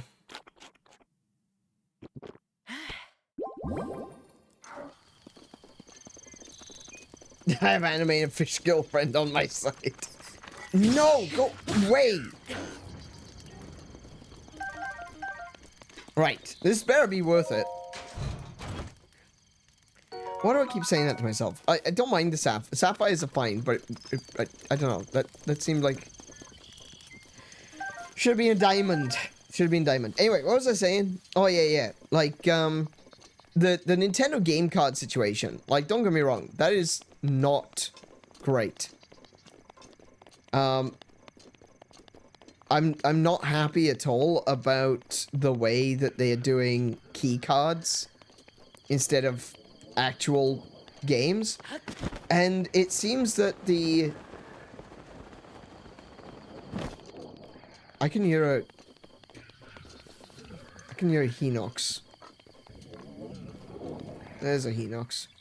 Yeah, it seems like the decisions that Nintendo are making are to try to encourage particular behaviors in developers. Like, they don't want developers Nintendo want to do... The reason they've only got the 64 gigabyte cards is because it's cheaper. It currently costs 17 American dollars per game card to make a game. Right?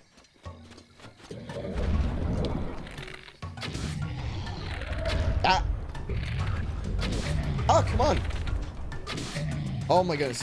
Hit him in the eye, please. No, that's not working. He's got 2 leg guards. I need to go around behind him to attack him.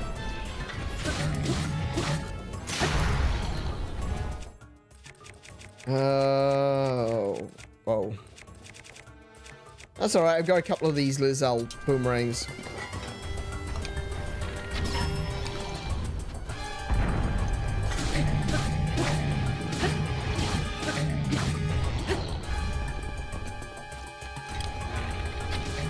Oh!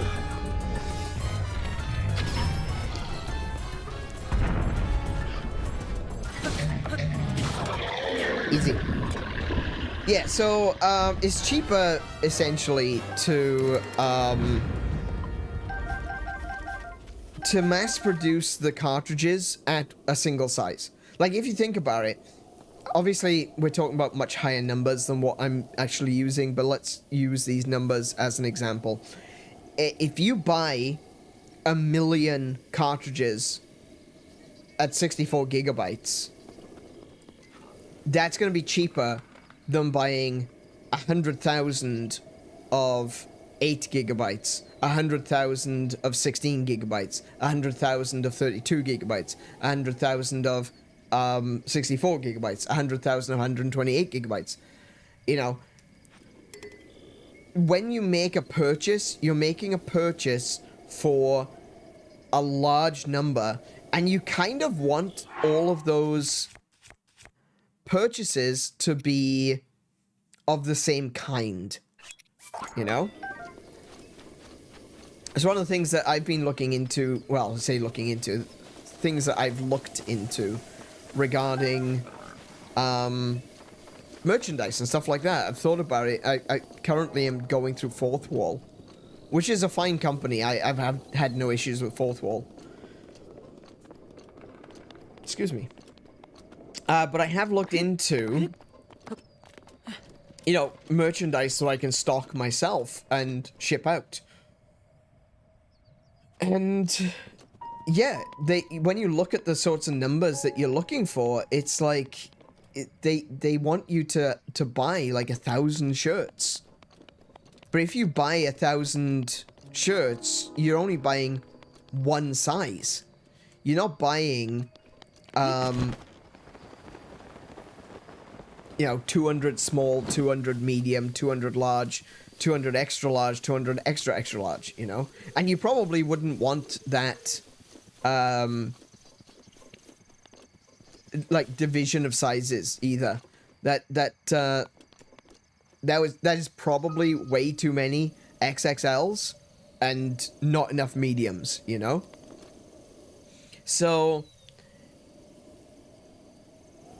made to order is kind of a blessing. Yeah, it absolutely is. But if I was to do it that way, if I wanted to have, let's say I wanted to have 1,000 t-shirts in stock, I wouldn't be paying the amount for the discounted 1,000 items. I would be paying for the discounted 200 smalls, 400 mediums, 200 larges, you know? And so if you buy in lots of different sizes, it'll cost you more than buying all larges and just say, yeah, it's meant to be a big shirt. If you're really skinny, it's gonna be like a tent on you, but that was the intention. That was the point. You know, you gotta try to bullshit your way through like that.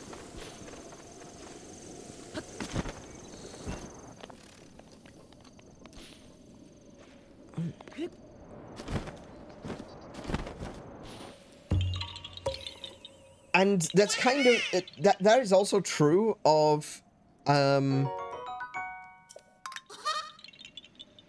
the cartridges that Nintendo buys. Like, you gotta take in consideration, Nintendo does not manufacture them themselves. Nintendo buys them and licenses their use to publishers.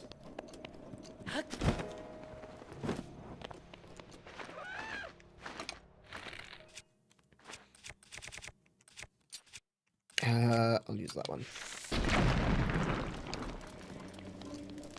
Oh, it's just a node? Okay.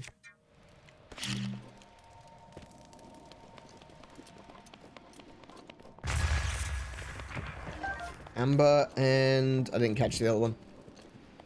I think the other one went off the cliff. Yeah. So, like I was saying, Nintendo actually buys them and licenses them out to other publishers and developers and such, right? So, oh, hello. So, oh no. So the idea that that they are going to focus on just doing 64 gigabytes, they actually talked about this in their shareholders meeting recently. That they know that people are not happy with the key cards. They're aware of that. They're aware of the situation. They're going to keep it at just doing 64 gigabytes because they're expecting the price of the cartridges to go down.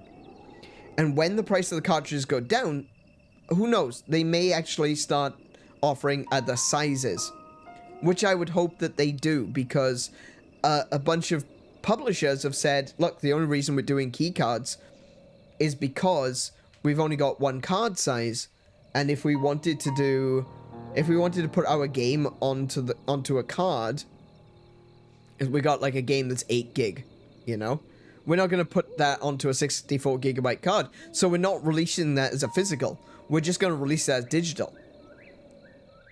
Okay, that's understandable. That makes sense.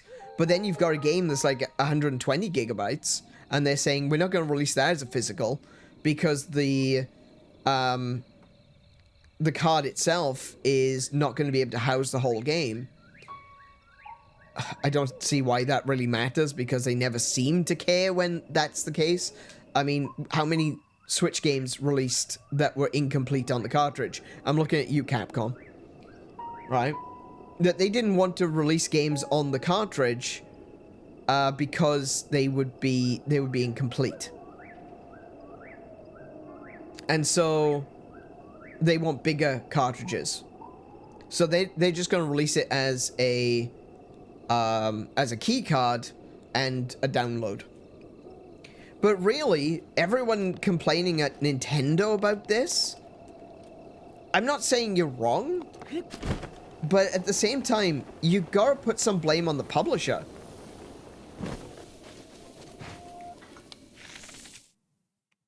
Because the publisher is also, you know, doing some less than stellar work, you know? Missed. Oh, bloody hell. Okay, hang on. What have I got currently equipped? I don't know. Because I'm just getting rolled here.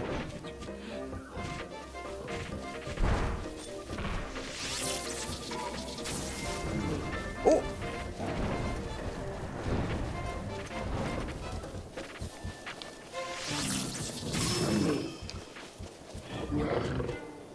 Hang on. Oh, yeah, I'm using the right one.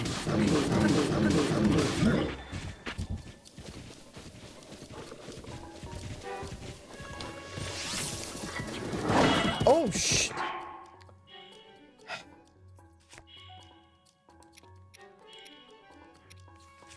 Wait, I have a sword equipped, though.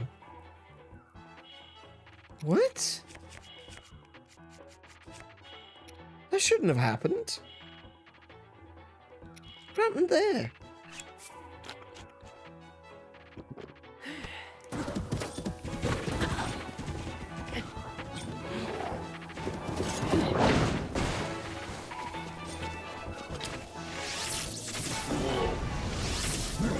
Nope.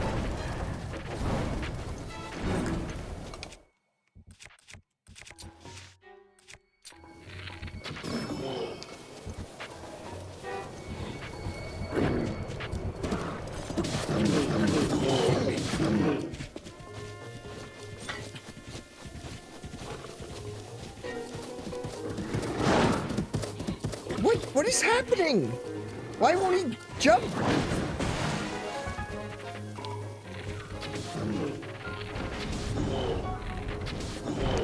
Ah, shit. Okay.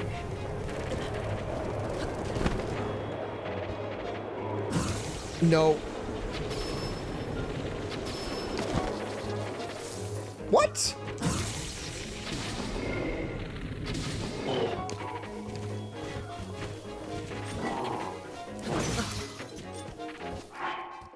I don't know what's happening. It's just no. Hang on.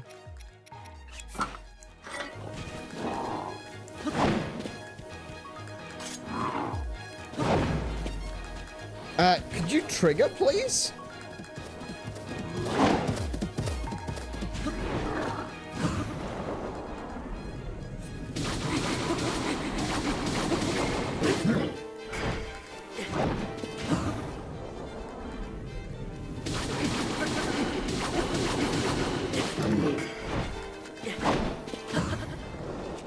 Change the weapon. There we go.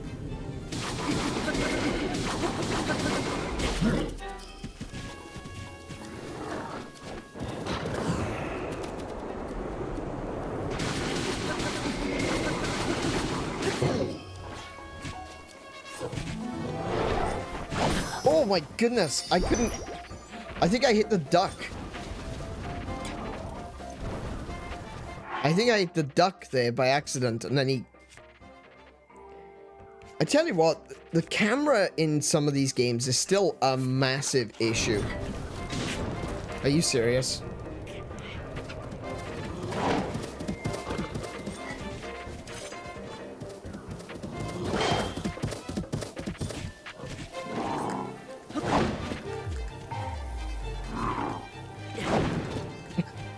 Hey. Excuse you? Could you please trigger? Oh my goodness. Ow, shit.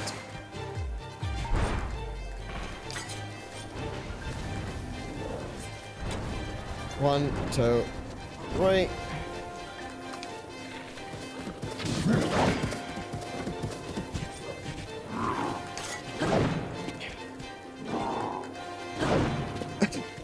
Are we just pretending I'm not doing this? There we go.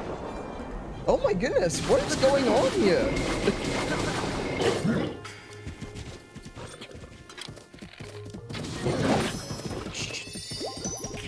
I got my two fairies.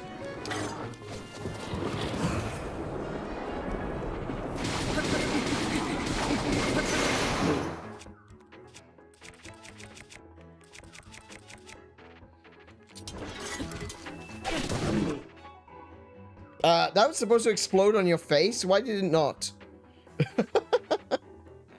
I got a problem now.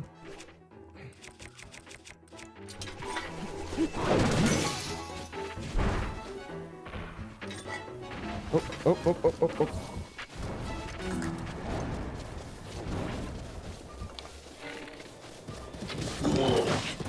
I keep Damn it.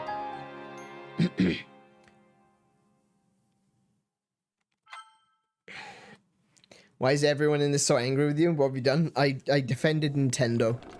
Oh, come on! That's way too far back. What the hell?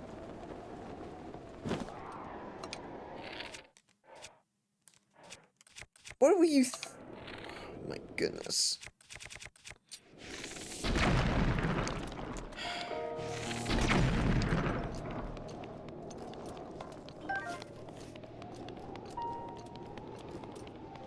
Maybe it was just an ember.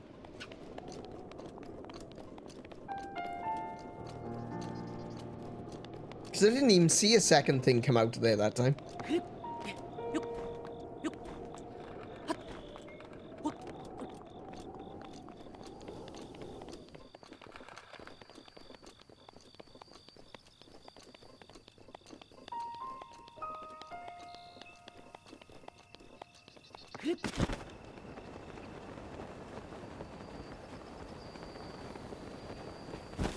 Hi again.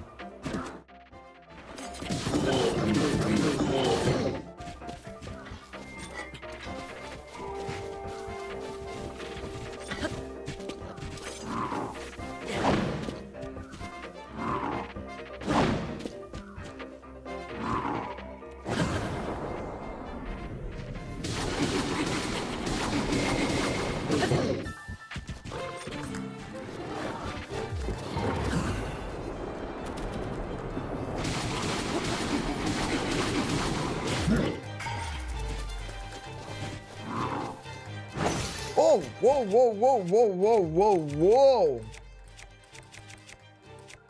None of that, thank you. Oh, I'm crouched.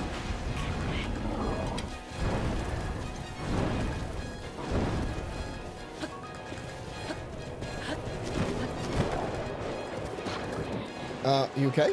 Where are you?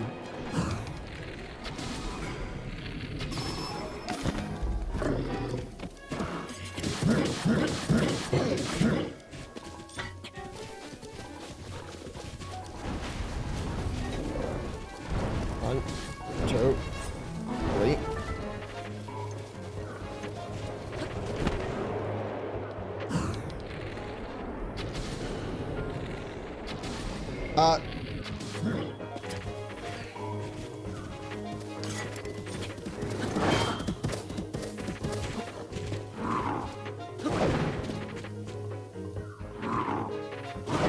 Hey. There we go.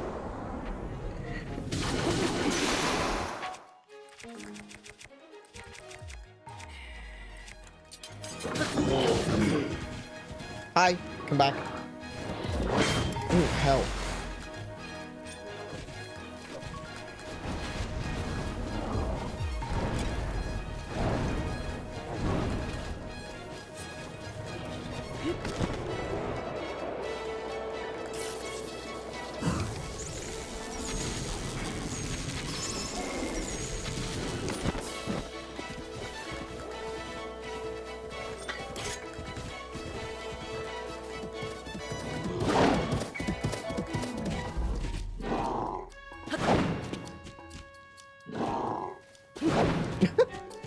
Just drink up, for goodness sake.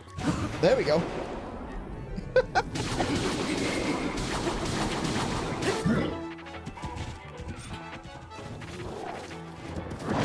Oh, alright.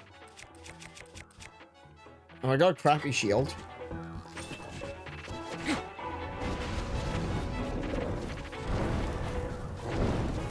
Oh, what? Oh my goodness, stop.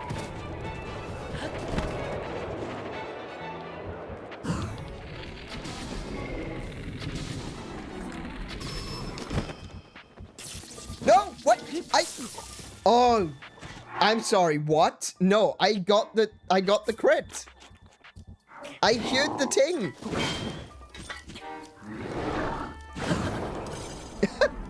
I heard the ting. I know I got the crit. Why did you not collapse into a... Good grief.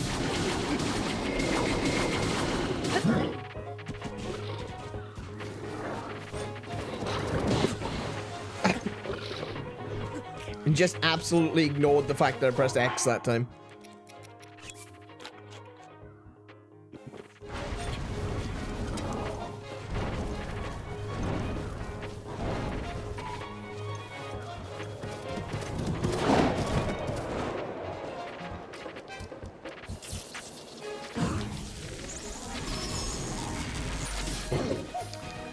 See, it's like when... My goodness.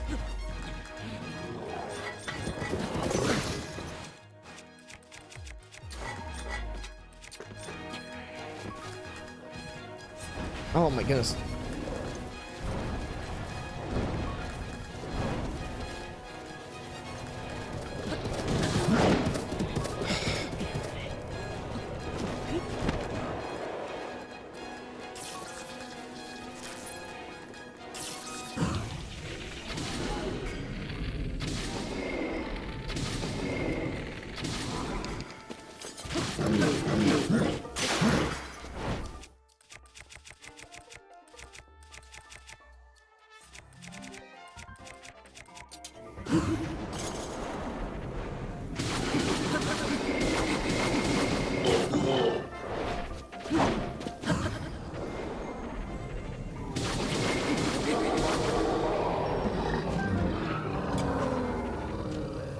That was annoying.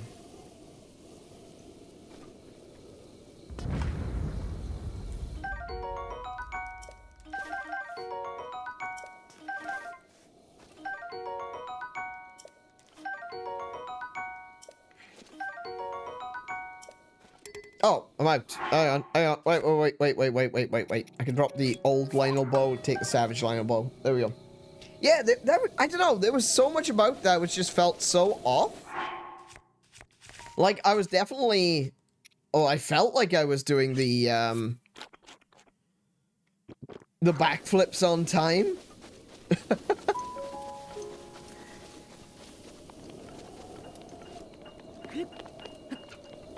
And I definitely got a crit. I was definitely hitting him in the face. But he was just ignoring it. Ooh, a gold rupee. Very nice. What's in this one? Another gold rupee. 600 rupees. Yeah, okay. That was kind of worth it.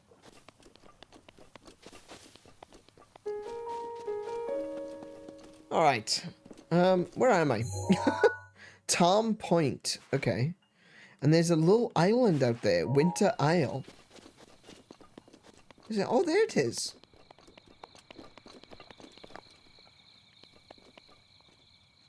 I wonder if there's anything of value over there. Let's take a look. I can see that the seas are being patrolled by Lizels. There's a Korok here. Potentially more than one. There's a chest in the dirt.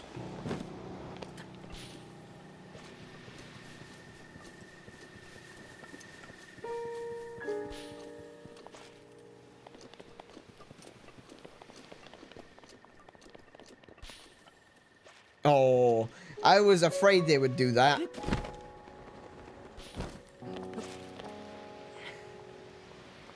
And now I gotta go back. Okay.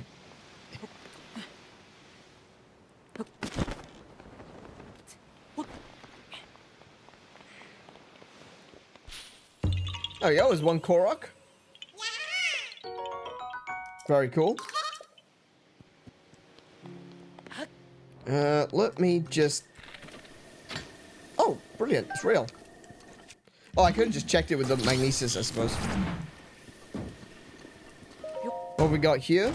A silver rupee. And then we go pick this up. And take this over here. And that's 2 Koroks on this little island.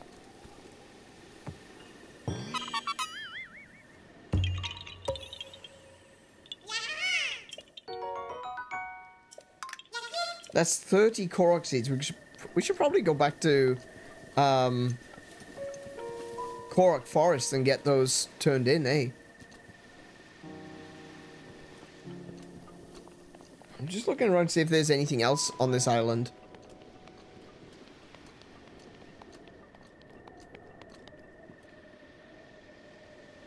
Yeah, definitely need to get the pocket upgrades.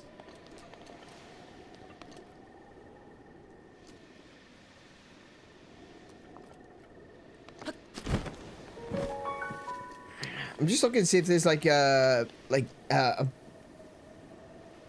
some rocks I can blow up, or like, it's already pretty cool that there is 2 Koroks and a chest on this little island, but I'm just wondering if there's more, you know? Would they hide a third or arguably a fourth thing on this island? Because there's 2 Koroks and a chest. Why would you expect there to be anything else?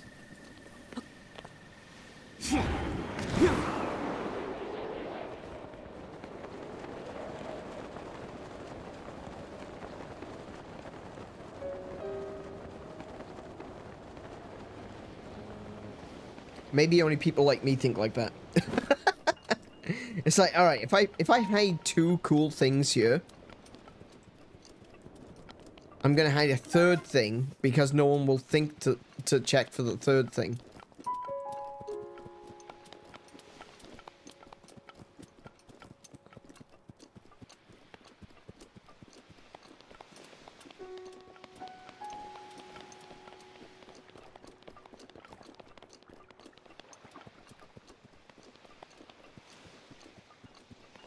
But yeah, this location is very interesting.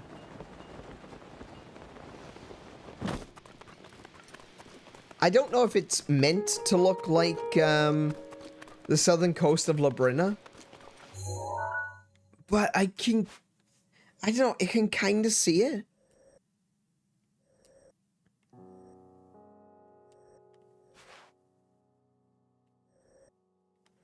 I can kind of see it.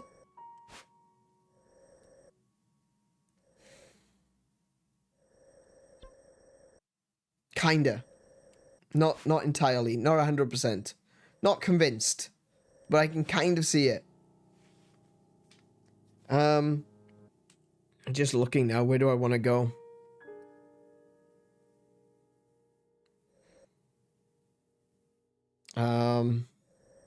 If I can go back to this shrine, I can then go from there to, ooh, I mean, I can follow through here to go back to the Great Fairy Fountain there.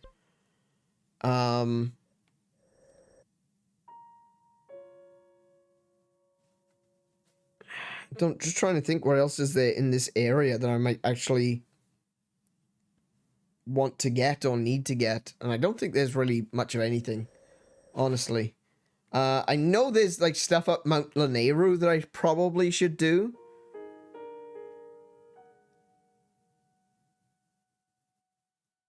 I could probably do Mount Lanayru.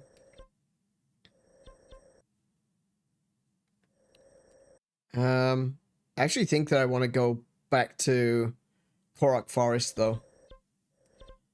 We'll come back and we'll do the stones. We'll do the stones another time.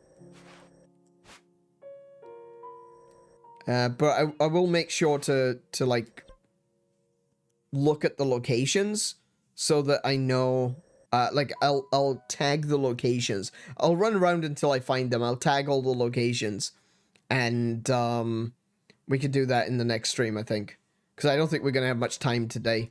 I'm gonna actually teleport back to this shrine where I can get on George, and then we can go straight to Korok Forest. I just realized it's nearly midnight. Completely lost track of time tonight. But we did go on for a bit at the beginning.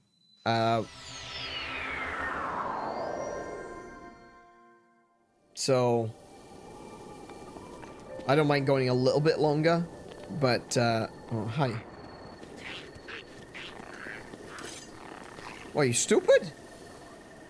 I'm right here.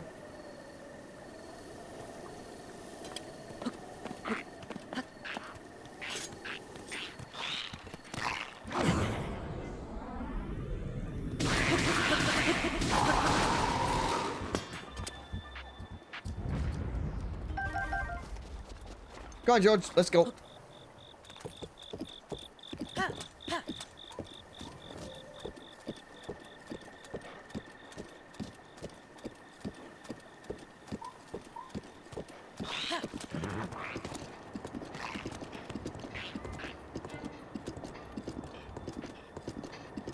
Which way to get to Korok Forest? Oh, we just follow this.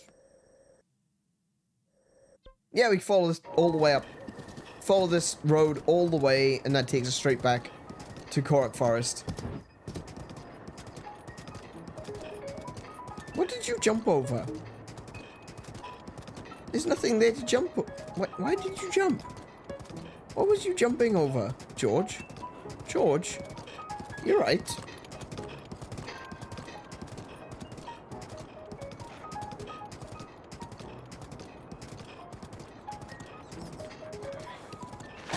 Oh, that's a dead bird. That's a dead bird.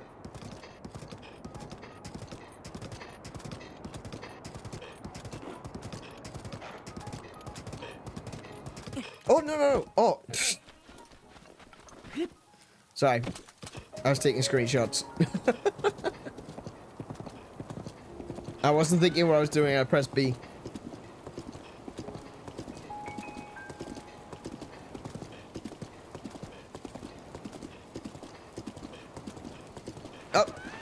Run, Goron, run! Oh, bloody hell.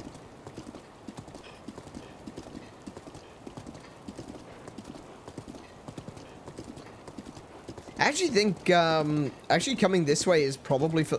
Hold on, hang on. I just saw something.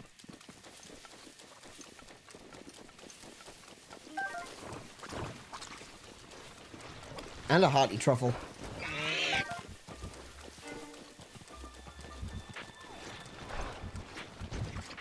Alright. Let's keep going. I'm gonna get into bed. I'm cold and I don't feel, and not going to get bed if I don't rest. Still watching on the phone though. Oh, okay. Well, that's fine. So long as you're watching. That's the important thing.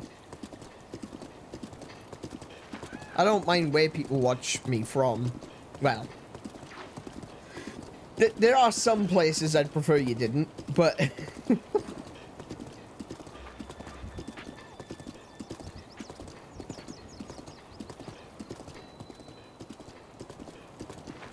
Oh! Hold on. There's two of them, yeah.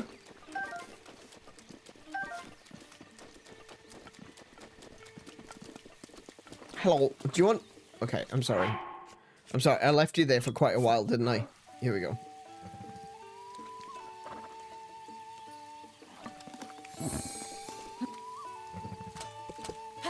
Unfortunately, I'm gonna have to leave you here as well, because I'm gonna be going into Korok Forest, and you can't go in there. They don't allow horses. It's not my fault. Don't blame me. Blame the Deku Tree. Right, it's not my rules. I didn't make... What the hell did I just hit? Maybe a squirrel? Yeah. Oh, those little tiny birds. Oh, no.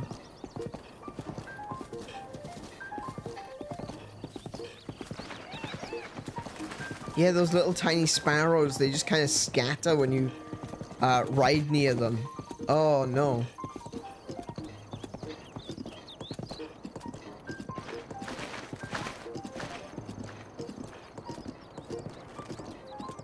Alright. So, George, you're gonna have to wait here, mate. Okay? I'll be back. I won't be long. Why'd I drive all the way here to teleport into the middle? Because of... GH. It was his fault. GH said, I thought you liked to not use fast travel. Well, it's true, I don't. Well, I don't want that. I'm not the biggest fan of using fast travel. Usually when I'm not playing on stream, if I'm playing a game by myself, I tend to not fast travel. I walk everywhere. But of course on stream, it's a little bit more convenient to fast travel. But I will at least traverse Hyrule Field and, you know, go from one location to another. Then if I need to teleport when I get there, I'll teleport when I get there. Alright. I want to expand my weapon stash. How much is that going to be? 12? Nice.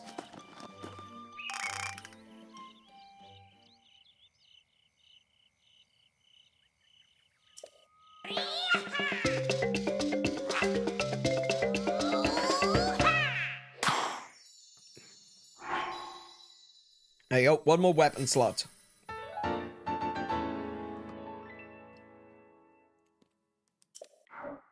What else have we got? Can I, if I do another weapon stash, it's gonna cost all 18, I think. Let's have a look, what does it say? Oh, 17. No, I'm gonna say never mind. Let's have a look at other ones. So, I could probably do, like, 2 more bows. I think with 2 more bows, that maxes that out. And 1 more shield. Let's do the shield.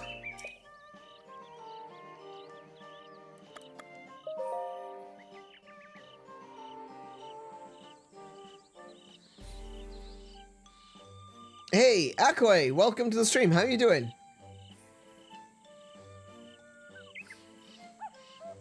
Welcome to the stream. How are you doing today? We won't be here for much longer, but we're gonna do a little bit before we'll do a little bit of housekeeping, you know? Do a little bit of inventory expansion. You love this game? I do too. I do too. It's been a long time coming, but I do enjoy this game. It's taken me a while to appreciate it, I gotta be honest. Alright, we're gonna check the bow stash, but I might not have enough. Oh, I do! Oh, I do! I do have enough. Excellent. You haven't finished it yet? What was the other Zelda? Sorry, what do you mean by that?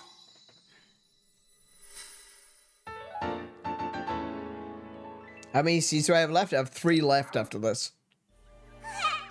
So... I can't expand anything else. Oh, actually, I just had a thought. There is something here that I haven't done. Something I completely forgot about.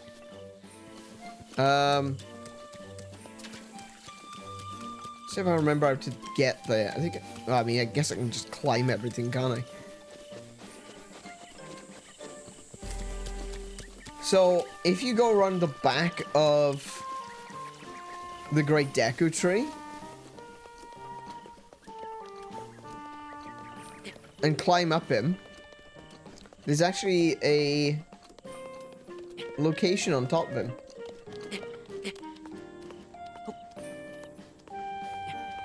I don't know if there's a quicker way to get up there, but yeah. Yeah, well, that's the thing. Yeah, I first played Breath of the Wild back in 2017, and I didn't really like it. I've played it another twice since then, and this is probably... I think this is my 4th playthrough. Pretty sure this is my 4th playthrough. Yeah. Oh, Tears of the Kingdom. Yeah. We played Tears of the Kingdom when it released in 2023. There's a full play of that on this channel.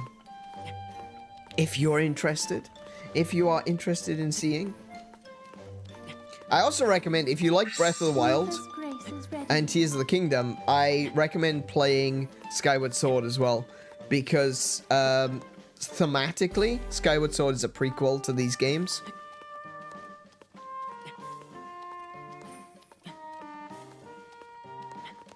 There we go.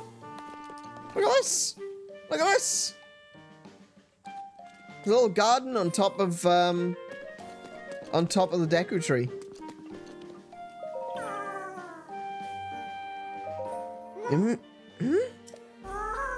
I was having such a nice dream.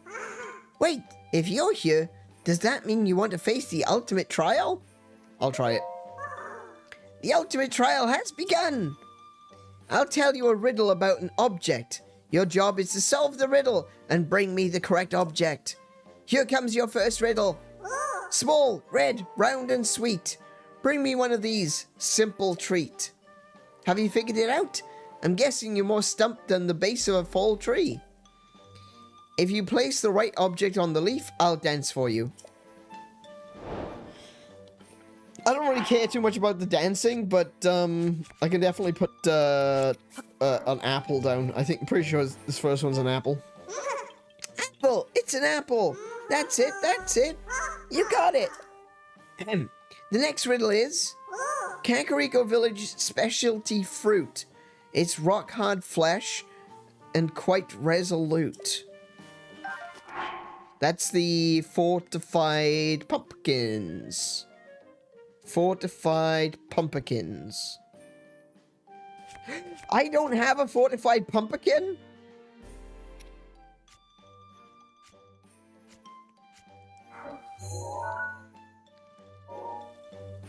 I don't want to have to climb all the way back up here. I don't have a fortified pumpkin. I'm gonna have to go to We're fast traveling. I don't care. Fast traveling is happening. I have to learn how to stream while playing on Switch and with the anime style avatar. How do you do that? Nice setup. Thank you very much. I use a program called the AdoTuber. It's free to download, but you can offer a wait, is it free? It might not be free. I can't remember. But there's it's called a PNG tuber program. So there's things like the AdoTuber. There's one called Honk, which is actually pretty good. There's PNG Tuber Plus, which is pretty good, but that's a bit more advanced. It requires a fair bit of understanding of what you're doing to be able to make it. Viada Tuber is really straightforward, very, very simple to use. You basically just need 4 images. You need an image of yourself with the eyes open and the mouth... Sorry. Eyes open, mouth open, eyes open, mouth closed, eyes closed, mouth open, eyes closed, mouth closed. Right? So it's 4 images. That's all you need. And it'll pick up on your microphone, and it'll change between mouth closed and mouth open based on whether or not there's sound coming through the mic, and it will blink randomly just to give it a little bit more life, you know? So this is a program called Viada Tuber. I might be upgrading in future to something else. I haven't exactly decided yet what I'm gonna do. We've just been talking today about going up to an Iron Plays 3.0, you know? And that might include moving over to a different program to use. But aside from that, connecting the Switch to a PC to be able to stream, you need a capture card. So something like an Elgato or something similar. They come down in price. It used to be a long time ago, capture cards were really expensive. I remember the first time that I went looking for a capture card to be able to record playing games. Wow, that was back like 20 years ago. They were like £500. They were really expensive. But the prices have come down now. I think the Elgato stuff is actually... It's pretty good for the price.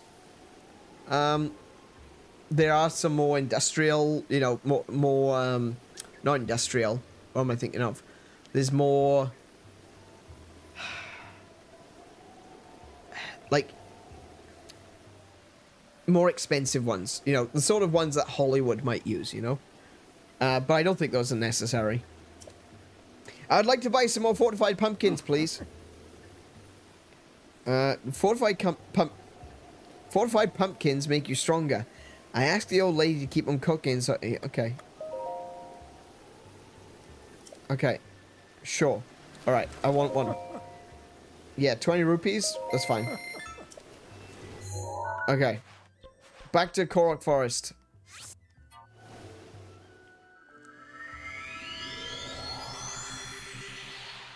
I thought I'd bought a bunch of pumpkins. I could have sworn I bought a bunch of pumpkins. Maybe I was wrong. Well, clearly I was wrong, but I thought I did.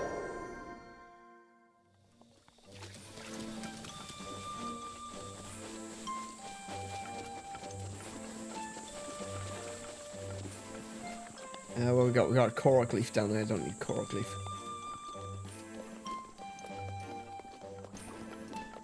I think Kakariko Village is the only place where you can actually get pumpkins. Yeah, I mean, let's switch over to climbing gear.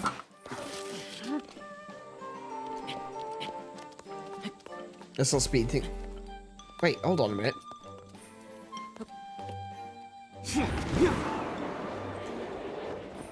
That'll speed things up a bit.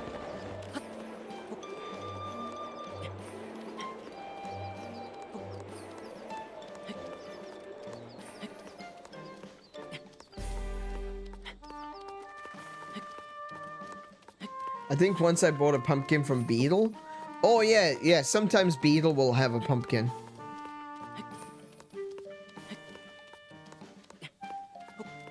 But I think that's it. Like, I don't think there's anywhere in the wild where you can just pick up pumpkins.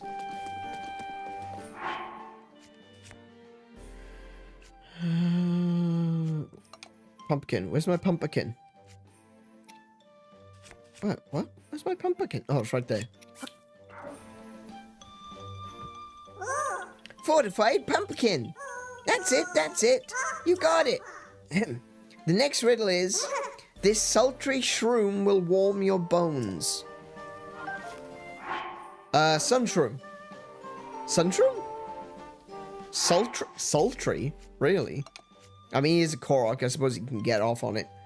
Sunshroom? Sunshroom. That's it, that's it. You got it. The next riddle is, its scales and tail will zap you, no doubt. This shocking swimmer is called a fish.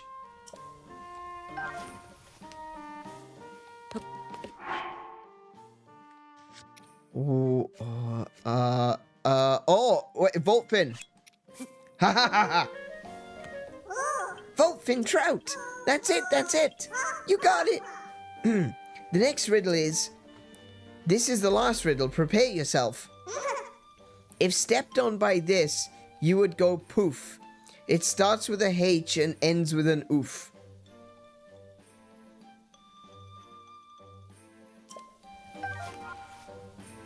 Oh, wait, I've got one. I've actually got, I just literally got one. So Lionel Hoof.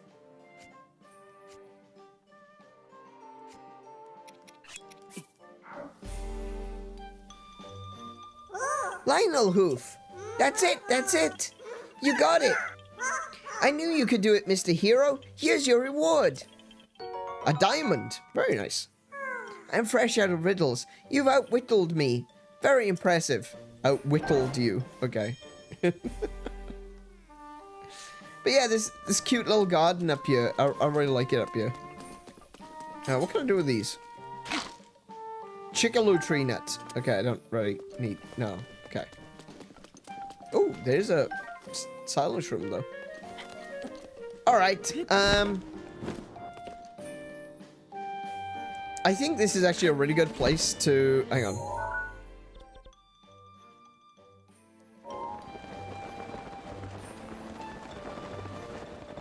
Hang on. I just realized I can't really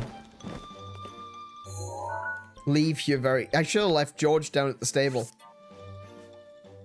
I should have left George at the stable. My bad.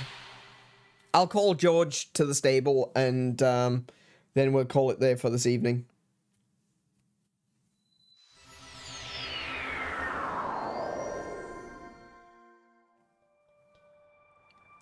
Okay.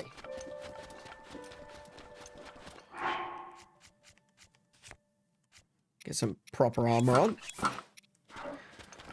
So one of the things I'm going to want to do in the next stream is I want to find another one of the Great Fairy Fountains. I actually don't know. I've no idea where the other one is. I've got two.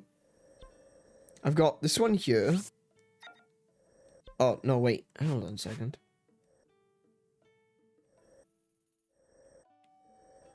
That's not a Great Fairy Fountain.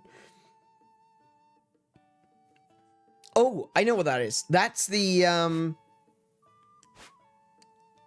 that's the markings on the wall that I've got to go check out. The Great Fairy Fountain is around here somewhere. So there's one here. There's one... What was the other one? Oh, there's one at Kakariko. Is there one up here in Akala?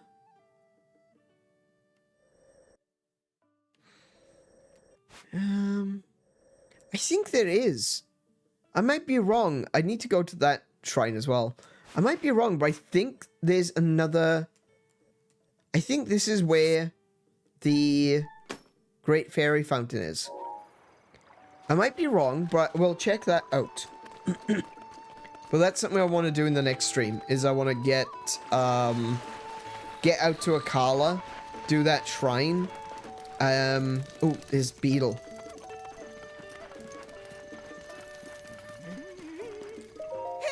Hey, how are you feeling today? Oh, you appear to have a bladed rhino beetle. Beetle loves bladed rhino beetles. Would you consider giving it to me? You'd get something in return, of course. How about I trade you for this meat and rice bowl? Yeah, absolutely. I just ate a couple of those, so yeah. Beetle is so excited. You're such a sweetheart.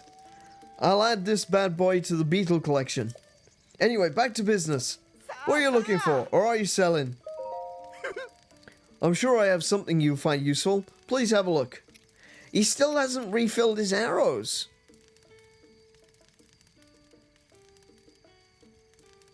That's a problem. I'll take the hearty lizard, though.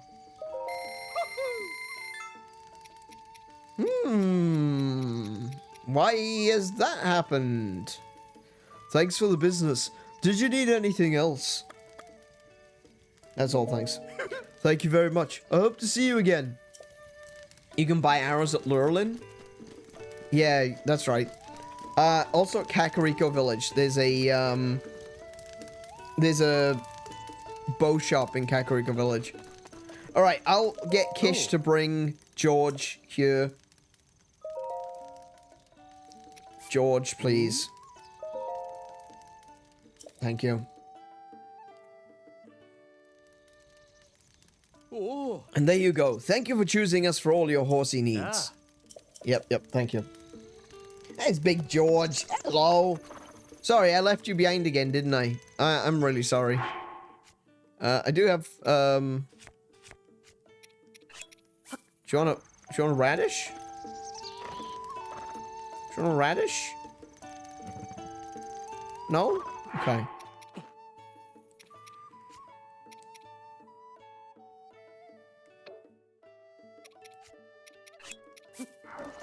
There you go. Alright. Alright, so, you okay? Yeah? Yeah? You good? Okay, alright. Alrighty, so, we are going to leave it there for this evening.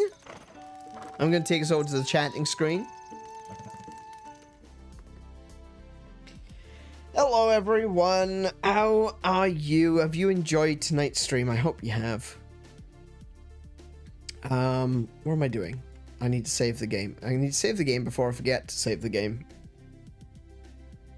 There you go. Cool. All right.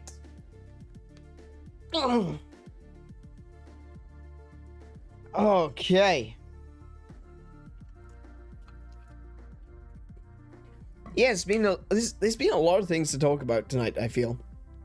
I think we've had lots of discussions. We've talked about some really good things. We've talked about some less good things. I definitely am feeling the lack of a loading zone, you know? There's definitely a lot of things that I feel like I want to talk about and things that I need to talk about. Like important things, like stop killing games. That's kind of a big deal, you know, and having just a section at the beginning of the stream to talk about it, it just feels like it is something that deserves more. And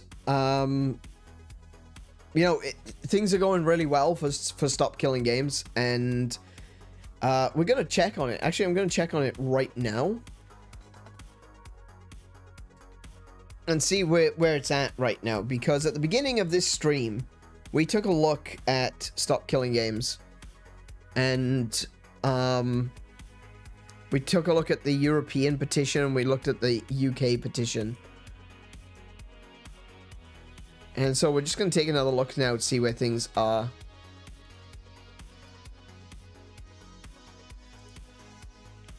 So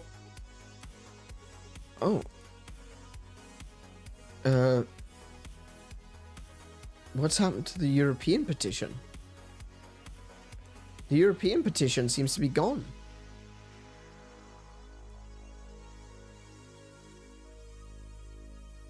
What's happening?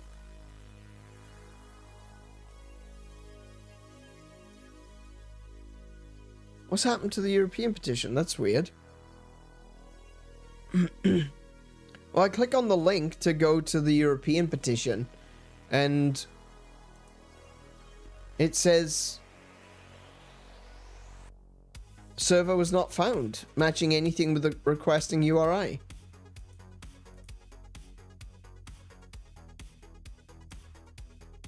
Oh, I don't like this. Did they get rid of it before it hit 1 million?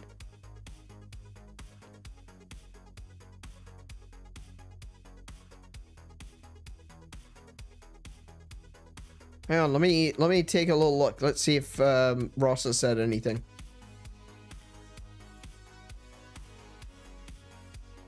Oh, okay. He made a post 18 minutes ago. The EU initiative site is currently being hammered. I'd say come back later. We still have until the end of the month. Okay, that's fine. All right, that's cool. So long as it's still okay. Apparently the website is being really hammered right now with people trying to sign it. So hopefully that means positive things. Let me take us over to the articles website. Oh, hang on. Did I get it to load? No, I don't think I did. No, it's not. It's currently not working. Oh dear. Okay. All right. So at the beginning of this stream, oh my goodness, it. Yeah. Okay. Let me take us over to the articles page. That's not working. Where's my article? Oi. Oi. Where's my window? There we go. Cool. So this is the UK petition right now for Stop Killing Games. If you've never heard of Stop Killing Games, I strongly recommend that you look up the YouTube channel Accursed Farms. Ross on Accursed Farms does a lot of talking about Stop Killing Games. He's got a lot of videos there to watch. Stop Killing Games is a consumer movement to be able to prevent publishers from killing games, from destroying games, from making games unplayable. Excuse me. To make games unplayable. Sorry, is to prevent. Sorry, I got distracted by a very grumbling stomach. Okay. Yes, Stop Killing Games is a petition. It's a worldwide campaign to attempt to prevent, using the legal system, to prevent publishers from taking games away from us that we've already purchased. So if there's a game that you have, that you love, that has DRM, and they decide one day, you know what, we're going to remove the DRM. Sorry, we're not going to remove the DRM. We're going to shut down the DRM server. Then you lose access to that game. That's the whole point of DRM. DRM it stands for Digital Rights Management. And it allows publishers to basically say, you can no longer play our game. There's usually rules in the terms of service that state that they aren't going to do that, but there's also usually terms that explain for what reasons they are allowed to do that. And some of them are very vague. Like Blizzard's terms of service for World of Warcraft, for example, says that we might terminate your account for absolutely no reason whatsoever. It literally says that in the terms of service. We'll delete your account if we feel like it, essentially. The exact wording is, we will delete we reserve the right to remove you from our service for any and no reason. Usually you'll see like any and all reasons, like basically if you do anything stupid, we reserve the right to ban you. But it actually says, or for no reason. We might just decide, yeah, we feel like it. You can no longer play anymore. You know? That's actually in their terms of service. But, the thing is that there are lots of games that exist in the world today that are single player, that require DRM. And there are lots of video games that exist in the world today that have online multiplayer. And because games companies can't promise that these games are going to work forever, and we don't expect them to. That's the other thing. We don't expect publishers to maintain servers till the heat death of the universe, you know? We only expect that when they decide to sunset their game, that they have a plan, an end-of-life plan for the game, so that players get to continue playing it. And that could be anything. That could be allowing players to host their own servers, for example. That's a good example. For games that require online, permanently online, multiplayer games, MMOs, stuff like that. That players be given the ability to host their own servers. I don't think that's too much to ask for. No one is asking to be paid. No one is trying to take the license. No one is trying to... no one's asking to monetize the content. All we want is to be able to say, hey, ArenaNet, when Guild Wars 1 goes down, release the source for the server so that we can host our own server. You know? They could even continue to sell the game. This is the thing. This is where it gets really interesting. This is where it becomes a win-win scenario for publishers if they actually listen to this. You think about things like World of Warcraft, right? If someone was allowed to host their own private server, but they still had to buy the game from Blizzard, that means that Blizzard is no longer hosting servers. That Blizzard no longer has to maintain servers. But they are still getting money from a game that they no longer maintain. I think that's a win-win. It means that we get the game that we want to play on a private server, and they get to have the money for people buying it to join a private server. And we know that this is actually a good and functional way to do video games, because that's exactly how Mojang do it. Minecraft, probably one of the most successful video games in the world. Most successful single video games in the world. And it's almost 90% private servers. That shows that if there's a server, if there's things that people want to do, they will pay for the game and will basically pay to host a server too. You know? I don't think that there's a downside for Blizzard to allow people to have the source code to a server to allow other people to join a server.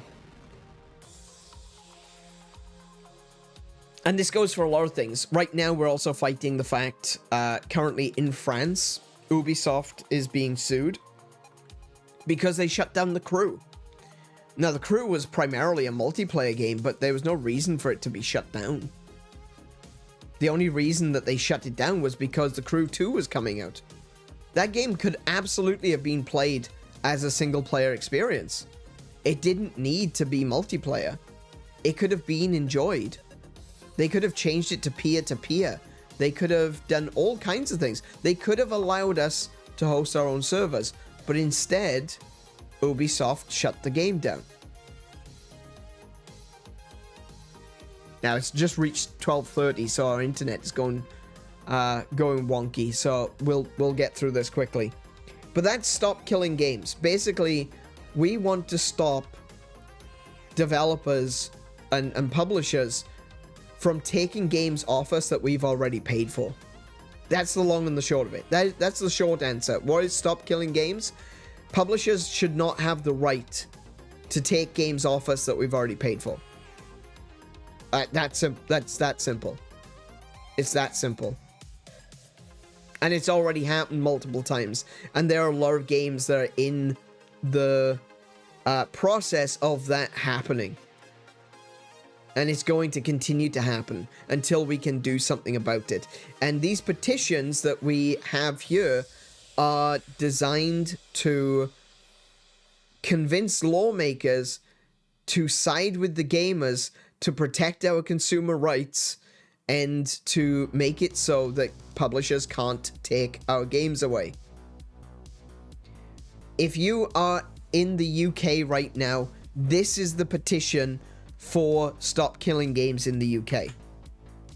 I'm going to post a link in the description.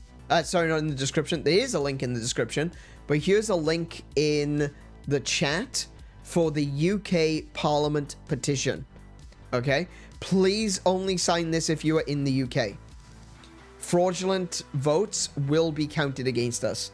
So, when we started this stream earlier today, this was at 120,000 signatures. We are now at 130,000 signatures. It is still going. It is still growing. And look, you can see it just went up then. 130,699 signatures. And keep adding your signature, please. Please continue to add your signatures to this if you're in the UK. Because even though we've surpassed the amount that we were aiming for, which is 100,000, there may be some signatures that will be removed from this for various reasons. And so we want to keep going to make sure that even if they remove signatures from this, if they find that they have been fraudulent signatures, if they find that there are discrepancies in their signature counting and they want to remove some signatures from the list, that's fine. We want to make it so that it's not possible for them to knock it below 100,000 and say, you didn't make the number. You know, you didn't get to the mark. So if you are in the UK, if you care about video games, please sign this petition. If you are in Europe, we've got this one as well. The European Citizens Initiative for Stop Killing Games. Unfortunately, the European page is not working. It's down. Oh, no, that is definitely still down. Hey, Quandil, welcome to the stream. How you doing, man? I haven't seen you in a while. I'm doing really good. How about yourself? Sorry, just getting back to this. The European Citizens Initiative, I can get you a link. This is on the Stop Killing Games website. That you can hit the Go to EU petition, but only if you are a citizen of one of these countries. If you are a citizen of one of these countries, go to the EU petition instead. That is also in the description. We need 1 million signatures for the European Citizens Initiative. And currently, we're at 998,921. We are almost there. But just like with the UK one, we're not going to stop at 1 million. We're going to blow past it. We're going to get hundreds of thousands more. Let's get as many signatures as we can. Again, I need to stress, please do not sign this petition unless you are in the EU and that you are a citizen of the EU.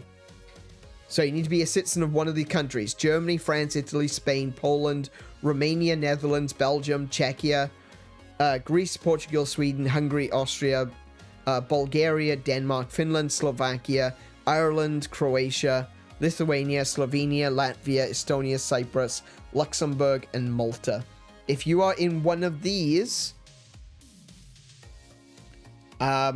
you can sign this petition. If you're a EU citizen, you can sign the petition.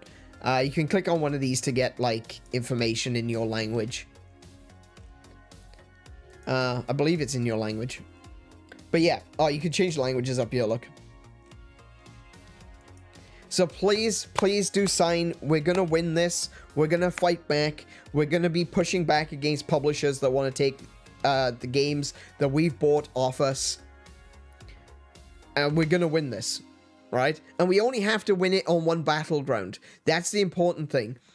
If there's a change, if there is a legal change that forces publishers to think of online games and DRM and stuff like that differently in the EU, they're not going to make a different version of a game for the EU and a different version of the game for the US, and then allow people in the EU to host their own public servers and not allow people in the US to host their own public servers. It doesn't work like that, right? They're only gonna make one version of the game.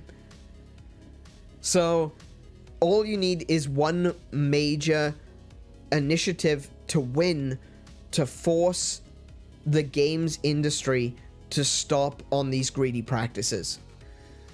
So please help if you can. If you haven't signed it already, if you're of legal age, if you are in one of these countries, please sign the EU petition. If you're in the UK, sign the UK petition. Go to stopkillinggames.com for more information, and go to Accursed Farms. Let me get Accursed Farms. Actually, I'll just go back over here. Let me get the Accursed Farms. Cursed Farms. Here is the Accursed Farms YouTube channel. Go check that out. Go see what Ross is up to. Like I said, he's posted a lot of stuff about Stop Killing Games. He has answered a few questions about Stop Killing Games. Like, you might know Thor from Pirate Software. He's spoken out very anti Stop Killing Games, but pretty much everyone has turned on him. It's kind of funny, really, the fact that someone named Pirate Software, it turns out to be a corporate shill. But yeah, Ross has answered pretty much all of Thor's questions, and Thor is refusing to accept the fact that he misled people, that he didn't understand Stop Killing Games, and he may have done a lot of damage to it, but that damage is being overturned. If you know people like Moist Critical, if you know the Act Man, they've also talked about this. Moist Critical has been very, very enthusiastic about Stop Killing Games, and I was a long time ago, and I really kind of let it slide, and I wish I hadn't. But it looks like things are actually going to happen now. Things are actually happening in the UK. Things are actually happening in the EU. These petitions, again, signed, they're going to be seen by legal professionals. They're going to be seen by government officials, and we can actually make this change. We can win this. We can actually fight back against games being destroyed. I'm passionate about this, can you tell? This is something I'm really passionate about. I want video games to be able to last the test of time. Not just for myself. I don't think just of myself when I talk about this. I think about gaming. I think about gamers. I think about my potential future kids and grandkids.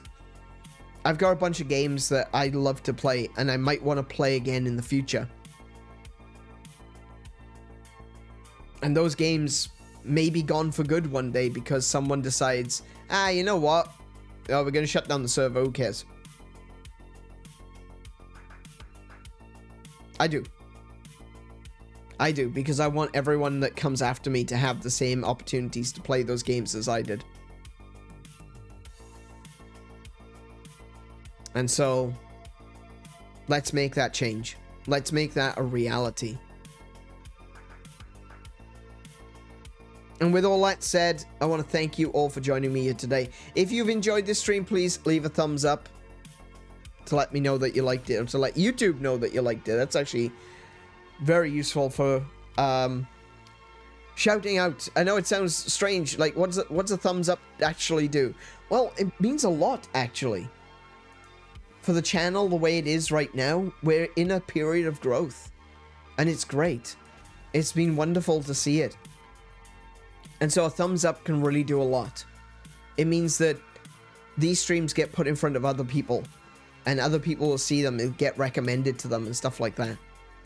So please leave a thumbs up to let YouTube know that you liked it. And maybe consider leaving a comment as well, because comments hold a lower weight in the algorithm, and it would really help the channel if you would. But that's it for today. Tomorrow I'll be back. It is already July 4th. Happy 4th of July to my American watchers. Happy Independence Day. Tomorrow I'll be back, or today I'll be back with a pretty bombastic American game.